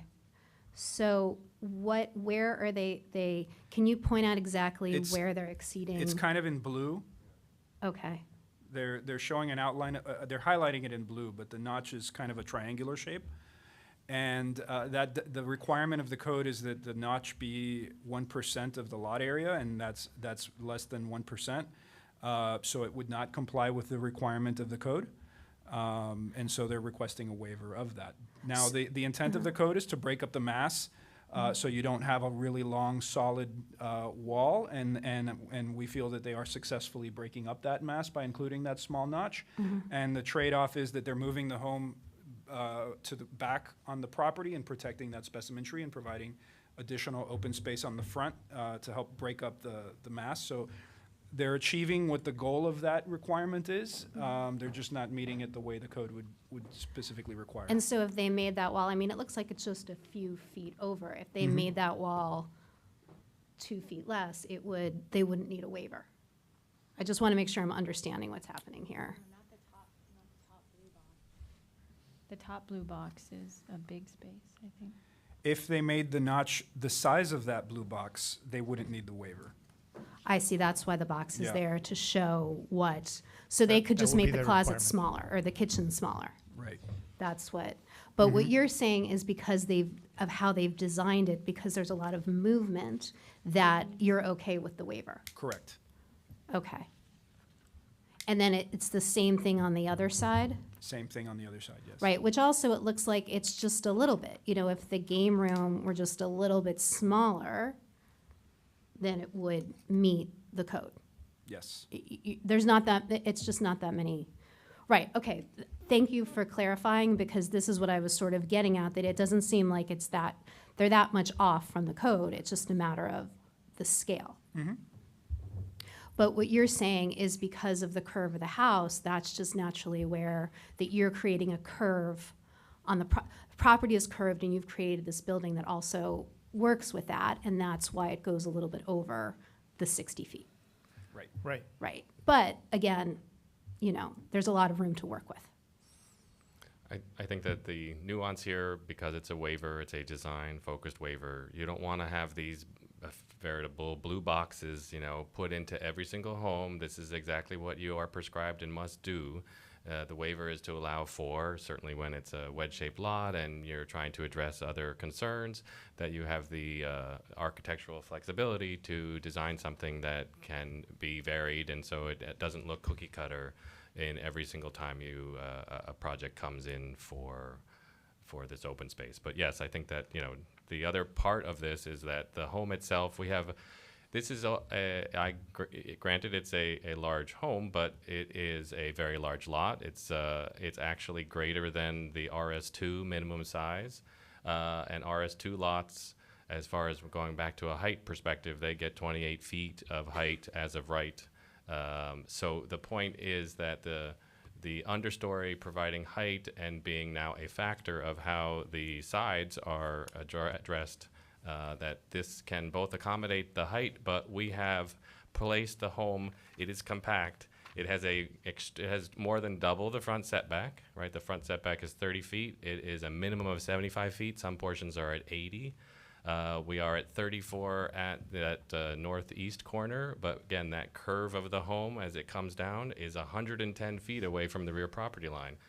And then on top of that, the two-story portion that is the tallest is very central and very limited in size, very narrow. So you can see how, I think collectively, the design is meant to address how to address height in appropriate areas, how to address the nature of the massing of the homes towards the neighbors, and by creating this compact, varied, both elevation-wise as well as height-wise, you can get the intent of the code to be as least impactful on your neighbor, even to the point of that roof deck is extremely centrally located. It's very far from all sides and including all property lines. So all of that's been taken into account. Preserving that very large tree is a factor that I think is being addressed very appropriately here. Another qualification again. I don't know why I found this a little bit difficult to read. Can you go to page 17? Because this is the southwest elevation. So this is one of the sides that you're requesting the waiver for. And so I don't know if maybe Rogelio or there's this large section, just white expanse stucco. Mm-hmm. Is that the section that is a little bit too long, or is it part of the concrete wall panel? It would be the entire length of it. The entire two-story portion. So what you're saying is although there's no fenestration here, although these are just a few solid expanses of material, staff feels like that is enough. Correct. There is enough movement there. There is enough movement. There's movement on the first floor, and so staff is comfortable with the waiver for this frontage. Okay. For this elevation. It's going to be mostly covered with landscape anyways, that whole entire first floor. Then what are the east open space and west open space requirements? Is it that just lot open space, or what are you asking for then? That you said the requirement shall be waived, where we talked very back at the beginning. The requirement that the facade have a break of one. So we are referencing that. So Yes. you guys are okay with it, but you're asking for these trade-offs, just to be The clear. height, yes, the height is the Okay. trade-off. If we can go back to the foyer issue and the height there, am I reading I'm on page 12 and 13, the floor plans for the first and second floor. It looks like that foyer space is actually open and it extends all the way to the second floor ceiling. So if you're walking into that foyer, you're actually going to have quite a high ceiling. Is that correct? Correct. It's an atrium. Okay, but the concern was of having that low space when you walk in, why you don't want to lower the understory. We want to have a ceiling in that space, and 8 feet is, it's standard height. This is the one and only entrance to the home. This has been designed that you only enter the home through the front, through this understory area. That's your entry experience, right? There are other homes, even with understories, that have walkways, stairs, terraces essentially that get you up to a front door at the first level, which is allowed. You can walk up to a first level. But here, the design is purposeful, again, in part because saving that tree pushes the entire home towards the, further into the property, that this was a purposeful entry experience that is the other reason why not to reduce it in height, because now you're telling people that this is not an access point. This is actually the true entrance to the home. Well, and I think that that's the issue that we keep stumbling on, because it doesn't, and correct me if I'm wrong, I don't think that we've seen the understory used in this way before, that usually it's just a pass-through, and it's always been my understanding that that's the intent, that it's just, it's a pass-through space, it's not a habitable space. Maybe I'm wrong, I don't know. I mean, definitely allowed access to the floor above, and that's Yes, 100%. yes, definitely. But the intent But of the to have it, code- the intention it be, I mean, essentially, an air-conditioned space is now another room, another habitable space, as opposed to just an open space for storage. There are limitations in the code telling you that it can only be a certain size, but it is expressly an air-conditioned allowed space, Right. certainly for stairs and even an elevator. So you're proposing a design that someone going against the intention of the code, and in order to make it work, you now need a variance from us No. to make it work. No. We A are waiver. So the understory must come to the DRB for approval. Yes. Associated with an understory, if you seek above 24 feet from DFE to the roof, then, right, that's where you can go to the maximum allowed 31 feet. That is allowed through an understory request. So it's just, there is no separate waiver or variance. And Right. as far as the entrance is concerned, that is not a waiver or like, we comply with the square footage that is allowed for an AC area to be in the understory area to So access let the me home. ask you this. So you have stairs and an elevator, and you could add another landing or two, but again, to the point that the site is deep and you don't actually come to the front entrance, deep into the site. You could slope your grade, 1 to 20 for 20 feet, be a foot lower when you enter. So if you bring down the overall height 1 foot, you can still maintain your 8-foot ceiling. And you never know that you're lower there. You don't have to change the rest of your grading. It can just be your path. I understand your proposal, but the thing is that the city is requiring us to design the house 1 foot above. It's at the new street elevation, which would be Right. 1 foot above where it is right now.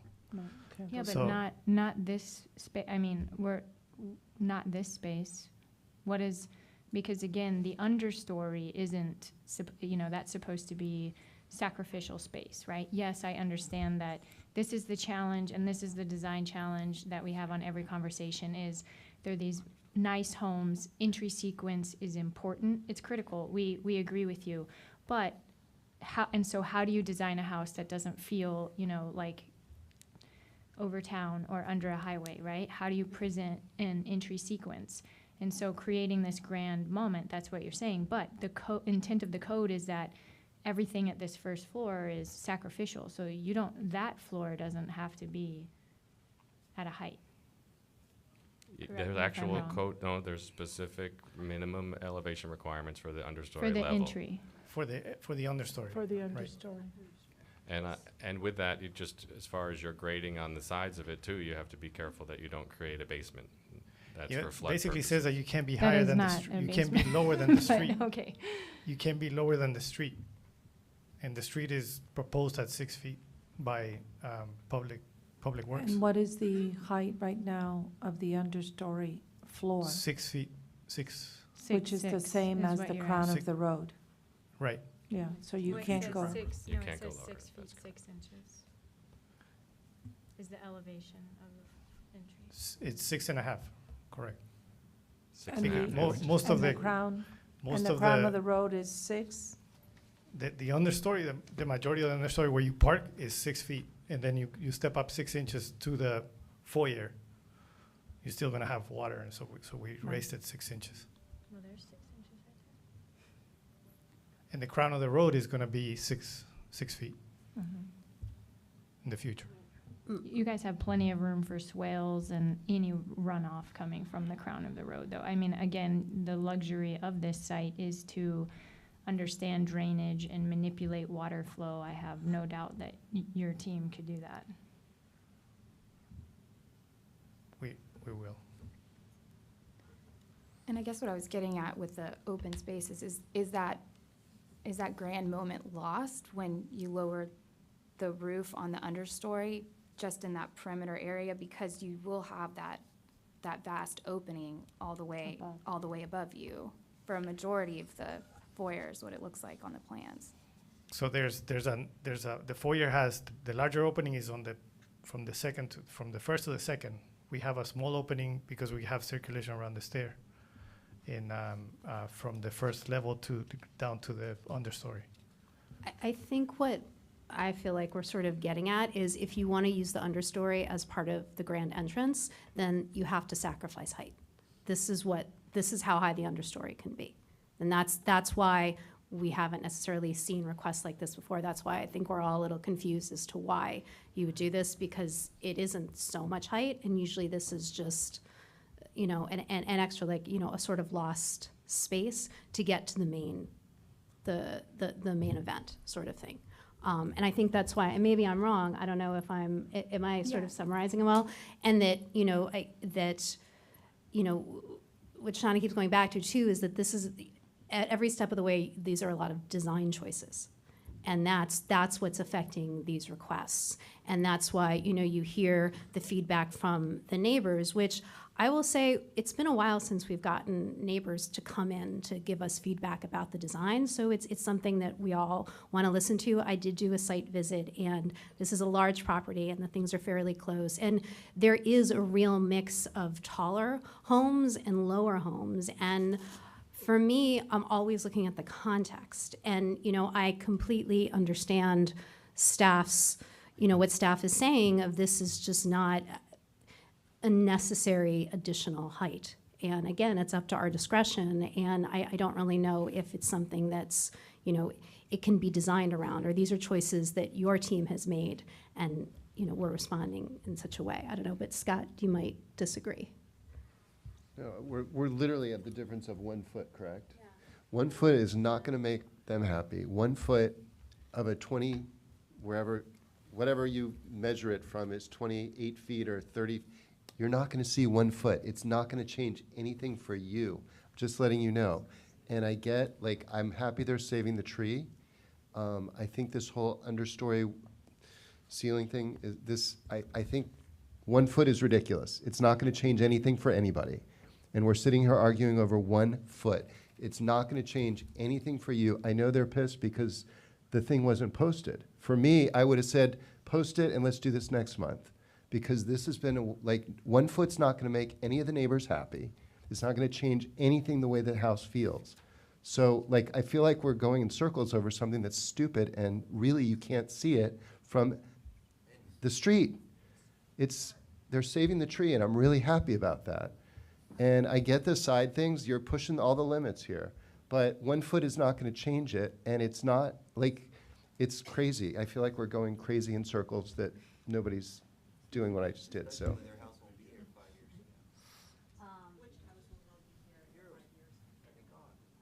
Did you, I think the resident wanted to say so.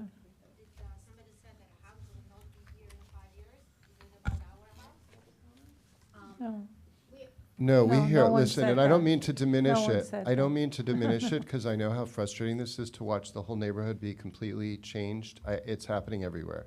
But 1 foot is not going to change anything. Sir, this house, Mr. Belush told me that this house is already 3 feet higher than the house which already Right. No, I understand. What, If you're going to, it needs to be on the microphone. So that yeah, we can I'm be- sorry. The code, though, with the changes and these stupid waivers, which I hate the city for putting us in this position, they should just make it or not. Because these fighting over a foot is ridiculous. Well, and that's what I wonder too, if this is where we can, this is just the beginning. I mean, that's what I'm concerned about. And it's if we say, okay, this is, we don't want to have these requests come back to us. You know, we set a precedent in the past that we're not as sympathetic to height waivers as other boards have been in the past. And if this is where, you know, this is the beginning of, you know, this is going to be the beginning of designs in which now the entryway, which is livable space, is now going to be encroaching upon the understory. And it's the end of this non-habitable understory concept. You know, at what point, yes, it's 1 foot, is this where we're going to take Then our they're gonna ask sewage? for the You know? maximum, and they're gonna Yeah. cut it down 2 feet and get higher than they are now. This is what happens. This is what has become ridiculous with Yeah, this. so I don't know if anybody wants to. And then, the reality is, as you're all saying, is that they're still, unless I'm reading this wrong, under the maximum height of 31 feet. So we're placed in a position to decide whether they can even meet the maximum height. Am I right, Rogelio? That's correct. Okay. Yep. So they're now at 29 feet above, as maximum height. I'm sorry, they're at 29 feet height, and they can go up to 31. And I agree with Scott, And- 1 and foot. They would have asked for 31 and then cut it And- back. They did the right yeah. thing and asked for the minimum that they thought they could cram it in, and this is what is frustrating on both sides. Which, sir, which was staff's recommendation Yeah, to begin with. yeah. They recommended 29 Yeah, feet. I mean, this is And really. a week ago, they changed it. So, yeah. Yeah. Yeah, that, I mean, that was, so it's 29. I think that was the confusing part too. So what's the max height is 29, and then it's our discretion to do it to 31? To 30, no, the max height is 31. Okay. The entire height is up to the board's discretion. Right. Yeah. Right, the There- 29. There were questions on the understory. I just want to read the regulation. The understory area below the lowest habitable floor can have an enclosed air-conditioned elevator and stair vestibule for access to the first habitable level of the home. And the total area enclosed and air-conditioned shall be limited to no greater than 5% of the lot area. So that is the. And that is are the they within regulation that there. 5%? They are within the Okay. 5%. Okay. So, I'm going to take the risk here. I make a motion that we go ahead and approve the project as presented.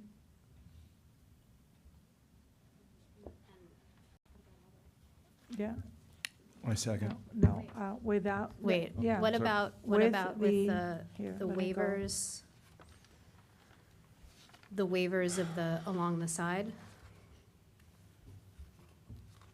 Yeah, I think that the blue, we'll call them the blue boxes, all the, we approve it, even though it doesn't meet code. It does, in essence, meet the essence of what the code is trying to do. So we would approve that. And are you removing the height? And no, because we're within the height. No, but the staff made a recommendation. Turn on your microphone. Yes, but the total height, I know, so you have to, Yeah. if you're wanting to approve, you have to say that you're dismissing that staff recommendation. dismissing that staff recommendation, sorry, Rogelio.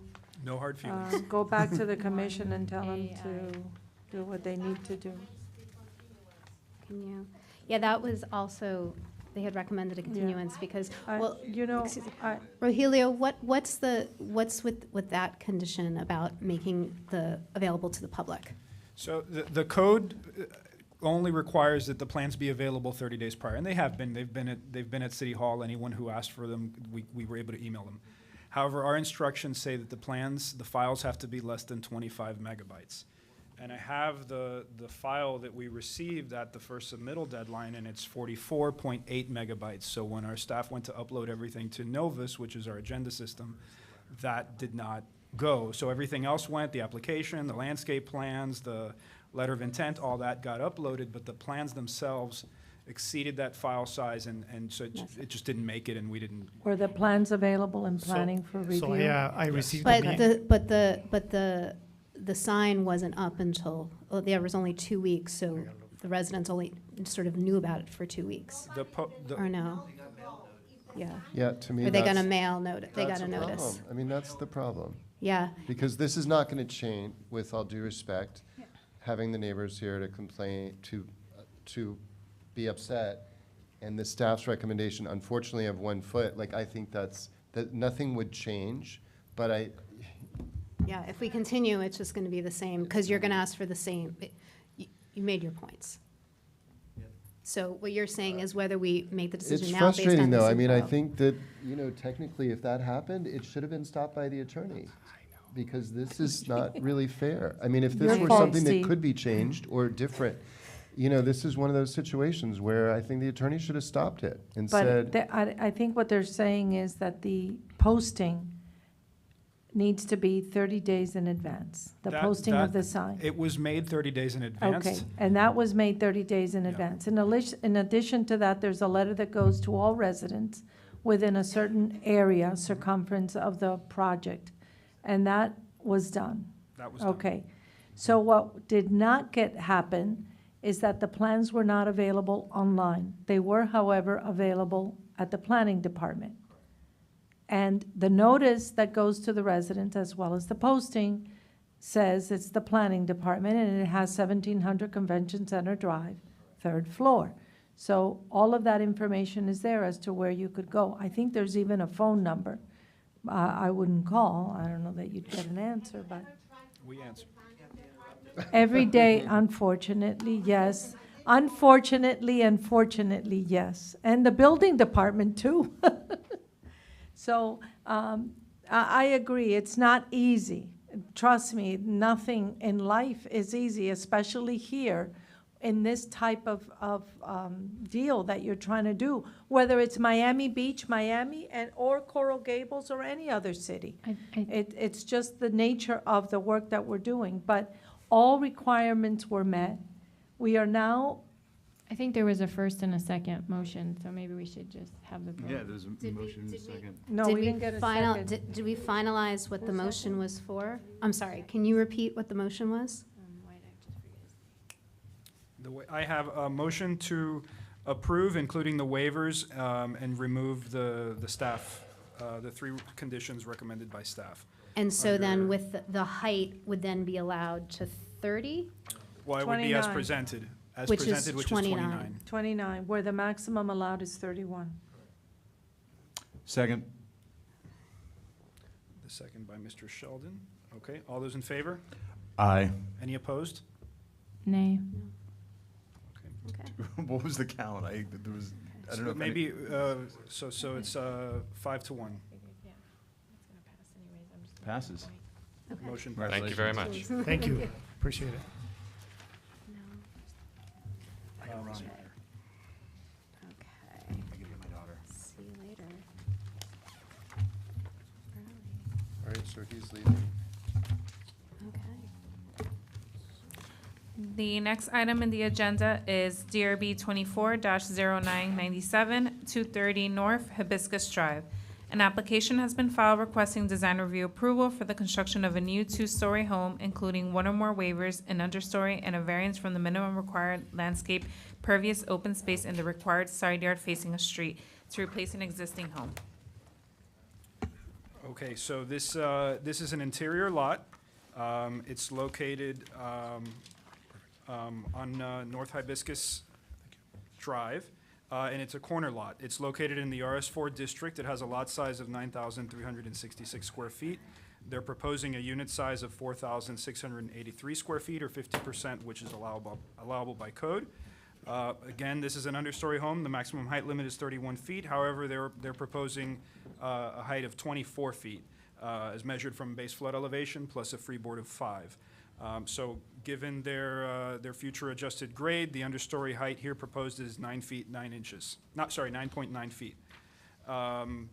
They are requesting a variance of the required open space for the required side yard. The code requires for understory homes that they provide 70% open space on front yards and side yards facing a street. In this case, on the side yard facing a street, they are proposing a circular driveway, so that reduces the amount of open space on that side. However, they are providing additional open space on the front yard facing a street, which more than makes up for the loss of open space. So staff is supportive of the variance because they do have a practical difficulty in providing a driveway where vehicles won't have to back out. And so they do have a practical difficulty, and staff is supportive of that variance.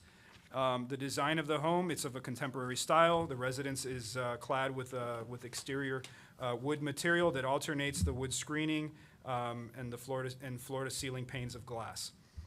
Staff is supportive of the design as proposed. So with that, staff recommends that the application be approved, subject to the conditions in the attached draft order as well as the variance. And before we start, Madam Chair, are there any ex parte disclosures? No. And have you been sworn in? I need to be sworn in. Please raise your right hand. Do you swear or affirm the testimony you'll be giving in this proceeding is the truth, the whole truth, and nothing but the truth? I do. Thank you.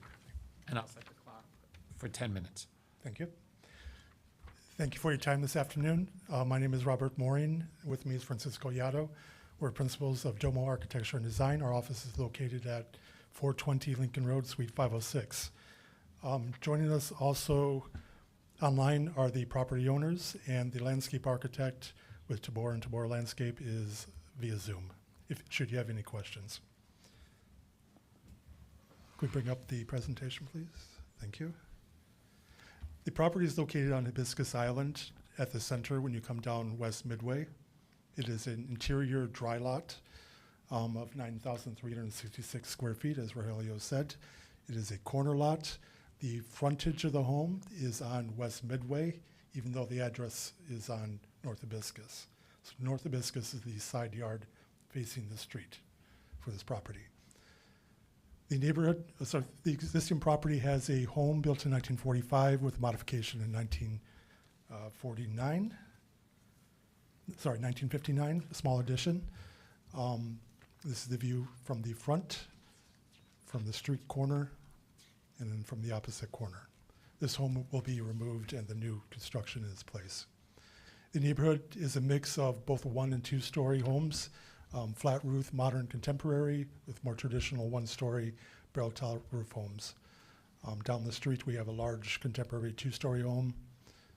And then across the street, again, we have a large 2-story with roof terrace, modern contemporary home, a 1-story sloped roof home.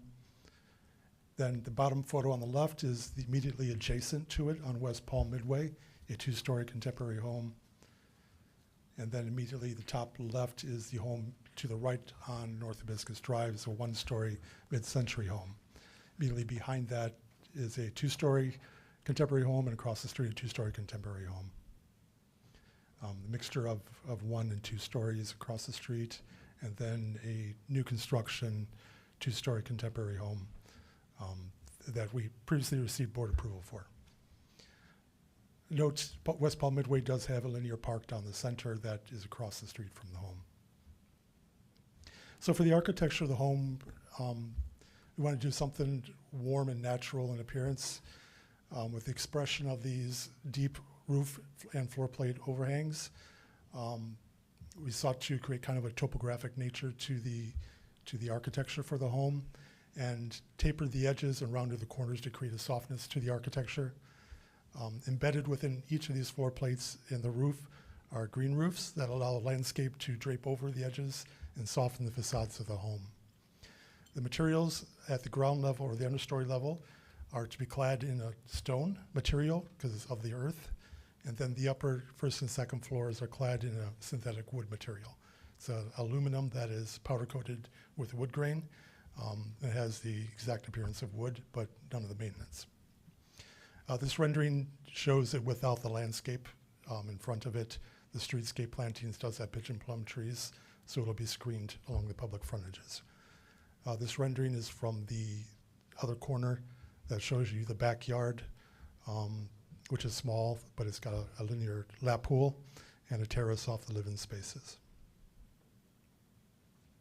So here you can see the layout of the home, this topographical layering of the floor and roof plates. The uppermost floor has a small roof terrace within code parameters with a canopy, and then we provided 4 openings in the roof structures to allow the landscape, the green roofs, to cascade down and permeate the architecture of the home, as well as to bring light into the structure below. The understory level, the main entrance for pedestrians or guests will be off of West Palm Midway. There's a pedestrian gate. You come across stepping stones through the landscape. To the right, you go up the grand staircase. That is the primary entrance to the home. That is our grand entrance.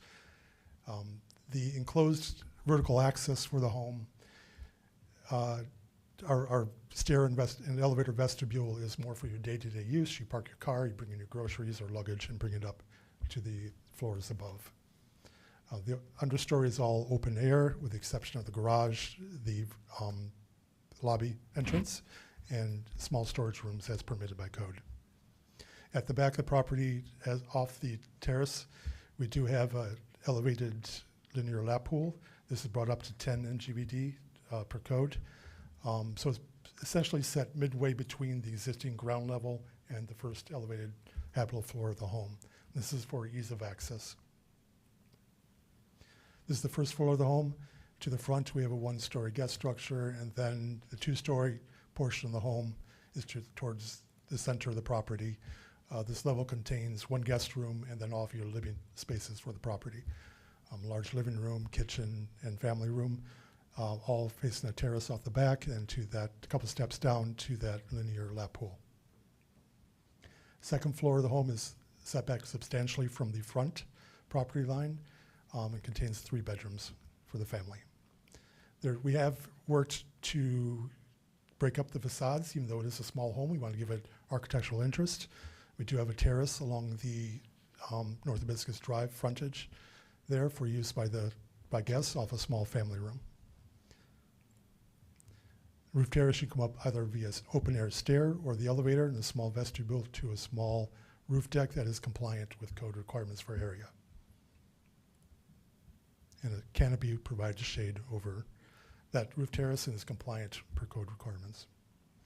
Material palette, we're looking at warm materials. We're looking at natural stone for the cladding of the understory volume of the garage and elevator vestibule.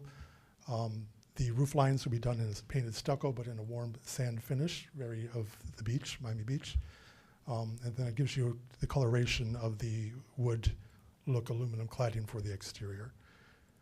The pavers, again, will be a more open, rough-cut version of the same stone cladding that's on the understory walls.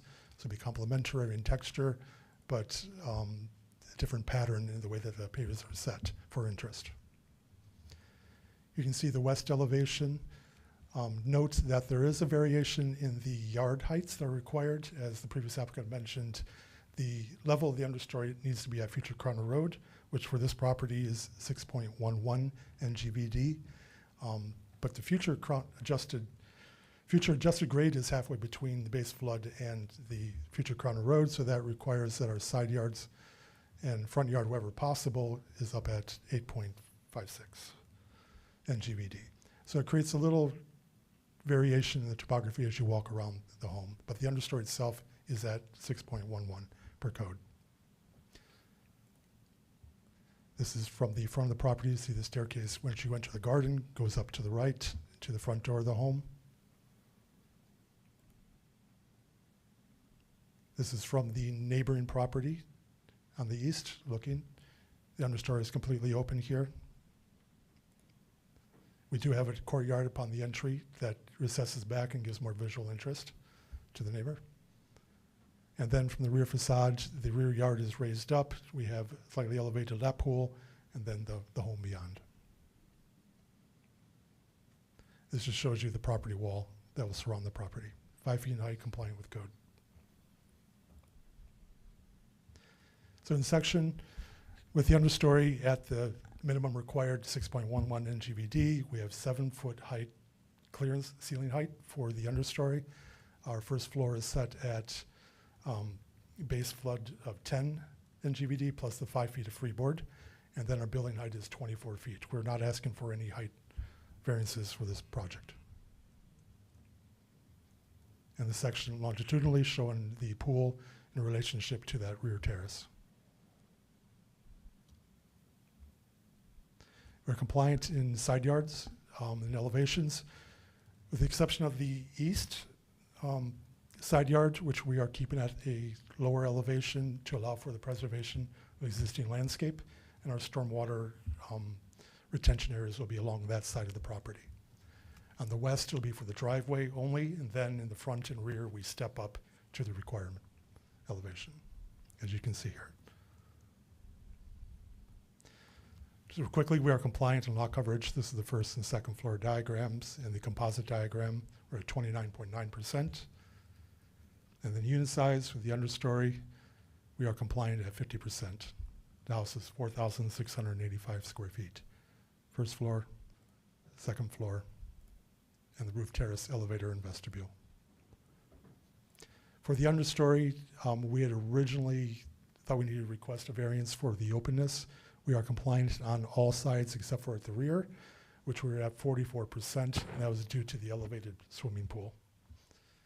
But staff removed that request because it's all encompassed within the review of the understory by the board. So the open space, we are compliant in the front and rear yards. In the side yard, we're at 61%.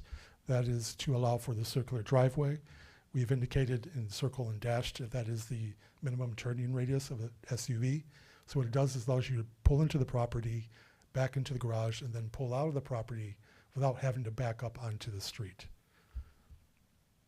So that is our variance request for this project. That completes our presentation. Thank you very much. Are there any other members of the public wishing to speak? Anyone? I see nobody here. Anybody in the online? Nobody online. Okay, I'm now closing the public portion and opening it up to the board for discussion.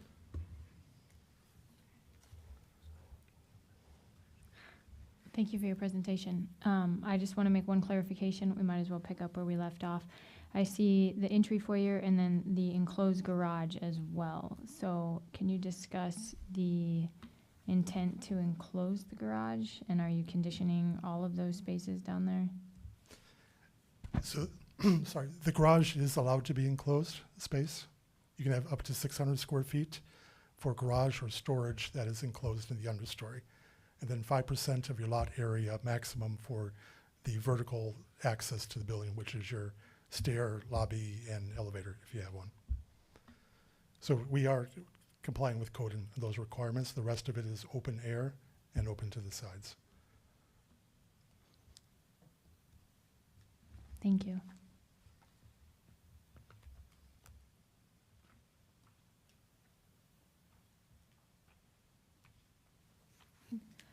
Thank you for your presentation. I mean, I don't see an issue with this. I think particularly because where the drive is located adjacent to the park or the open green space, I'm glad to see it on that side and, you know, not in any other line of the house. So I think that helps with where the variance is being requested.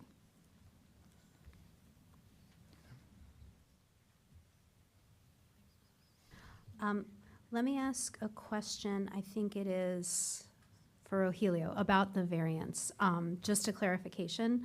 So what you're saying is that you support the variance because if you add up, although it's less on one side because they're setting it back on the other, in total, it makes more square footage of landscaping. They're just orienting the home a little bit differently than what the code described. Okay. That's correct. And aren't the pavers that they're using, those are pervious pavers? Or are they not?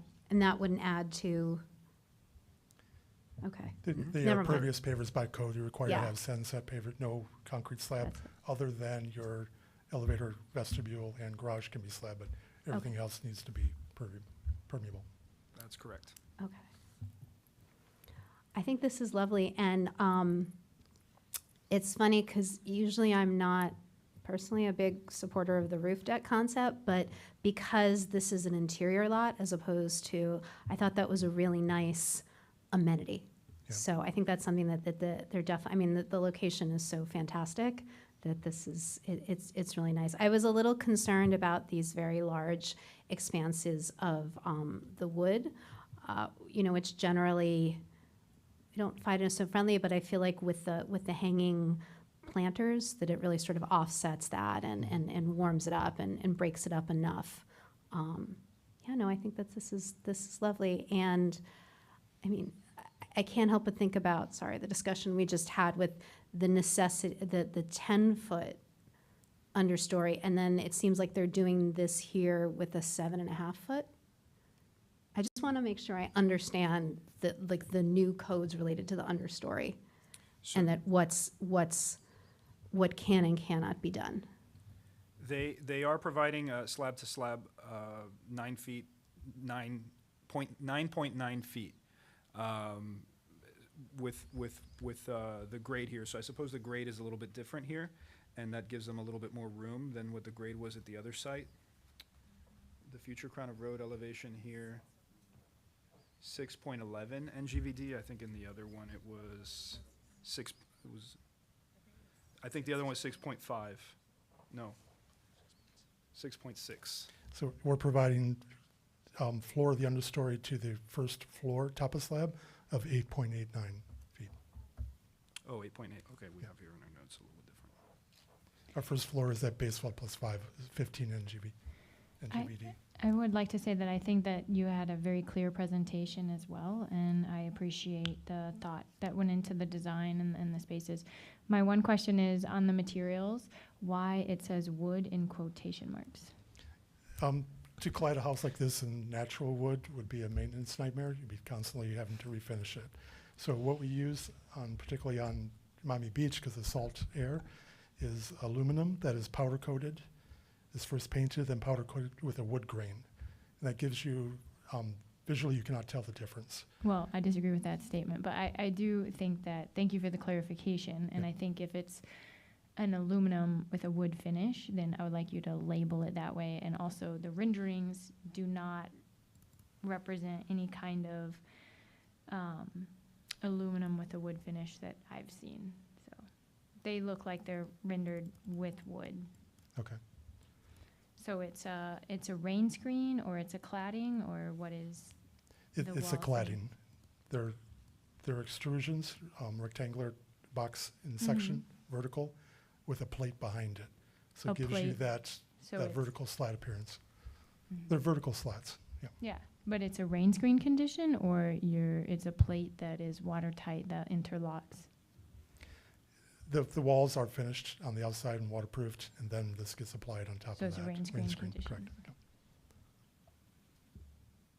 We've done this on quite a few homes in Miami Beach, and it does have a beautiful appearance to it, and it stands the test of time. So you don't get the fading like you would with Ipe due to the sunlight. Okay, well, I appreciate natural materials and the aging over time, so I'm just continuing to correspond with you. But I think that it's just not, it's misleading to label it as wood when it's definitely not wood. Yep. And I know it's been done a bunch, that doesn't make it one way or the other.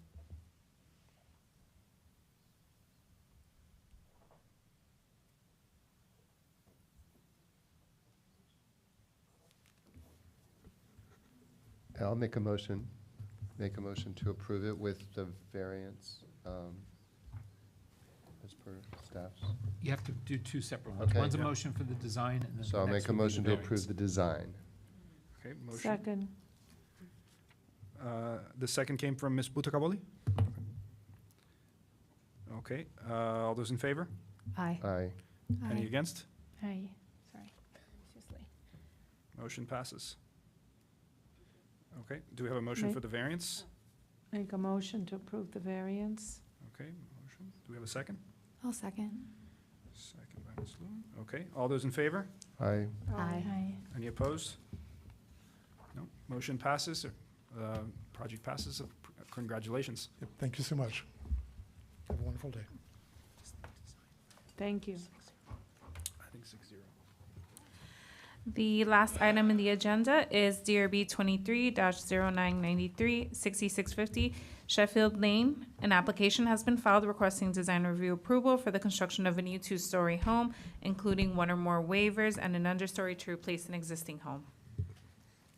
Okay, so this is a home that's a proposed home located on Lagorce Island. It's in the RS3 zoning district. It has a lot size of 13,125 square feet, lot coverage of 29.7%, and a unit size of 5,551 square feet, or 42.3% of the lot size. So those are all within the requirements of the code.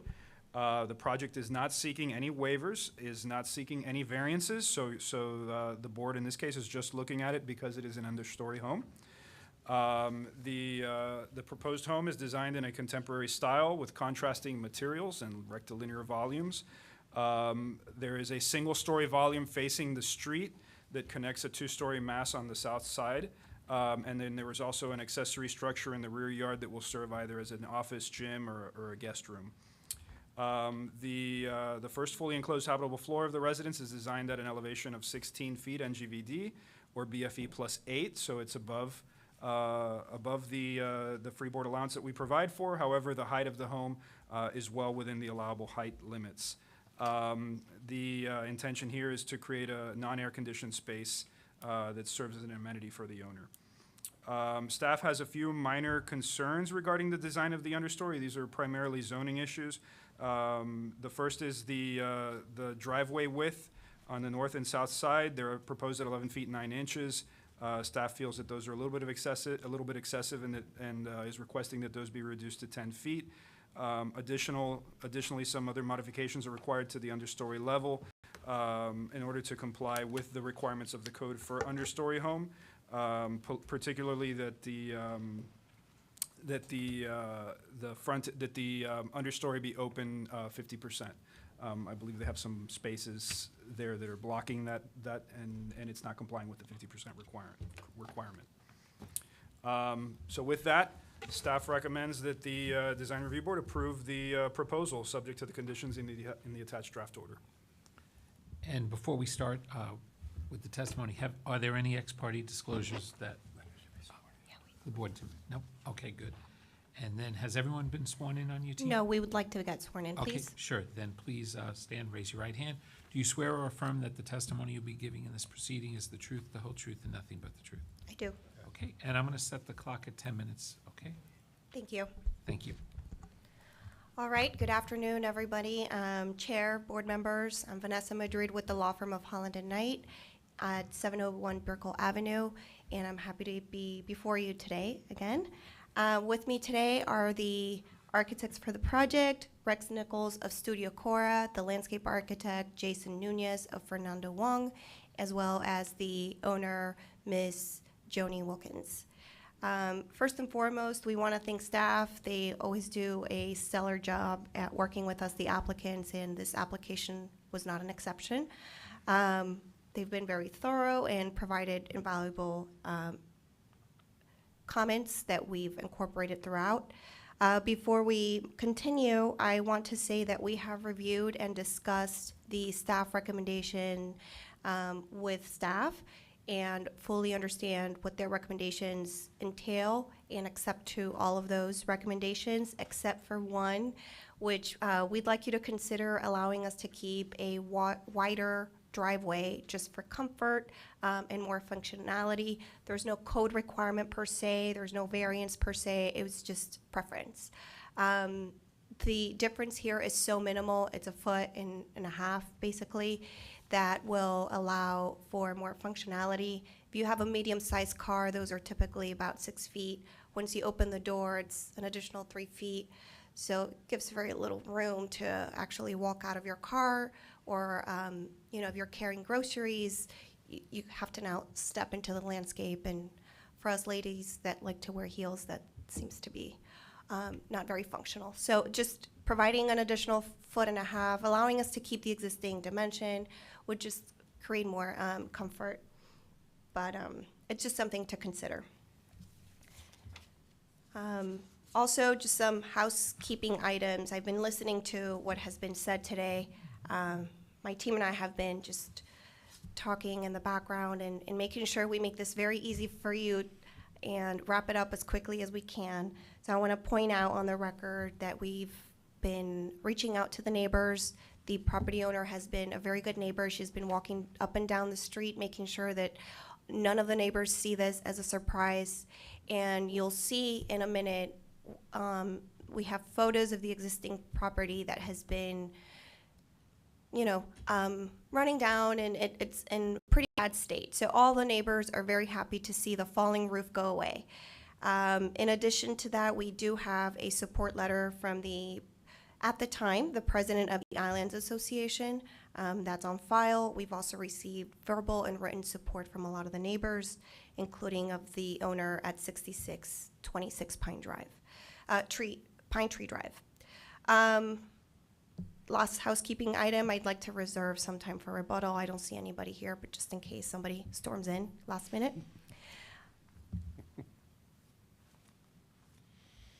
So the property is located at 6650 Sheffield Lane. As Rogelio mentioned, it is in an RS land use designated category district.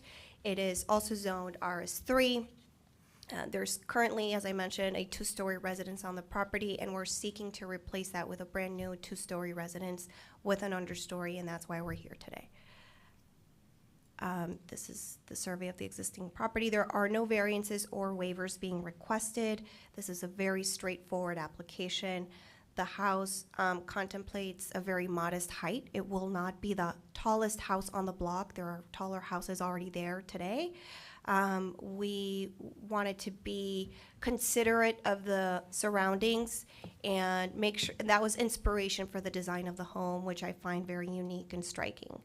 So with that, I'm going to pass it along to the architect. But before we do, let me show you some images of the existing home. Clearly, it's not in the best shape. You'll see the interior is falling apart.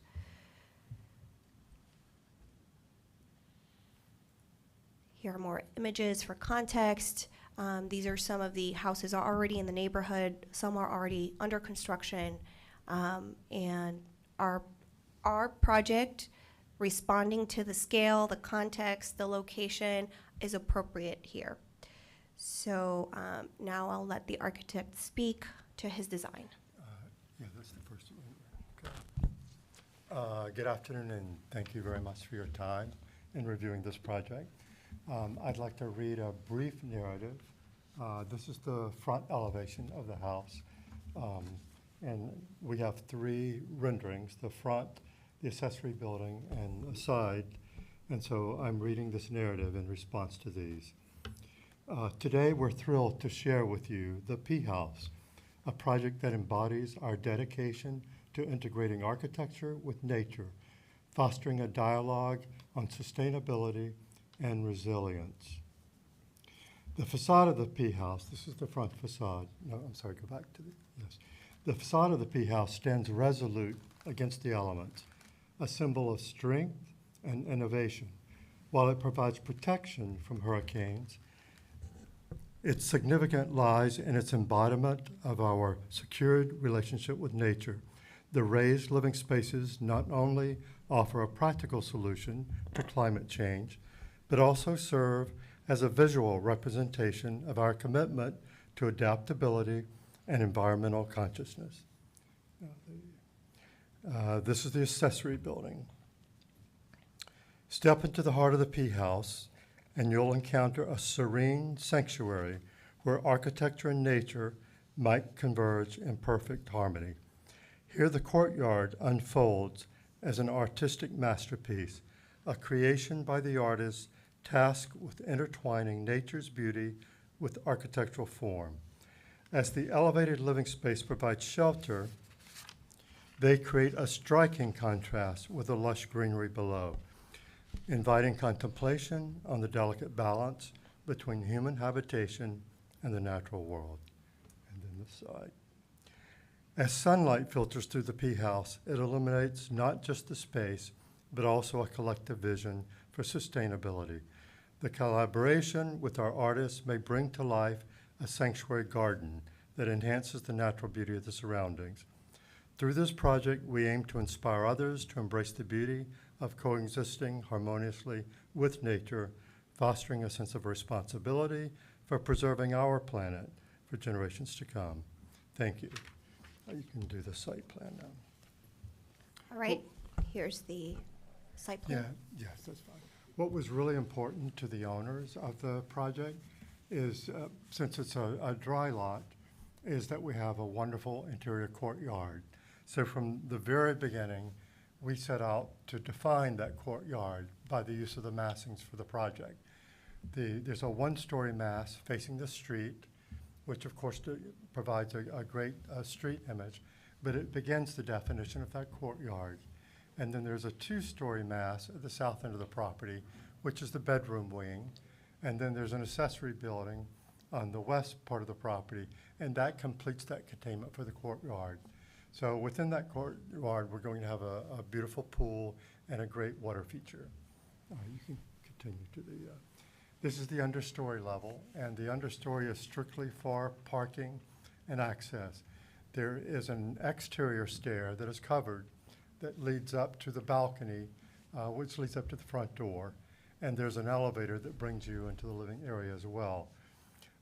This is the area at the bottom of the sheet there, which is the south side, where the staff had determined that we were not quite 50% of the open area, and we're willing to slide that foundation of the two-story mass over and create that 50%. And then the accessory building completes that containment. You can proceed. This is the floor plan. It is completely open, as you can see, all the way across the back of the property and the side. So the kitchen, the dining room, the living room, the stairwell, the master bedroom, even the master bath are complete glass with no solid elements except minimum structure. And this is the second floor, and it overlooks the courtyard as well, and it's all glass. Has a wraparound balcony, which overlooks the courtyard. Continue on. The roof plan, which has a garden on the second floor roof. It's not the upper roof, but it's on actually a balcony for the second floor. You can continue on. These are just shaded areas to show that we meet the lot coverage requirements, and we also meet the minimum size requirements, so you can keep going. Let's go back to the first rendering, the front rendering. Okay. On the, we have the materials noted on the front of the rendering. Part of our concept, is to rise above nature, to meet the climatic challenges, but also to give a very light floating feeling to the structure. The fascia is actually very thin, and it's an aluminum channel that will be pre-finished in a shop and brought in, so it would be perfectly horizontal, and it provides a frame for this entrance. The materials that are beveled, which you see, are treated wood. It means it's a wood product that has been treated so that it can weather. And they're very, very narrow vertical strips of wood that create this beveled entryway to the house. And the roof, which also, the ceiling, which bevels back, are large wood panels. And then the support for this flying structure, which is the understory support, is exposed concrete with board form, but not a rough board form, a very delicate board form to give it texture and interest. And then the stair is like a piece of sculpture in front of the house. It's a major feature, which at night would be beautifully lit. The amount of glass that we're showing on the front, we're hoping to do in frameless glass, so that all you see is glass and no metal. You can continue on. The accessory structure, we intended to be like a piece of sculpture. When you walk into the house, that's the first thing you're going to see. Look across the pool and see this incredibly light, floating structure, which is all exposed concrete, and to make it extremely transparent. So when you're looking at the house, the accessory building, you're actually looking through it at the landscape. And then we have a vertical screen, sliding screen, that will have plants behind it as well. And then, so you've got the sliding screen, which is wood, and then the concrete material. And then the last slide, again, we're repeating the aluminum fascia. The second floor has a exposed concrete fascia.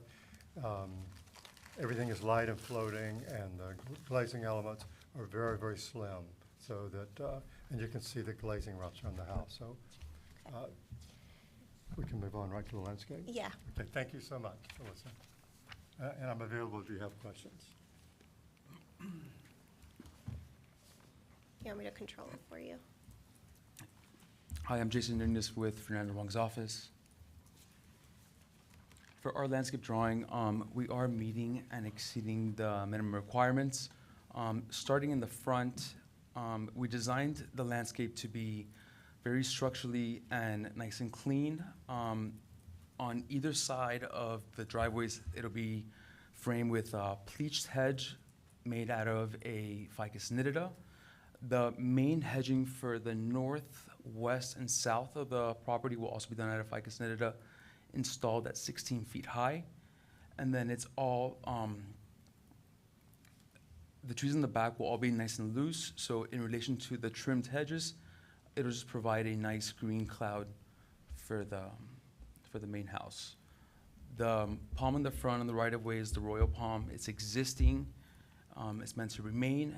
And Fernando has designed a live oak off to the right, slightly off of the main entrance, just to provide softness and a lighting interest at night. This is the render plan showing the landscape. It's all intended to be nice and green. It will have some flowers, but the flowers will be in the rear. This is an elevation of the front. Oh, that was quick. Yeah, it's just a quick elevation showing the pleached hedges on either side of the drive with the Ficus nitida hedges on the north and also on the lower part of the east facade. This kind of shows a cross-section to the back. This is a cross-section looking south from the north property line. These are the open space diagrams, and these are just some quick 3D renderings that were done solely for the landscape, for the feel. These are the exact heights of the plant material that will be installed. This is the north entrance. This is for the pool area. This is looking south, looking north, looking east, looking west. This is going to be a meditation garden, and this would be on the western side. Back to the front. And it's just an overview looking south, yeah. These are some of the materials that we're proposing to use. The limestone will be used on anything that's pedestrian use. The PT1 will be a shellac, which will be the paving material for the driveways and also for the understory. We're proposing E-pave for the rear deck. Corten steel would be to create the grass tearing effect that we have along the front, and then the pool would be a midnight blue. This is irrigation drawings, as well as lighting drawings as well. All right. So with that, I'm just going to conclude by saying that I hope that you agree with me. This house seems to be the perfect balance between privacy and simplicity, yet elegance and openness. I don't know how all those things can coexist, but they do. And we're looking forward to your approval today. Thank you. Thank you very much. Are there any other members now wishing to speak? Anybody online? We have no hands are raised online. Okay, great. I'm closing the public portion, opening it up to the board for discussion. Want to begin, Scott? Want to start? I mean, I think it's a beautiful house, and I think it's a beautiful house. I just want to say, I think I really appreciate the presentation, the architectural presentation, speaking about architecture, thinking about place, materials, experience. I wish you would present everybody's project. So. As long as you're not lying to me about the wood. I warned him. Yeah, I'll echo. It was a beautiful presentation, beautiful house. The only thing, and I mean, I love the backyard, more to the landscaping, speaking more to that. I love the soft grasses against the hard lines of the house. I almost just wish we could see that in the front yard too. I don't know if it's just the renderings, but if those are tall ficuses that have been cut into like a box hedge, it would be nice to kind of see the soft grasses beneath to kind of make the house look like it's floating from the street as well. But that's just more of a personal thing, so, but beautiful. Thank you. I agree. I think that's a good point. In fact, when I guess I didn't see the presentation until today, but I looked at the other materials over the weekend, and I think it was the floatingness, oh, that's a word, of the house that was really very, very appealing. But overall, I mean, first of all, I feel like we're all so calm after listening to you, and also there's such a difference too, I think, between a house, you know, that's a personal project as opposed to maybe a spec home. There's something so beautiful about this. I really love the design. Even the landscaping seems very fresh to me. You know, I'm a Florida girl at heart, and I like that, you know, lush tropical look. But this works so well with this design. So, you know, yeah, thank you all. Very, you know, well thought out, really beautiful, elegant, simple, but like a wow.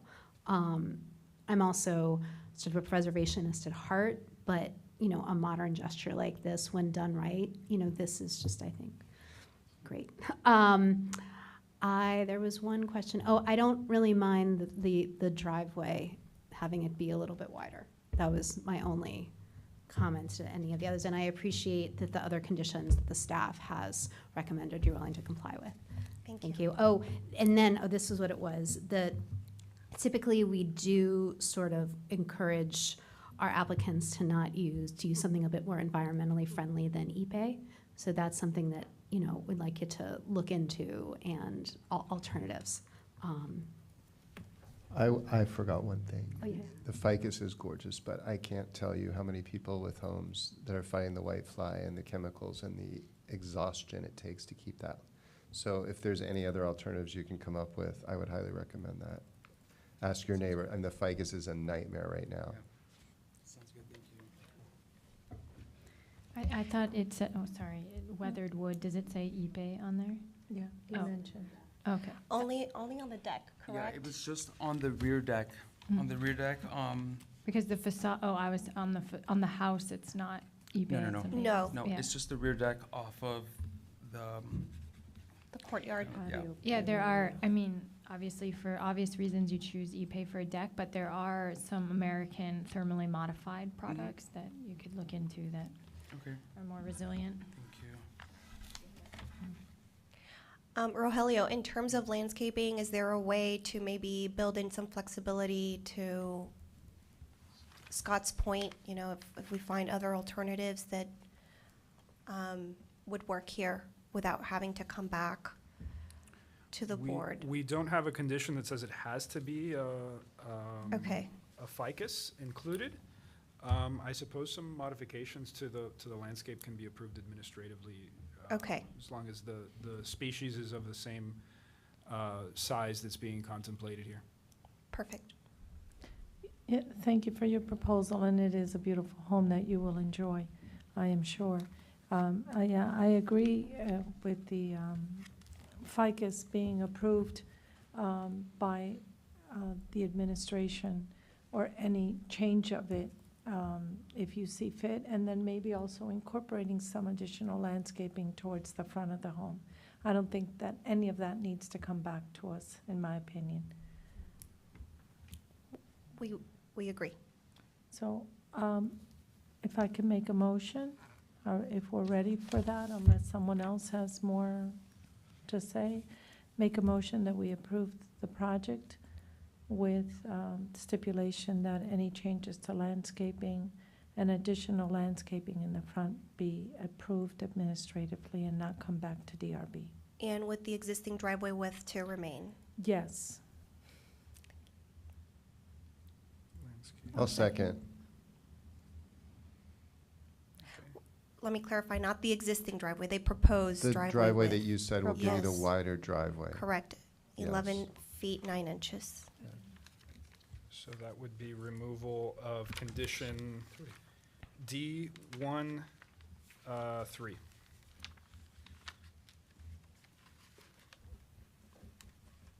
Okay, we have a motion by Ms. Budakawoli, we have a second by Mr. Diffenderfer, and all those in favor? Aye. Aye. Any Aye. opposed? Okay, motion passes, congratulations. Thank you all. Thank you so Thank much. you.